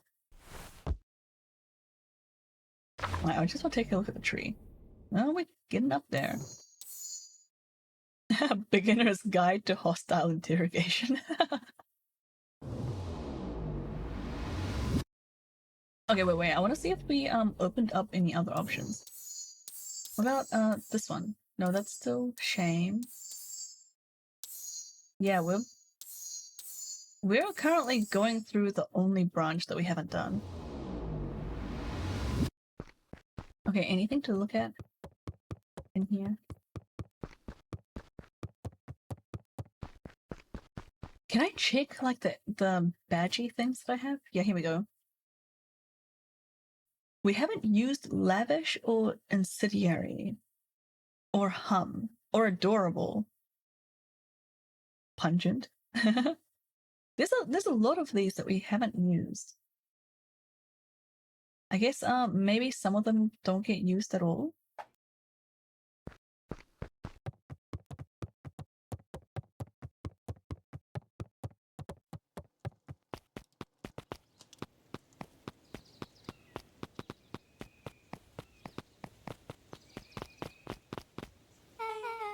Where have you been?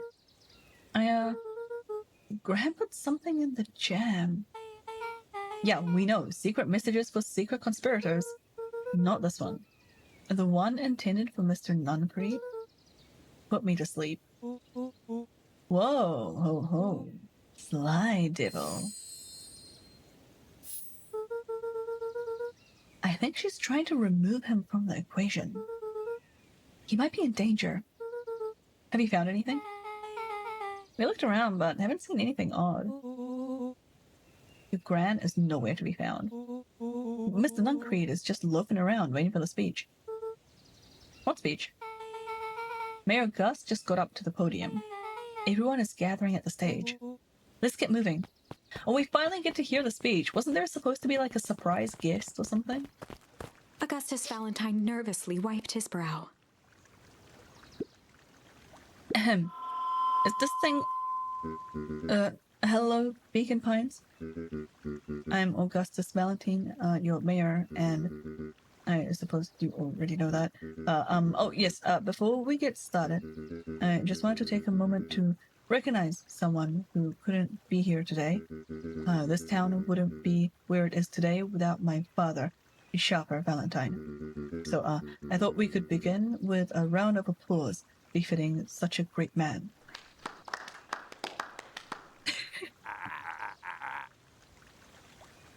Even that's... there we go. My sounds are so delayed. Even that's more than the old codger deserved. Gus cleared his throat and awkwardly loosened his tie. Right. Where was I? William Kerr bounded on the stage with the energy of a preacher at a big tent revival. Oh, God.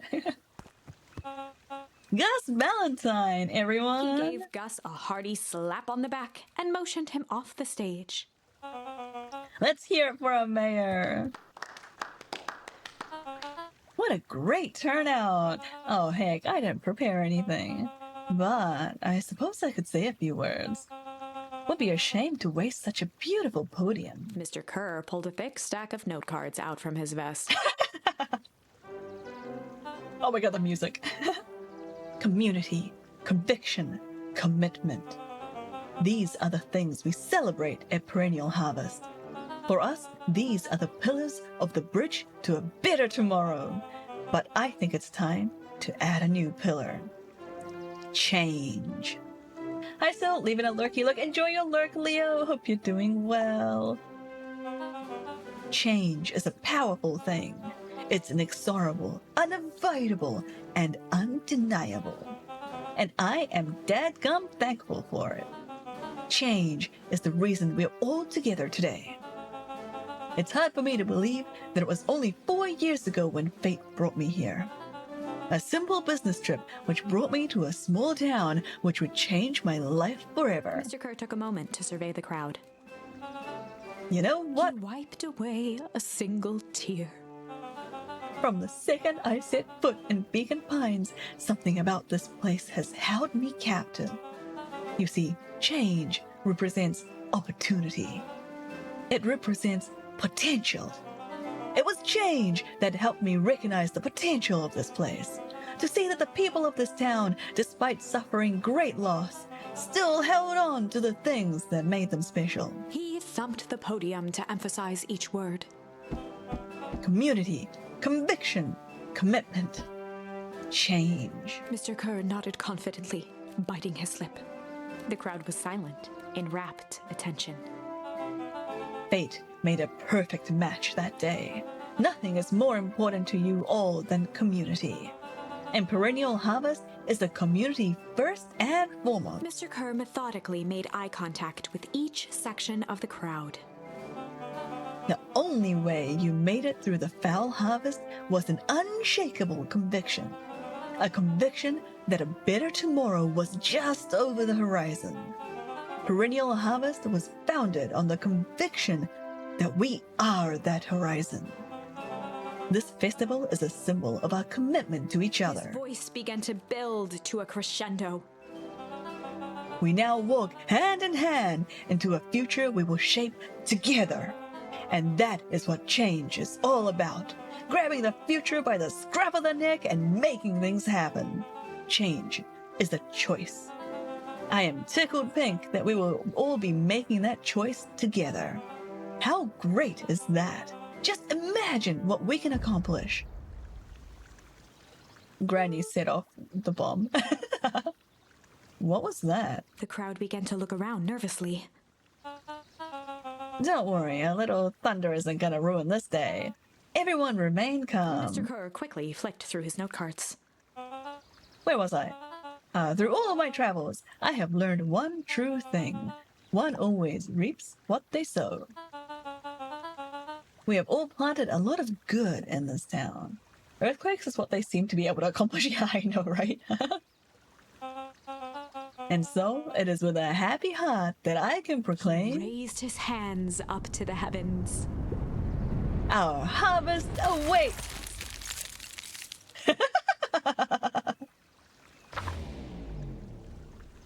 At that moment, a merciless wall of impossibly cold air ripped through the crowd, instantly freezing everyone and everything it touched.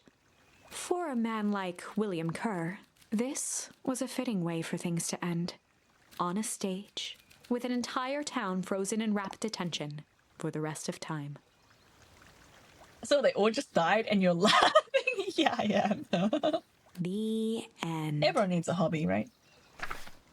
There's that ice again! Whenever I think we're getting close, it comes along and ruins everything! Maybe we should just quit? Maybe you should just close the book, walk away, and never think of me again! No, I don't mean that. The ice wasn't my fault. I don't believe you. We got a little closer this time. We just need to try again. Please. Oh, now we have another option called Sly. I think everything else is still... Yep. Alright. So we're back to the interrogation, the good cop, bad cop routine, except this time we're gonna pick Sly. Just because my name is Icicle doesn't automatically mean that I was associated. Yeah, sorry, you're guilty until proven innocent. That's how the world works. Good cop, sly cop interrogation. Luca and Rollo ducked behind a barrel, leaving Beck to her task. Oh, it's Beck's turn. With Cool. a few crisp snaps, she roused Mr. Tolliver. I thought it was innocent until proven guilty. Yeah, only in fantasy books.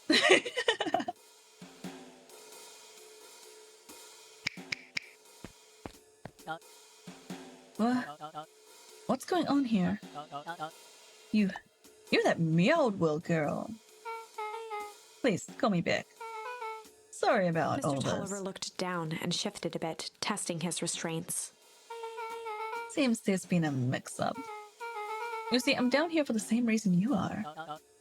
Juniper sent you here? Beck caught herself before letting the surprise manifest on her face. She'd already gotten him to reveal his relation to Gran. This was gonna be easy. You know how Juniper is with her precautions. Operation Sparkplug has us all on edge. I guess she thought you needed some backup. But she sent a child? What better way to avoid prying eyes? I like this. I love Beck so much. Who would suspect the kid? I suppose that makes sense. Mr. Tolliver wriggled a bit in his restraints. Oh, I'm so sorry. Beck quickly removed the ropes. Clever girl, I know, right?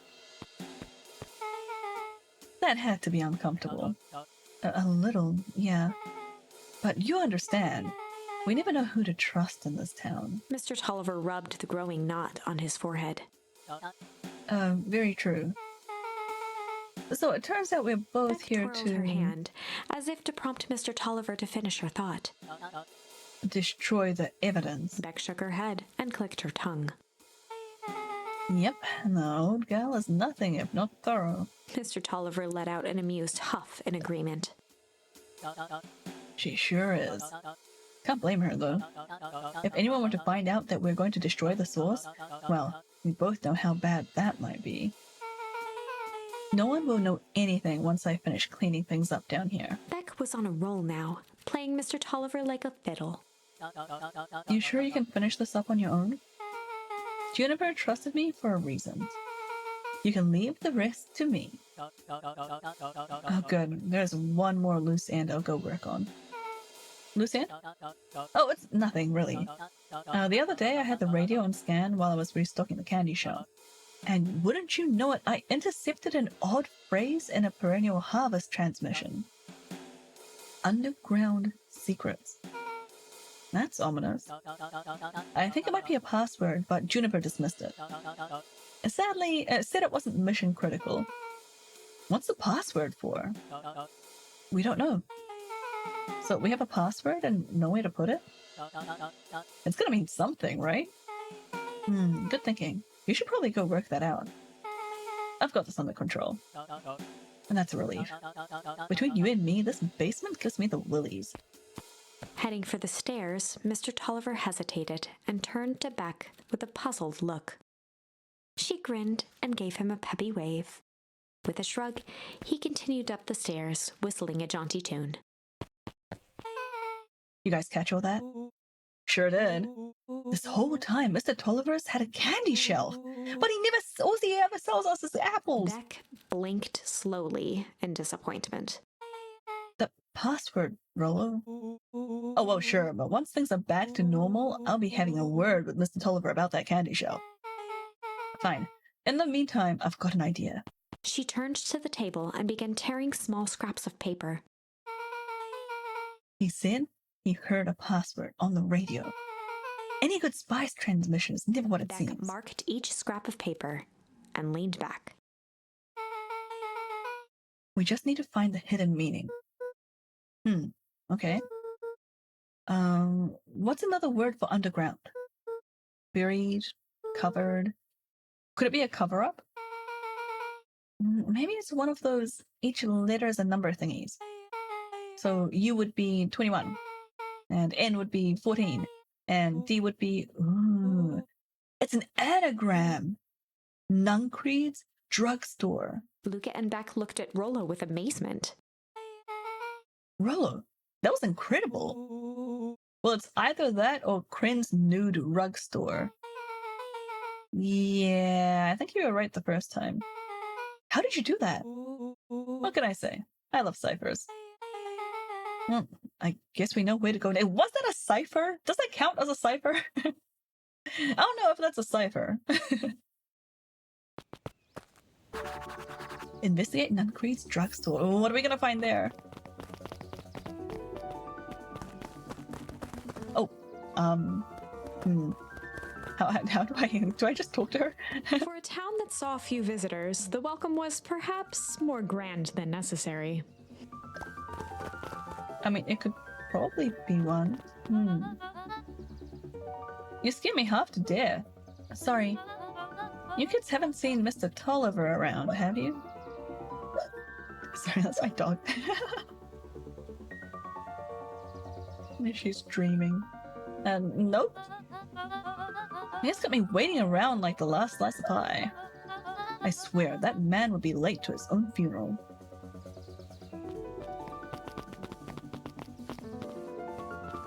Okay, let's go to the drugstore.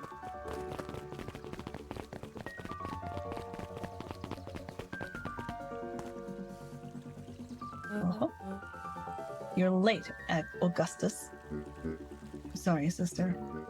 Was caught up with work. Work? You? I had a few more details to look down for the festival. Oh? What do you have to report? What is this insipid town festival really about? I think Gus looked around nervously. Mr. Kerr really does just want to do something good for the town.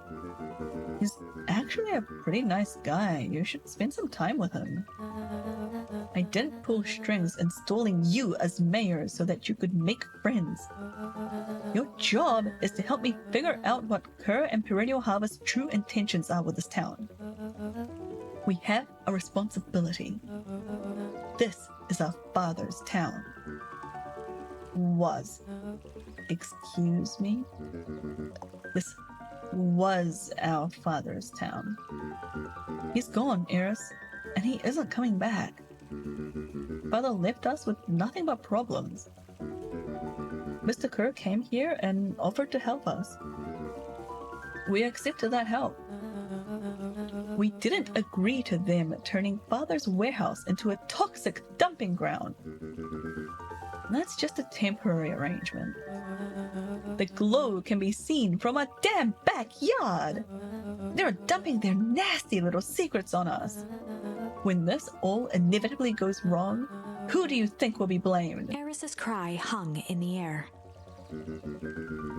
We have a new choice to make now, sister. This town is going to change, whether we like it or not. Are we going to choose to be a part of that future? Or be forgotten in the past? It's a shame. Father named you Augustus, but you will always just be a Gus. Good night, Eris. I'll see you at breakfast tomorrow.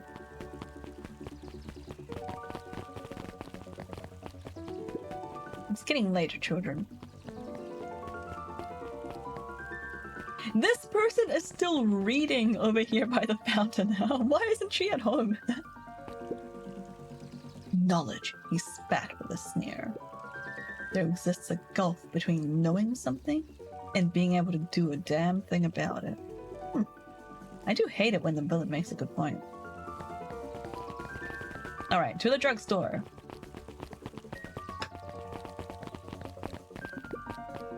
Oh, Solomon is there. Oh, wait, I need a drink.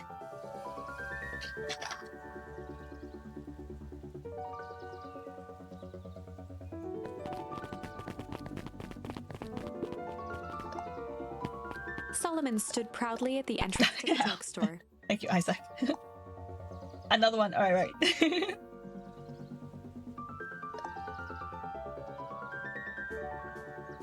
Holding a brown bag overflowing with black licorice. He has access to the candy shelf. Hey, Solomon. Hey, weakling. How's it going? We're looking... Damn it. Small talk? Really? You're making me do the small talk. All right. How long is it? Like 5 minutes? Small talk. So, how's the weather? Weakling, how are you today? The thingy said to make you take a break. Small talk is not a break. Talk really small. Okay.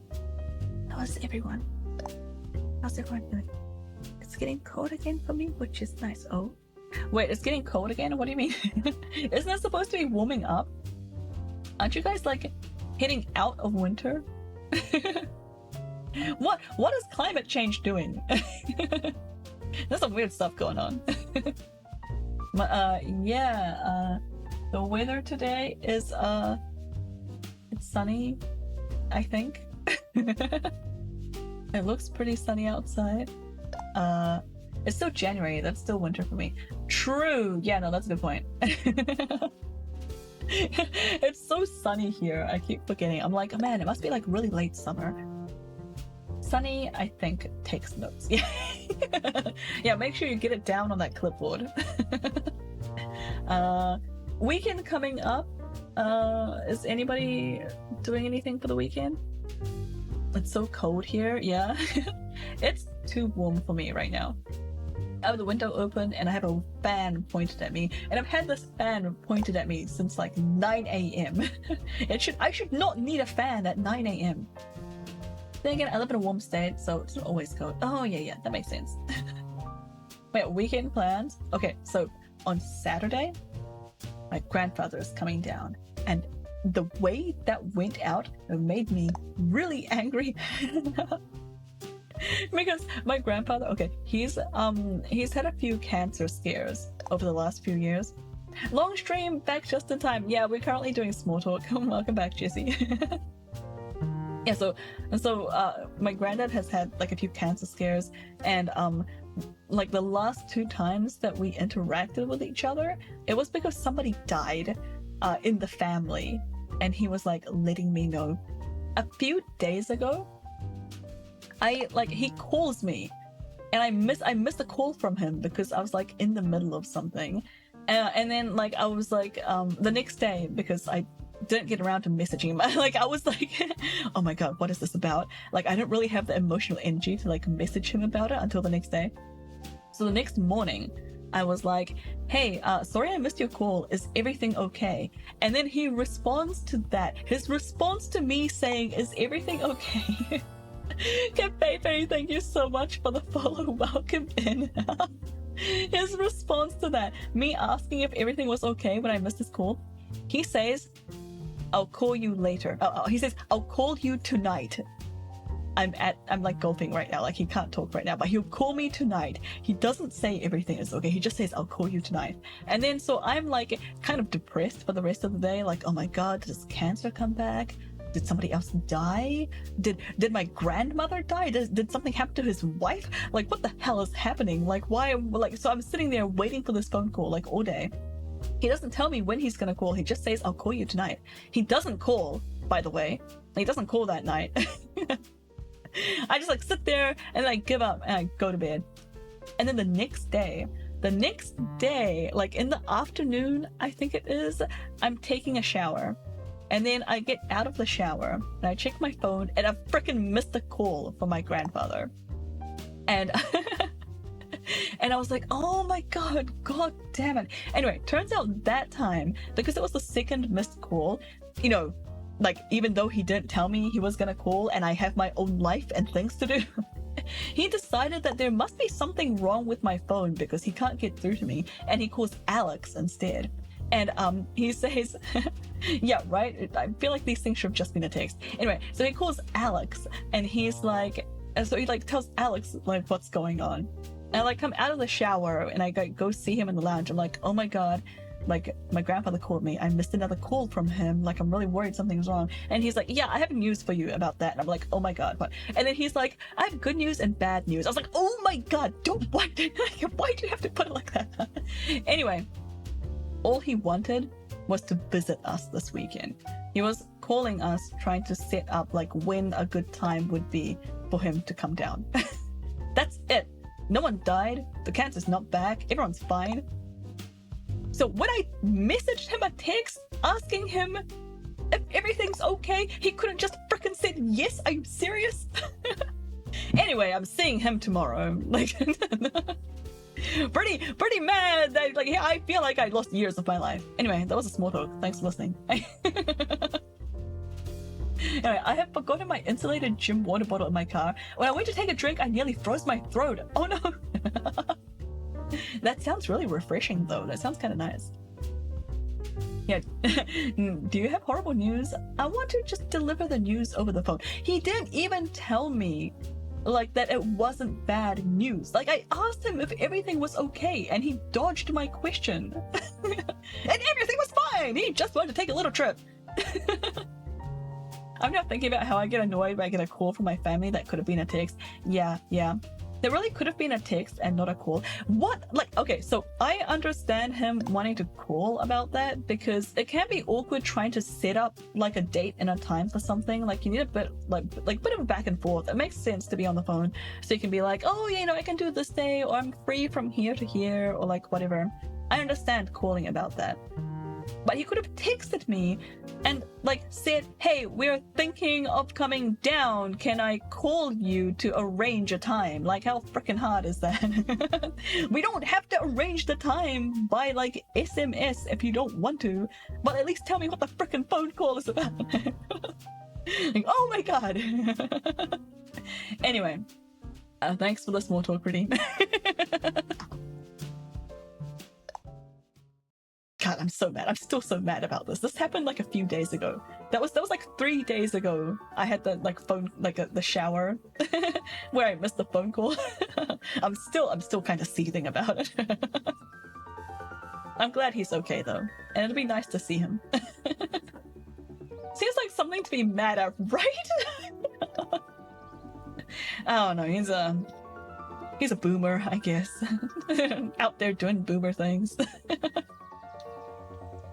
Alright, we're looking for Mr. Nuncreed. Is he still in there? I'm afraid not. Then where did you get the candy from? You might say we have an arrangement. Solomon shoveled a surprising amount of licorice into his mouth. What? Wait, he has an arrangement with Nuncreed? But Nuncreed and Solomon's family, at least Eris, is like on opposite sides. What, is he like... Is he going against his family? Is he in on it? Sometimes it's the small pleasures in life. Though we might not always have family to rely on, licorice has never let me down. Well, I can't say licorice would be my first choice, but whatever floats your boat. You can tell a lot about a person by their choice of conviction. Oh, yeah, I guess. I like sour gobs. I'm certain you do. I always wondered why Mr. Nuncreed kept licorice in stock. You must eat enough of it to make it worthwhile. There are many ways to earn loyalty. For some, it's as easy as cold hard cash. Interesting. Well, he's right. It's locked. There's gotta be more clues. Okay, let's see. Okay, this is locked. Is there like, can I get into this alley? No. Can I like go around the back? I guess investigate this? We know that this goes into the underground system. Have you ever seen anyone actually use this thing? Besides Mr. Nuncreed? No. Beck cupped her hands on the glass to peek inside. That is not a normal phone booth. It's got like a blinky keypad. Why would there be a blinky keypad? Crin's Nude Drugstore! I mean, Underground Secrets! The password! Beck flung open the door and they all squeezed in.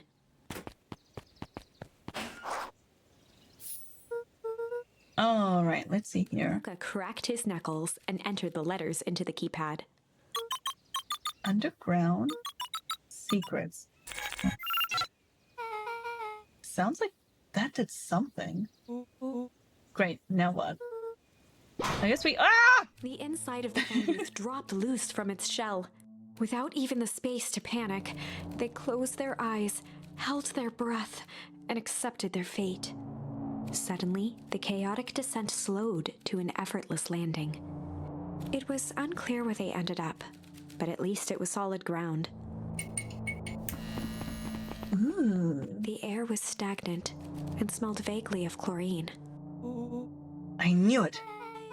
You knew there was a secret hub full of strange tubes under the phone booth? Of course I did. Didn't I say that? No. I definitely thought it.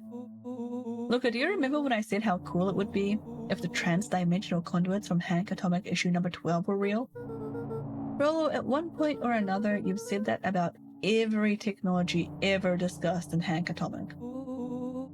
That's why I'm such a good predictor. It looks like each of these has something written on them. Mining Operations Alpha. You guys have mines here? Not that I know of. This town is all farms and fertilizer. And a series of tubes. Pa always says you can only trust a miner up to the point when they hit gold. Not sure how that wisdom applies in this exact situation. The thing about Pa, you don't always realize what he means until it's too late. Perennial Harvest main office. That's where my mom works. What does she do? Science stuff? Is she involved in all of this? We just moved here. How could she be involved? True. Valentine Fertilizer Warehouse. Isn't that where you almost got snatched? Yeah. Why would Perennial Harvest have a tube going to the old Valentine place?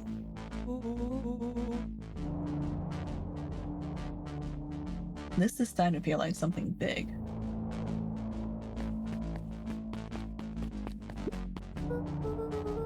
This suit has a broken mask.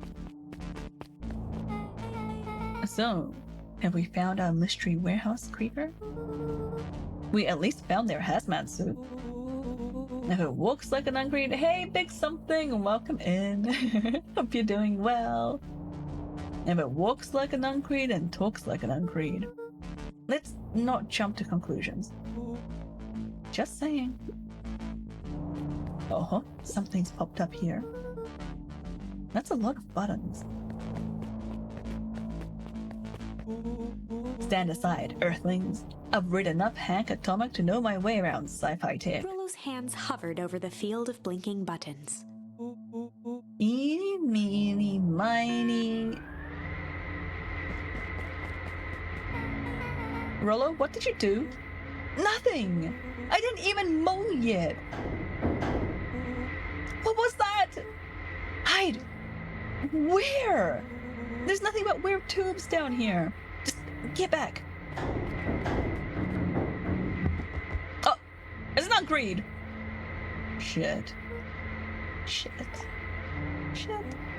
Awesome! You all need to come with me. Now. We aren't going anywhere with you. Yeah, not until we get some answers. Mr. Underground Secrets. I told them it was an absurd password. They love anything that makes them feel clever. They who? That's no matter. If I can keep you hidden until after the festival, I might be able to save your skins. We don't care about our skins. But hold on now, I like my skin. This all stops now, Nunkreed. Joseph waited for a moment in silence. You sound just like him. Who? Walt? You don't get to talk about my dad. You know, your father and I were friends back before. He gestured toward the strange tubes. All of this. That's a lie. It's true. I used to bounce you on my knee. What happened? Same thing that always happens. Reality, complications, life. We were a team, Walt and I. An idealistic doctor and a bright-eyed pharmacist. Both hell-bent on helping folks. So, you were his sidekick? No. We were partners. He helped the patients, and I helped him. Yep, total sidekick. Nunkreed let out a growl of a sigh. Luca, I need you to know this. I need someone to know this. One day, Shopper Valentine comes to us, says he's got an opportunity, and found something he didn't quite understand. And he was willing to pay us both handsomely to help him understand it. And my dad said no. Your father and I both believed in helping people. But the thing I could never get him to understand was it's a lot easier to help others if you help yourself now and then. Classic sidekick into villain plotline. Walt loved being righteous, almost more than he loved his family. He was wrong about one thing, though. When he begged me not to take Valentine's offer, he said, Joseph, if a person says yes one time to Shopper Valentine, he'll make sure they keep on saying yes to him until the day he's dead and gone. He shook his head wistfully. Shopper's long gone, but he's still got me saying yes. Is there a point to this sub-story? Not really, no. Just an old man trying to delay what needs doing. Nuncreed took a menacing step towards the children. I tried to keep you safe. I tried to keep you and Juniper out of this. But you forced my hand. Luca began to laugh. What? You really don't know? My Gran isn't out of this. She's been scheming right under your nose. Juniper? I guess he didn't know. Maybe he really was hitting on her. Seems like she's planning on crashing the town's party. She's going to disrupt the festival? Why would she? The color drained from Nuncreed's face. How does she know? Apparently she knows a lot of things. What? Let's just say this isn't the only underground lair we've busted into today. And honestly, hers is way cooler. She's got maps and explosives and bad intentions, big man. Nuncreed grabbed Luca by the shoulders. His eyes were frantic. You need to tell me what she's going to do right now. She doesn't understand what she's messing with. Tell me now. She's in danger, boy. I don't know. She had a map with a mark on the fountain in town square. The fountain? But why would... A jolt of realization struck Mr. Nuncreed. She knows about the source? What the heck is the source? If she tries to destroy the source, it could catalyze and... Dear God, she's going to freeze us all!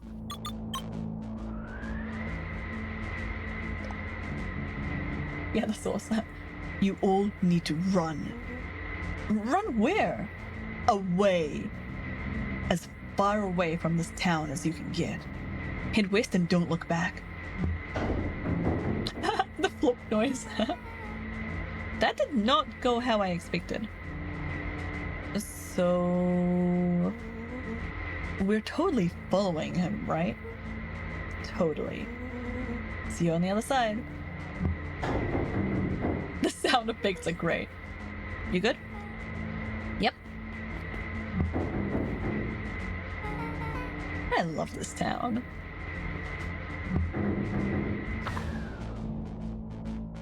Chapter 8.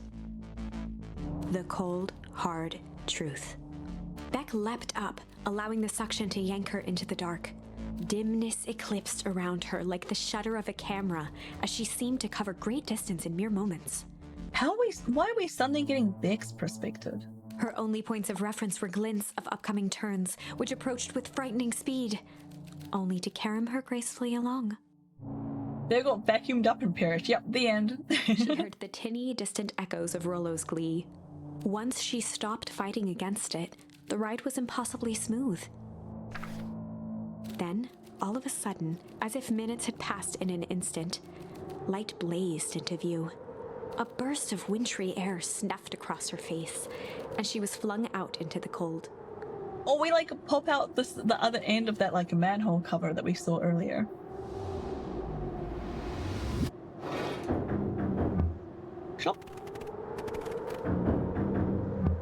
They are not dressed for this. That was intense. Yeah. I think I might have potted with some fluids in there. Any idea where we are? Somewhere cold. Doesn't look like it got on any of us. It didn't feel like we traveled that far. So where did it all go? This place sucks. Why would anyone even want to blow up something out here? Only one way to find out, I suppose. We've got to catch up to Nuncreed. I think he went this way. Alright, let's go. The dream team is going to work out the truth. Okay, we can clear off the snow. Okay, we don't have time to clear off the snow because Nuncreed's running away. So we're not going to find out that this is actually Beacon Pines. Okay, wait. Can I investigate? Okay. This is starting to feel really familiar.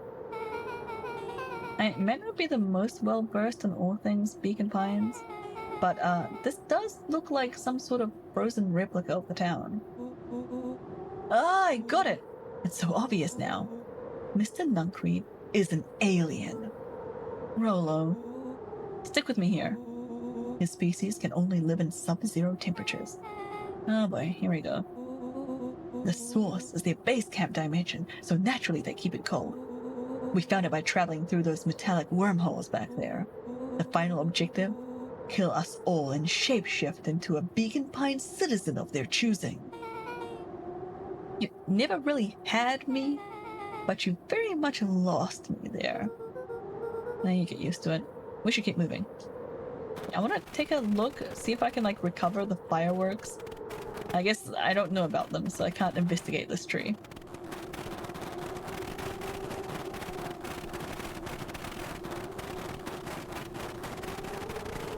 As they rounded the corner to the frozen town square, they spotted Mr. Nuncreed inching cautiously toward a pit at its center. He held his arms out gingerly, as if approaching a beast in the wild. Upon closing the distance, Luca recognized what Nuncreed was after. Gran stood confidently at the edge, one arm outstretched over the abyss. Nearby, a wheelbarrow had been emptied out. Oh, she's already dumped all the, like gunpowder and explosives and stuff in there. She held a lit torch, which flickered in the bitter wind. Juniper, I don't know what you think you're doing, but I assure you this is not going to solve anything. If you drop that, you've doomed this whole town. Oh, it wasn't me who doomed this town. I've been watching you, Joseph. I know what you've done. You and your co-conspirators. Gran? What's happening? Luca, you and your friends need to leave right this moment. Mr. Nuncreed turned back toward the kids, desperation in his eyes. Listen to your grandma, Luca. This is between me and Juniper. Rollo and Beck held steadfast in awe. Luca approached closer. Mr. Nuncreed spun back toward Gran, his voice growing louder. You've got it all wrong, Juniper. Just hand over that torch. You don't understand what you're doing. How could I possibly trust you to do the right thing? How's it been going? Good. I think we're near the end, right? I feel like we're pretty close to the end of the game. Walt told me everything. He trusted you, and you betrayed that trust. Luca, did you know that this man's entire life is a lie? If it weren't for him, maybe?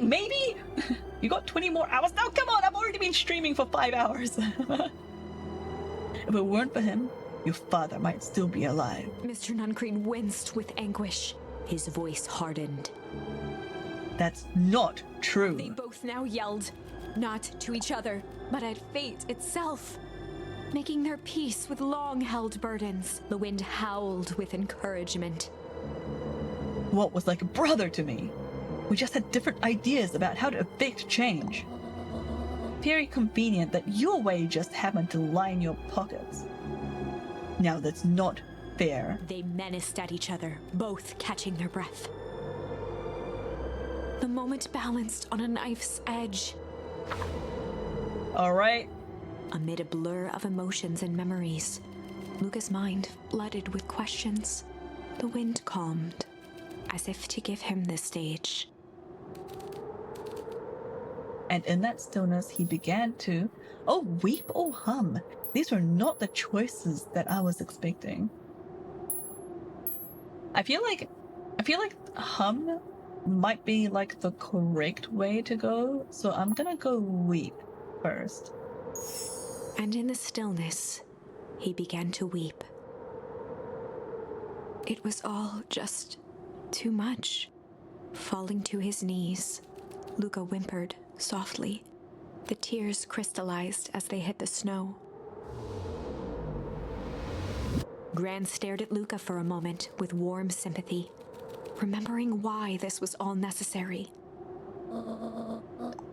This will all make sense soon, Luca. Yeah, crying like a baby. And everything can go back to normal. I promise. She stiffened up and brandished the torch at Mr. Nuncreed. You can't hide behind those people any longer, Joseph. Once their precious source is destroyed, we'll see where their loyalties fall.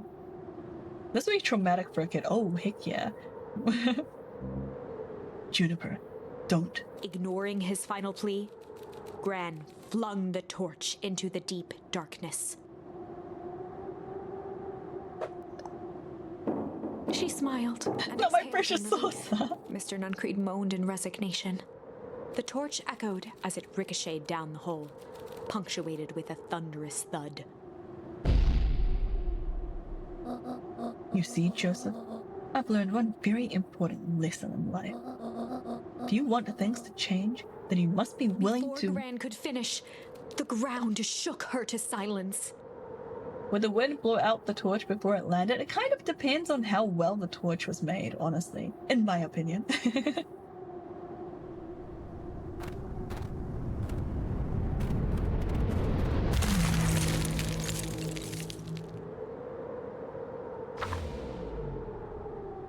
Gran only had time to spin around and run to Luca, her attempt to shield him, an honorable but trifling act.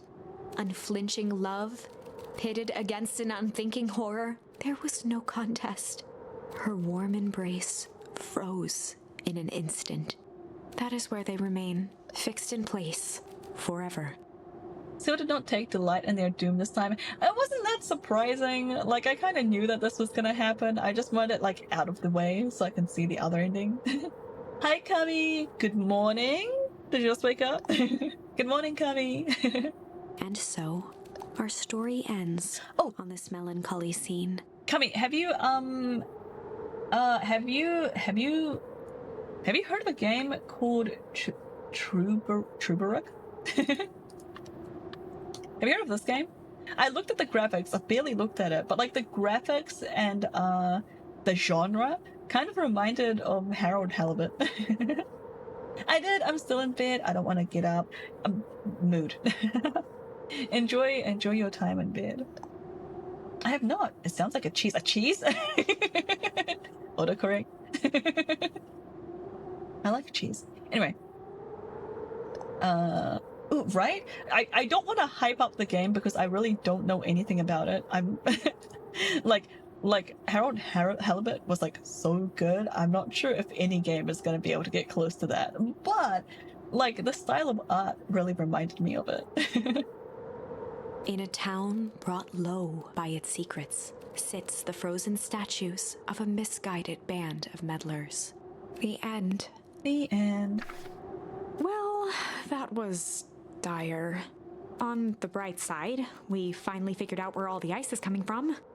Now, we just need to find a way to deal with a mystic, unfathomable force of nature. What do you mean we figured out where the ice is coming from? We always knew this. Yeah, if it wasn't for those meddling kids. Alright, so this time we're gonna go hum.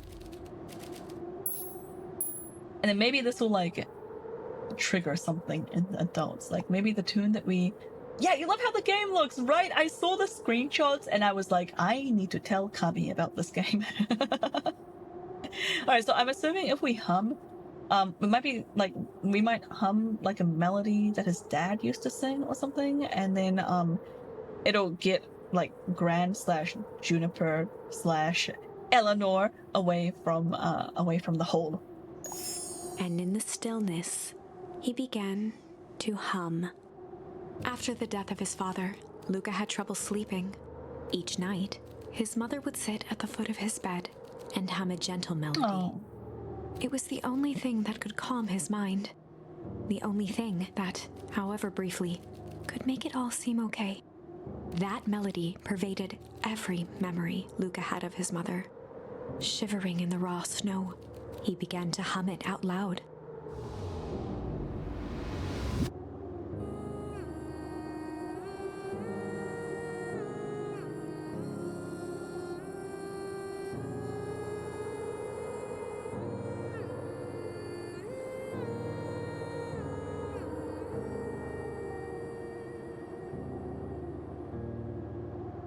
Gran lowered the torch, listening closely.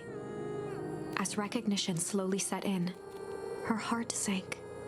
Those countless nights of consolation, the incomparable loss they shared together. She let the torch fall to the snow and It's sizzle out. totally his mom. A few steps toward Luca was all she could bear before dropping to the snow herself. Through a flood of tears, she began to hum along, note for note.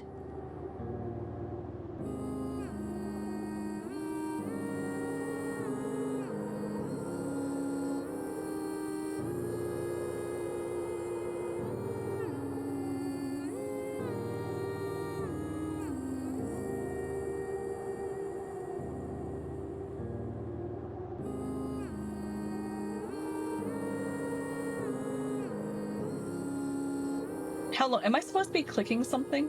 Luca lifted Okay. his head in astonishment. Don't make me cry. Oh. Luca lifted his head in The last time he heard that melody was the last night he saw his mother. Yeah, it's because it's his mom.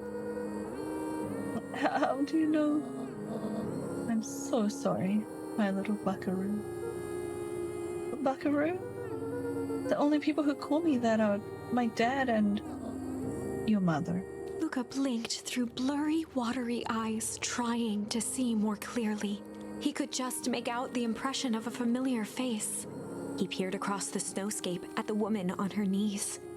Something about her was undeniably his mother, only smaller, older, changed.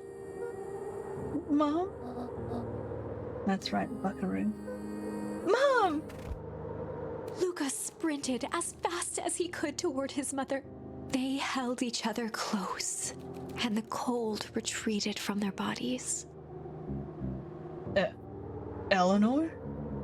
I thought you were gone. You should have known I would never abandon my son. Eleanor looked down at Luca, tightening her embrace in an appeal for forgiveness. How? You're a smart man, Joseph. I thought you'd have pieced it together by now. You were exposed. Mom, I don't understand any of this. What happened to you? Where did you go? Why did you leave me? I never left you. I was always right here, Luca. Why did you lie to me? It tore me up, Luca, but I did it to keep you safe. I thought that getting answers would help us both move on. But the more I discovered, the more I realized the danger we were in. Until perennial harvest was stopped, it was better if everyone thought that I was gone. You could have trusted me! These are bad people, Luca. They won't stop until they get what they want. And they don't care who gets hurt in the process. Then, what do? We have to stop them! Joseph slumped into the cold, wet snow. They can't be stopped. This is too big. I tried beating them at their own game. I'm done fighting fire with fire. For the first time in a long time, her voice felt like her own again. No more lies. I see now. There's a better way to stop perennial harvest. The cold, hard truth. Luca gazed down at Nuncreed with pity. He looked small. Joseph stared into the snow, as if searching it for answers. Come on, everyone. We've got a party to crash. Are we gonna take over the festival and then like show everyone this town or something?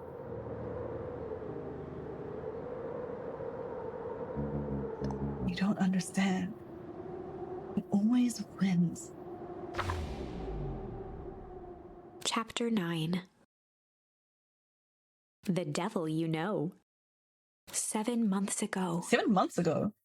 Eleanor Van Horn crept down the maze of sterile hallways under Perennial Harvest. Are we gonna get like a whole... Do I need to end stream? Like, should I save this for next stream? It just keeps going. She stopped in front of the large steel door marked Deep Engineering. No turning back now. She raised a trembling hand.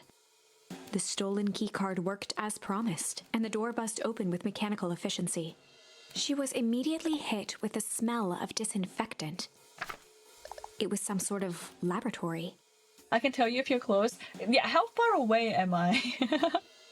I feel like I should end stream. If, yeah, I don't know what the cutoff would be, honestly. I feel if this is like the last chapter, then I'll play it now. But if there's still like another like full-size chapter after this, then I think I need to stop and leave it for next week. In one corner was a desk covered in papers. Across the room stood a tall metal pod with hoses protruding from its base. Never end. My throat's getting sore. She rushed to the desk and began shifting through the piles of papers. They were experiment reports on something called Tempus Liquamen. Liquamen, that's how you pronounce it. There were dozens of them, every one stamped failed. Eleanor heard the sharp echo of footsteps approaching. She was out of time. Her eyes scanned the room, eventually landing on the strange pod. Muttering a curse under her breath, she dashed over and dove inside.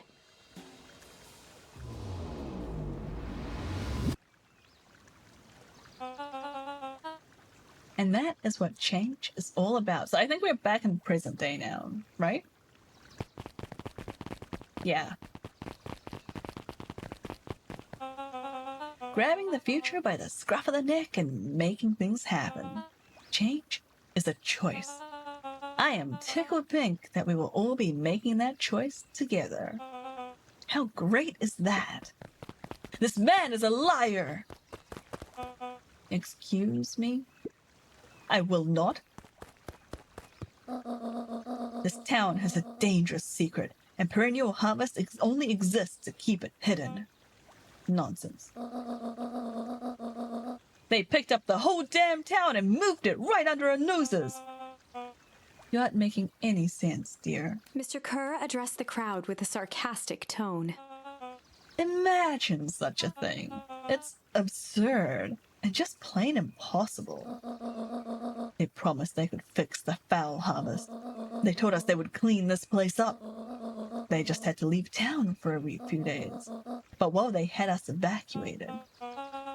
Mrs. Hartford, I'm afraid I'm going to have to ask you to... You're afraid of a lot of things, aren't you? You sniveling little worm. This is growing tiresome. A little help, please? Don't you all see? This festival is a sham. An excuse to have the whole town gather in one place. They're planning something awful. I don't know what, but these people are wicked. Don't listen to her. She has absolutely no proof. I am the proof.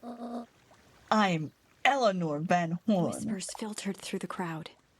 You probably have another hour left. Okay, I'm gonna have to end the stream then. Let's see what this little scene has in store for us. Well, aren't you just sneaky as the dickens? We all knew Valentine's fertilizer was too good to be true. And now this whole town is paying the price. Thank you, by the way, Spinfire. Ladies and gentlemen, I am so sorry about this disruption. Like an hour and a half? Yeah, I'm gonna have to end it here. My associates will take this obviously disturbed woman somewhere comfortable so that she can get the help that she needs. She's not the one who's disturbed. You two-timing clown. Two-timing clown? You'll know there's something wrong with this town. It was just easier to look the other way. The truth is... Oh, what's Solomon's deal? That's quite enough, Mr. Nuncreed. Torment dragged on Joseph Nuncreed's face. Yes, sir. Take them away. No, I want them to see this. Wait a second. Is Solomon actually the original Valentine? I can't remember his name. Is he actually like the original founder of the town? Chapter 9 is considered the last chapter though, just as you could probably guess. Isn't just straight to the point. Yeah. Hopefully this just little scene isn't too long, and then I can stop here. The ever tempestuous Eleanor Van Horn. You've been quite the thorn in my side. Like a weed that's burrowed in where it doesn't belong. I must confess, you look dreadful. He paused for a moment, plucking a piece of fuzz from his sweater and discarding it to the ground. Consider yourself in rare company. You've managed to pull one over on me.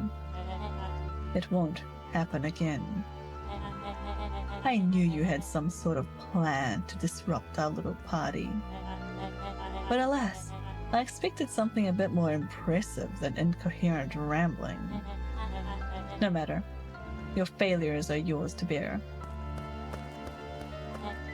Mr. Kerr. Yes, sir. It's a shame that it was cut short, but I thank you for that rousing oratory. I will take it from here. Yes, sir. Of course, sir. You have done quality work for me, William. You can look forward to the recompense we agreed upon. Kerr gave a bow of deference. Founder, you are most gracious. This is who he meant by founder. He was still alive. He just like anti-aged. He got younger as opposed to getting older. Gasps rippled through the crowd. Thankfully, we can dispense with the formalities from here on out. Solomon pulled a glass vial from his pocket. In one smooth motion, he downed its contents. A triumphant smile grew across Solomon's lips. You can all call me Sharper Valentine. His body and face began to contort and expand as he disappeared into a belching green mist. After this bit would be a good place to stop. Okay, awesome. Thank you. What about his clothes? Isn't he just gonna rip his clothes off? A Like if he grows hushed up. horror gripped the crowd. This Yeah, is a story about change. His clothes leveled up as well. Now instead of a sweater vest, it's like a suit. What? No. Ah, so you didn't see that coming. Good. Sharper examined his new hands. Well, this is quite the improvement. Everything looks so much smaller now. Eleanor was right about one thing.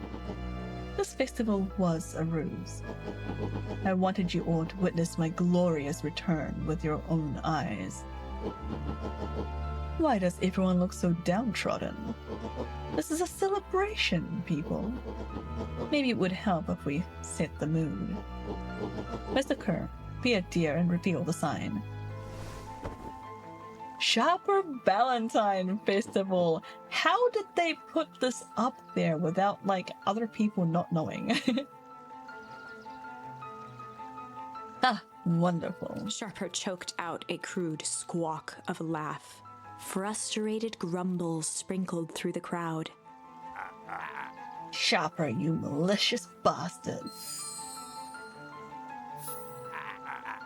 Glad you're back so I can tell you to your face. You destroyed this town. We ain't gonna let you get away with it again. Sorry, this is not the time for audience participation. Some assistance, Mr. Kerr. William Kerr gave a subtle nod to the clipboards. You coward! Does anybody else have something to contribute? A helpless quiet settled over the crowd. I thought so. Did you all truly believe you could be free of me? A town of complete and utter fools. You people should be celebrating my return. You clearly lost without me. And that leads me nicely to my children. Daddy? I gave you both the greatest gift a parent can give. The opportunity to prove yourselves in my absence. Squandered. To say I am disappointed would be an understatement. But Silence, Augustus. An adult is speaking. I don't know which is worse. A son who is completely hopeless, or a daughter with such potential who inevitably lets me down. You got up, you need food. Enjoy your food. Don't they outnumber the perennial harvest? But half of them are like children or like elderly or just not that fit. Or like parents with kids to look after. There's a lot of clipboard people around. Like they have a whole army of people. I need food as well. Yeah, go get food. Eris, you failed me with admirable consistency. Thankfully, I was counting on it this time. Father, I've been wasting time, my dear. What have you accomplished? I was focused on cementing our legacy. Legacy? Who needs a legacy when you can just live forever? But what about... It's all right, kiddo. I'm afraid you suffer from a complete lack of imagination. There's just no helping it. Now then, where's Joseph? You didn't take the opportunity to slip off, did you? I feel like you underestimate children, like in a physical, like... There's, like, children can be a pain. Like they can be a nuisance if they're trying to, like, you know, like run circles around adults or whatever. But if the adult is just gonna grab them and, like, bodily move them somewhere else, like, there's not that much a kid can do. Look at that dog. He's got the dog in him. Yeah, he does. Ah, there he is. Everyone should give him a hand. No! Galaxy! I can't stop this. We're about to end stream soon. Don't make me take a break. I forgot to turn it off. What about when they group up? Yeah, that kind of relies on them being that coordinated though, right? Anyway, Galaxy is making us take a break for 3 minutes. Hi, Rhinus, welcome, and hope you're doing well. I'll see you guys back here in 3 minutes for like the last 2 seconds of the scene.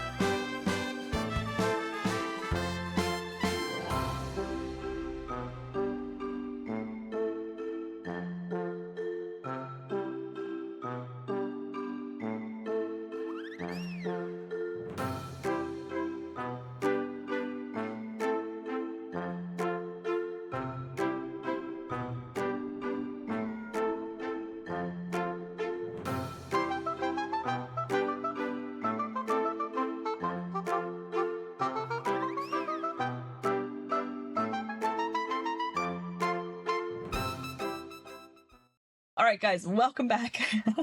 Let's finish off this scene and then find someone to raid. Alright, none of this would have been possible without Joseph! Oh no, he's like calling him out, like right in the middle of everyone. I think you've said enough. Nonsense. The people deserve to know how helpful and loyal you've been. I only did what I did because he left me no choice. You always had a choice, Joseph. You are simply too weak to take it. No matter. Cheer up. You're about to be rich beyond your wildest dreams. You should follow Mr. Kerr's example. When I found him, he was in a sorrier state than any of you. An aging actor, desperate to recapture his youth. Oh, cool!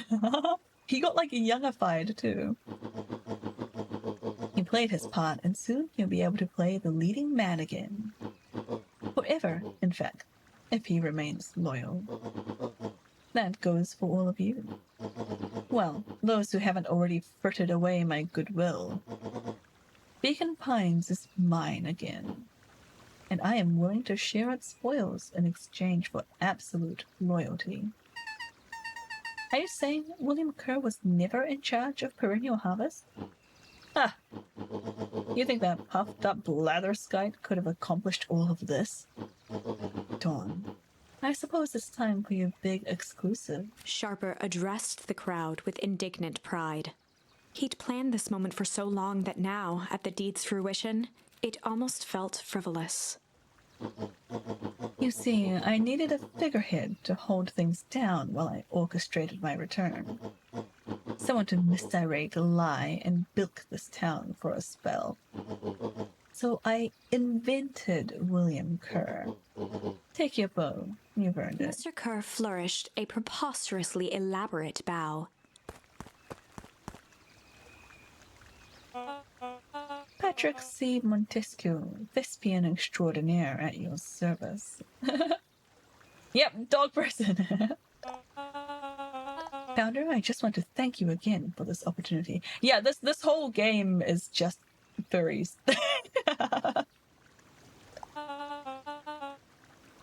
It truly was the role of a lifetime. Wait, so Bill Kerr was a patsy the whole time? A patsy! It was a patsy!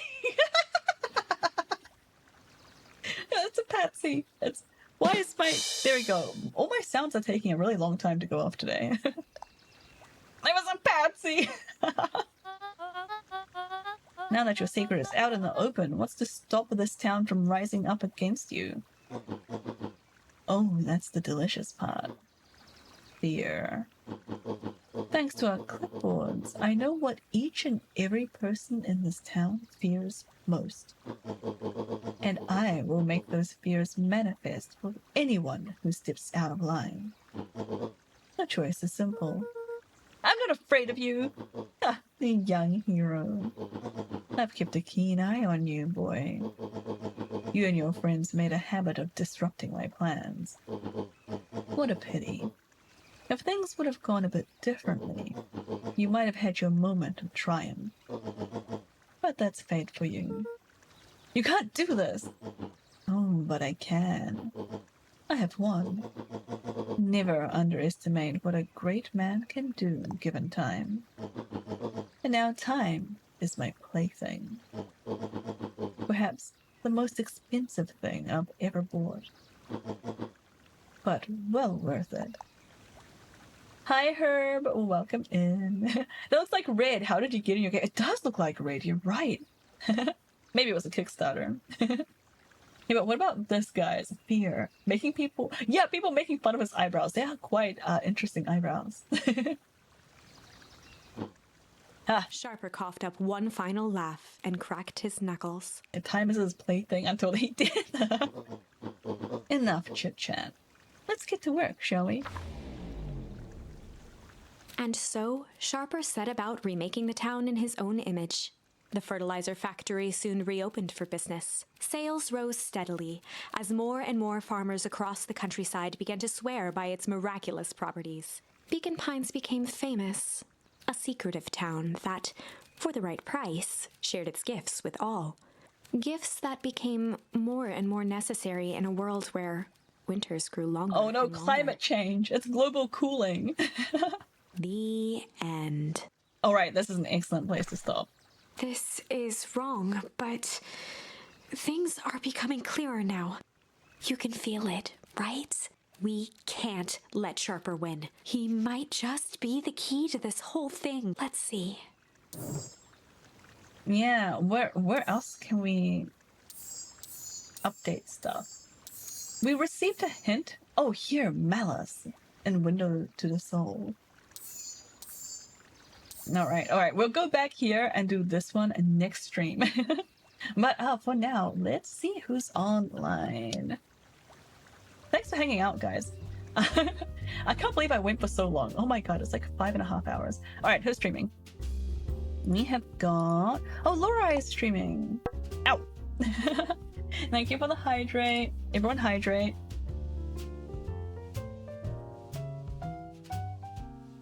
Oh my god, my browser's going so slow. Alright. Remove that and that. Was that thunk from your stream? I don't know. Because how that hit you. You'll be so close. When do you plan to finish it? Probably the same time next week. So I'll do this again like on Thursday. Whenever I do like very story heavy games like this, I try to do it in the same time slot like every week, so that's more likely that the same people can make it to the streams. So that like, you know, they don't miss out if I happen to schedule it on a day when they're busy or something. So yeah, same time next week. And then if we finish it early, which we might, then I'll find something else to do the rest of stream. Maybe I'll finally check out the Holocure update. Very kind of you. Yeah, it's partially also to like just to help me with scheduling too. I want to see your thoughts on the ending. All right, exciting. Oh, I'm intrigued now. It sounds like there might be something interesting happening at the end. I felt like we've already answered like all of the questions that we had in the story so far. So you're really good at guessing what's going on. Yay! Yeah, I feel like I called out the mom thing kind of early. Anyway, there are a lot of people streaming right now. I feel like it's been forever since I rated Lorelei. Have I ever rated Lorelei? Man, that's really hard to say. Let's go raid Lorelei. 1, 2, 3 break. No, the break isn't enabled yet. It's been too soon since the last break. It only becomes available like after an hour. Okay, good effort though. I appreciate the enthusiasm. Anyway, thank you guys so much for hanging out. Yeah, like I said, we're playing this again same time next week. Also next week, also I'm not streaming anything else this week, so have a good weekend, everyone. Also next week, what are we doing? I don't know, but I'm definitely playing Zero Escape and Beacon Pines. And maybe, maybe, I feel like I had some other games in my backlog where I was like, yes, I definitely need to stream this next week. But now I can't remember what it was. I'll think about it over the weekend. Have a good weekend. Thank you, Galaxy. You too. Yeah, have a good weekend, guys. We are gonna go raid into Lorelei. If I can, hang on, copy this name so I don't mess up. Here we go. And see you later. Yeah. Next to the stream. Yeah, thank you guys so much for coming. Hope you got your self meters full for the week. Yeah, I mean, we did 4 quite long streams this week. I think everybody's self meters are full. I think you all deserve a break from me. Yeah, thank God it's over. Am I right, Bob? All right, have a nice weekend, everyone. Thanks so much for hanging out. Lurkers, thank you for lurking. And Dryad, thank you so much for the raid if you're here. Have a wonderful night, everyone. Enjoy your evening. Happy time zone. And stay safe. Oh, wait. I need to tell you guys about the redeems and stuff. Discord, that's where I do. Hi, Red, you made it in. Thanks so much for lurking. Thank you for lurking too, Raindrop. I hope you're both doing well. Yeah, don't forget to unlock your emotes if you want to use that. Thank you, Bob. Don't forget you can unlock the emotes with channel points if you want to use the fancier sub message. And also we have the last redeem in this channel, which is the opposite of the first redeem. So the last person to redeem last wins. What do you win? Nothing. You just win. Alright, stay safe everyone, stay sane, and stay silly, and I'll see you all later. Thanks for hanging out. Stay fresh, cheese bags.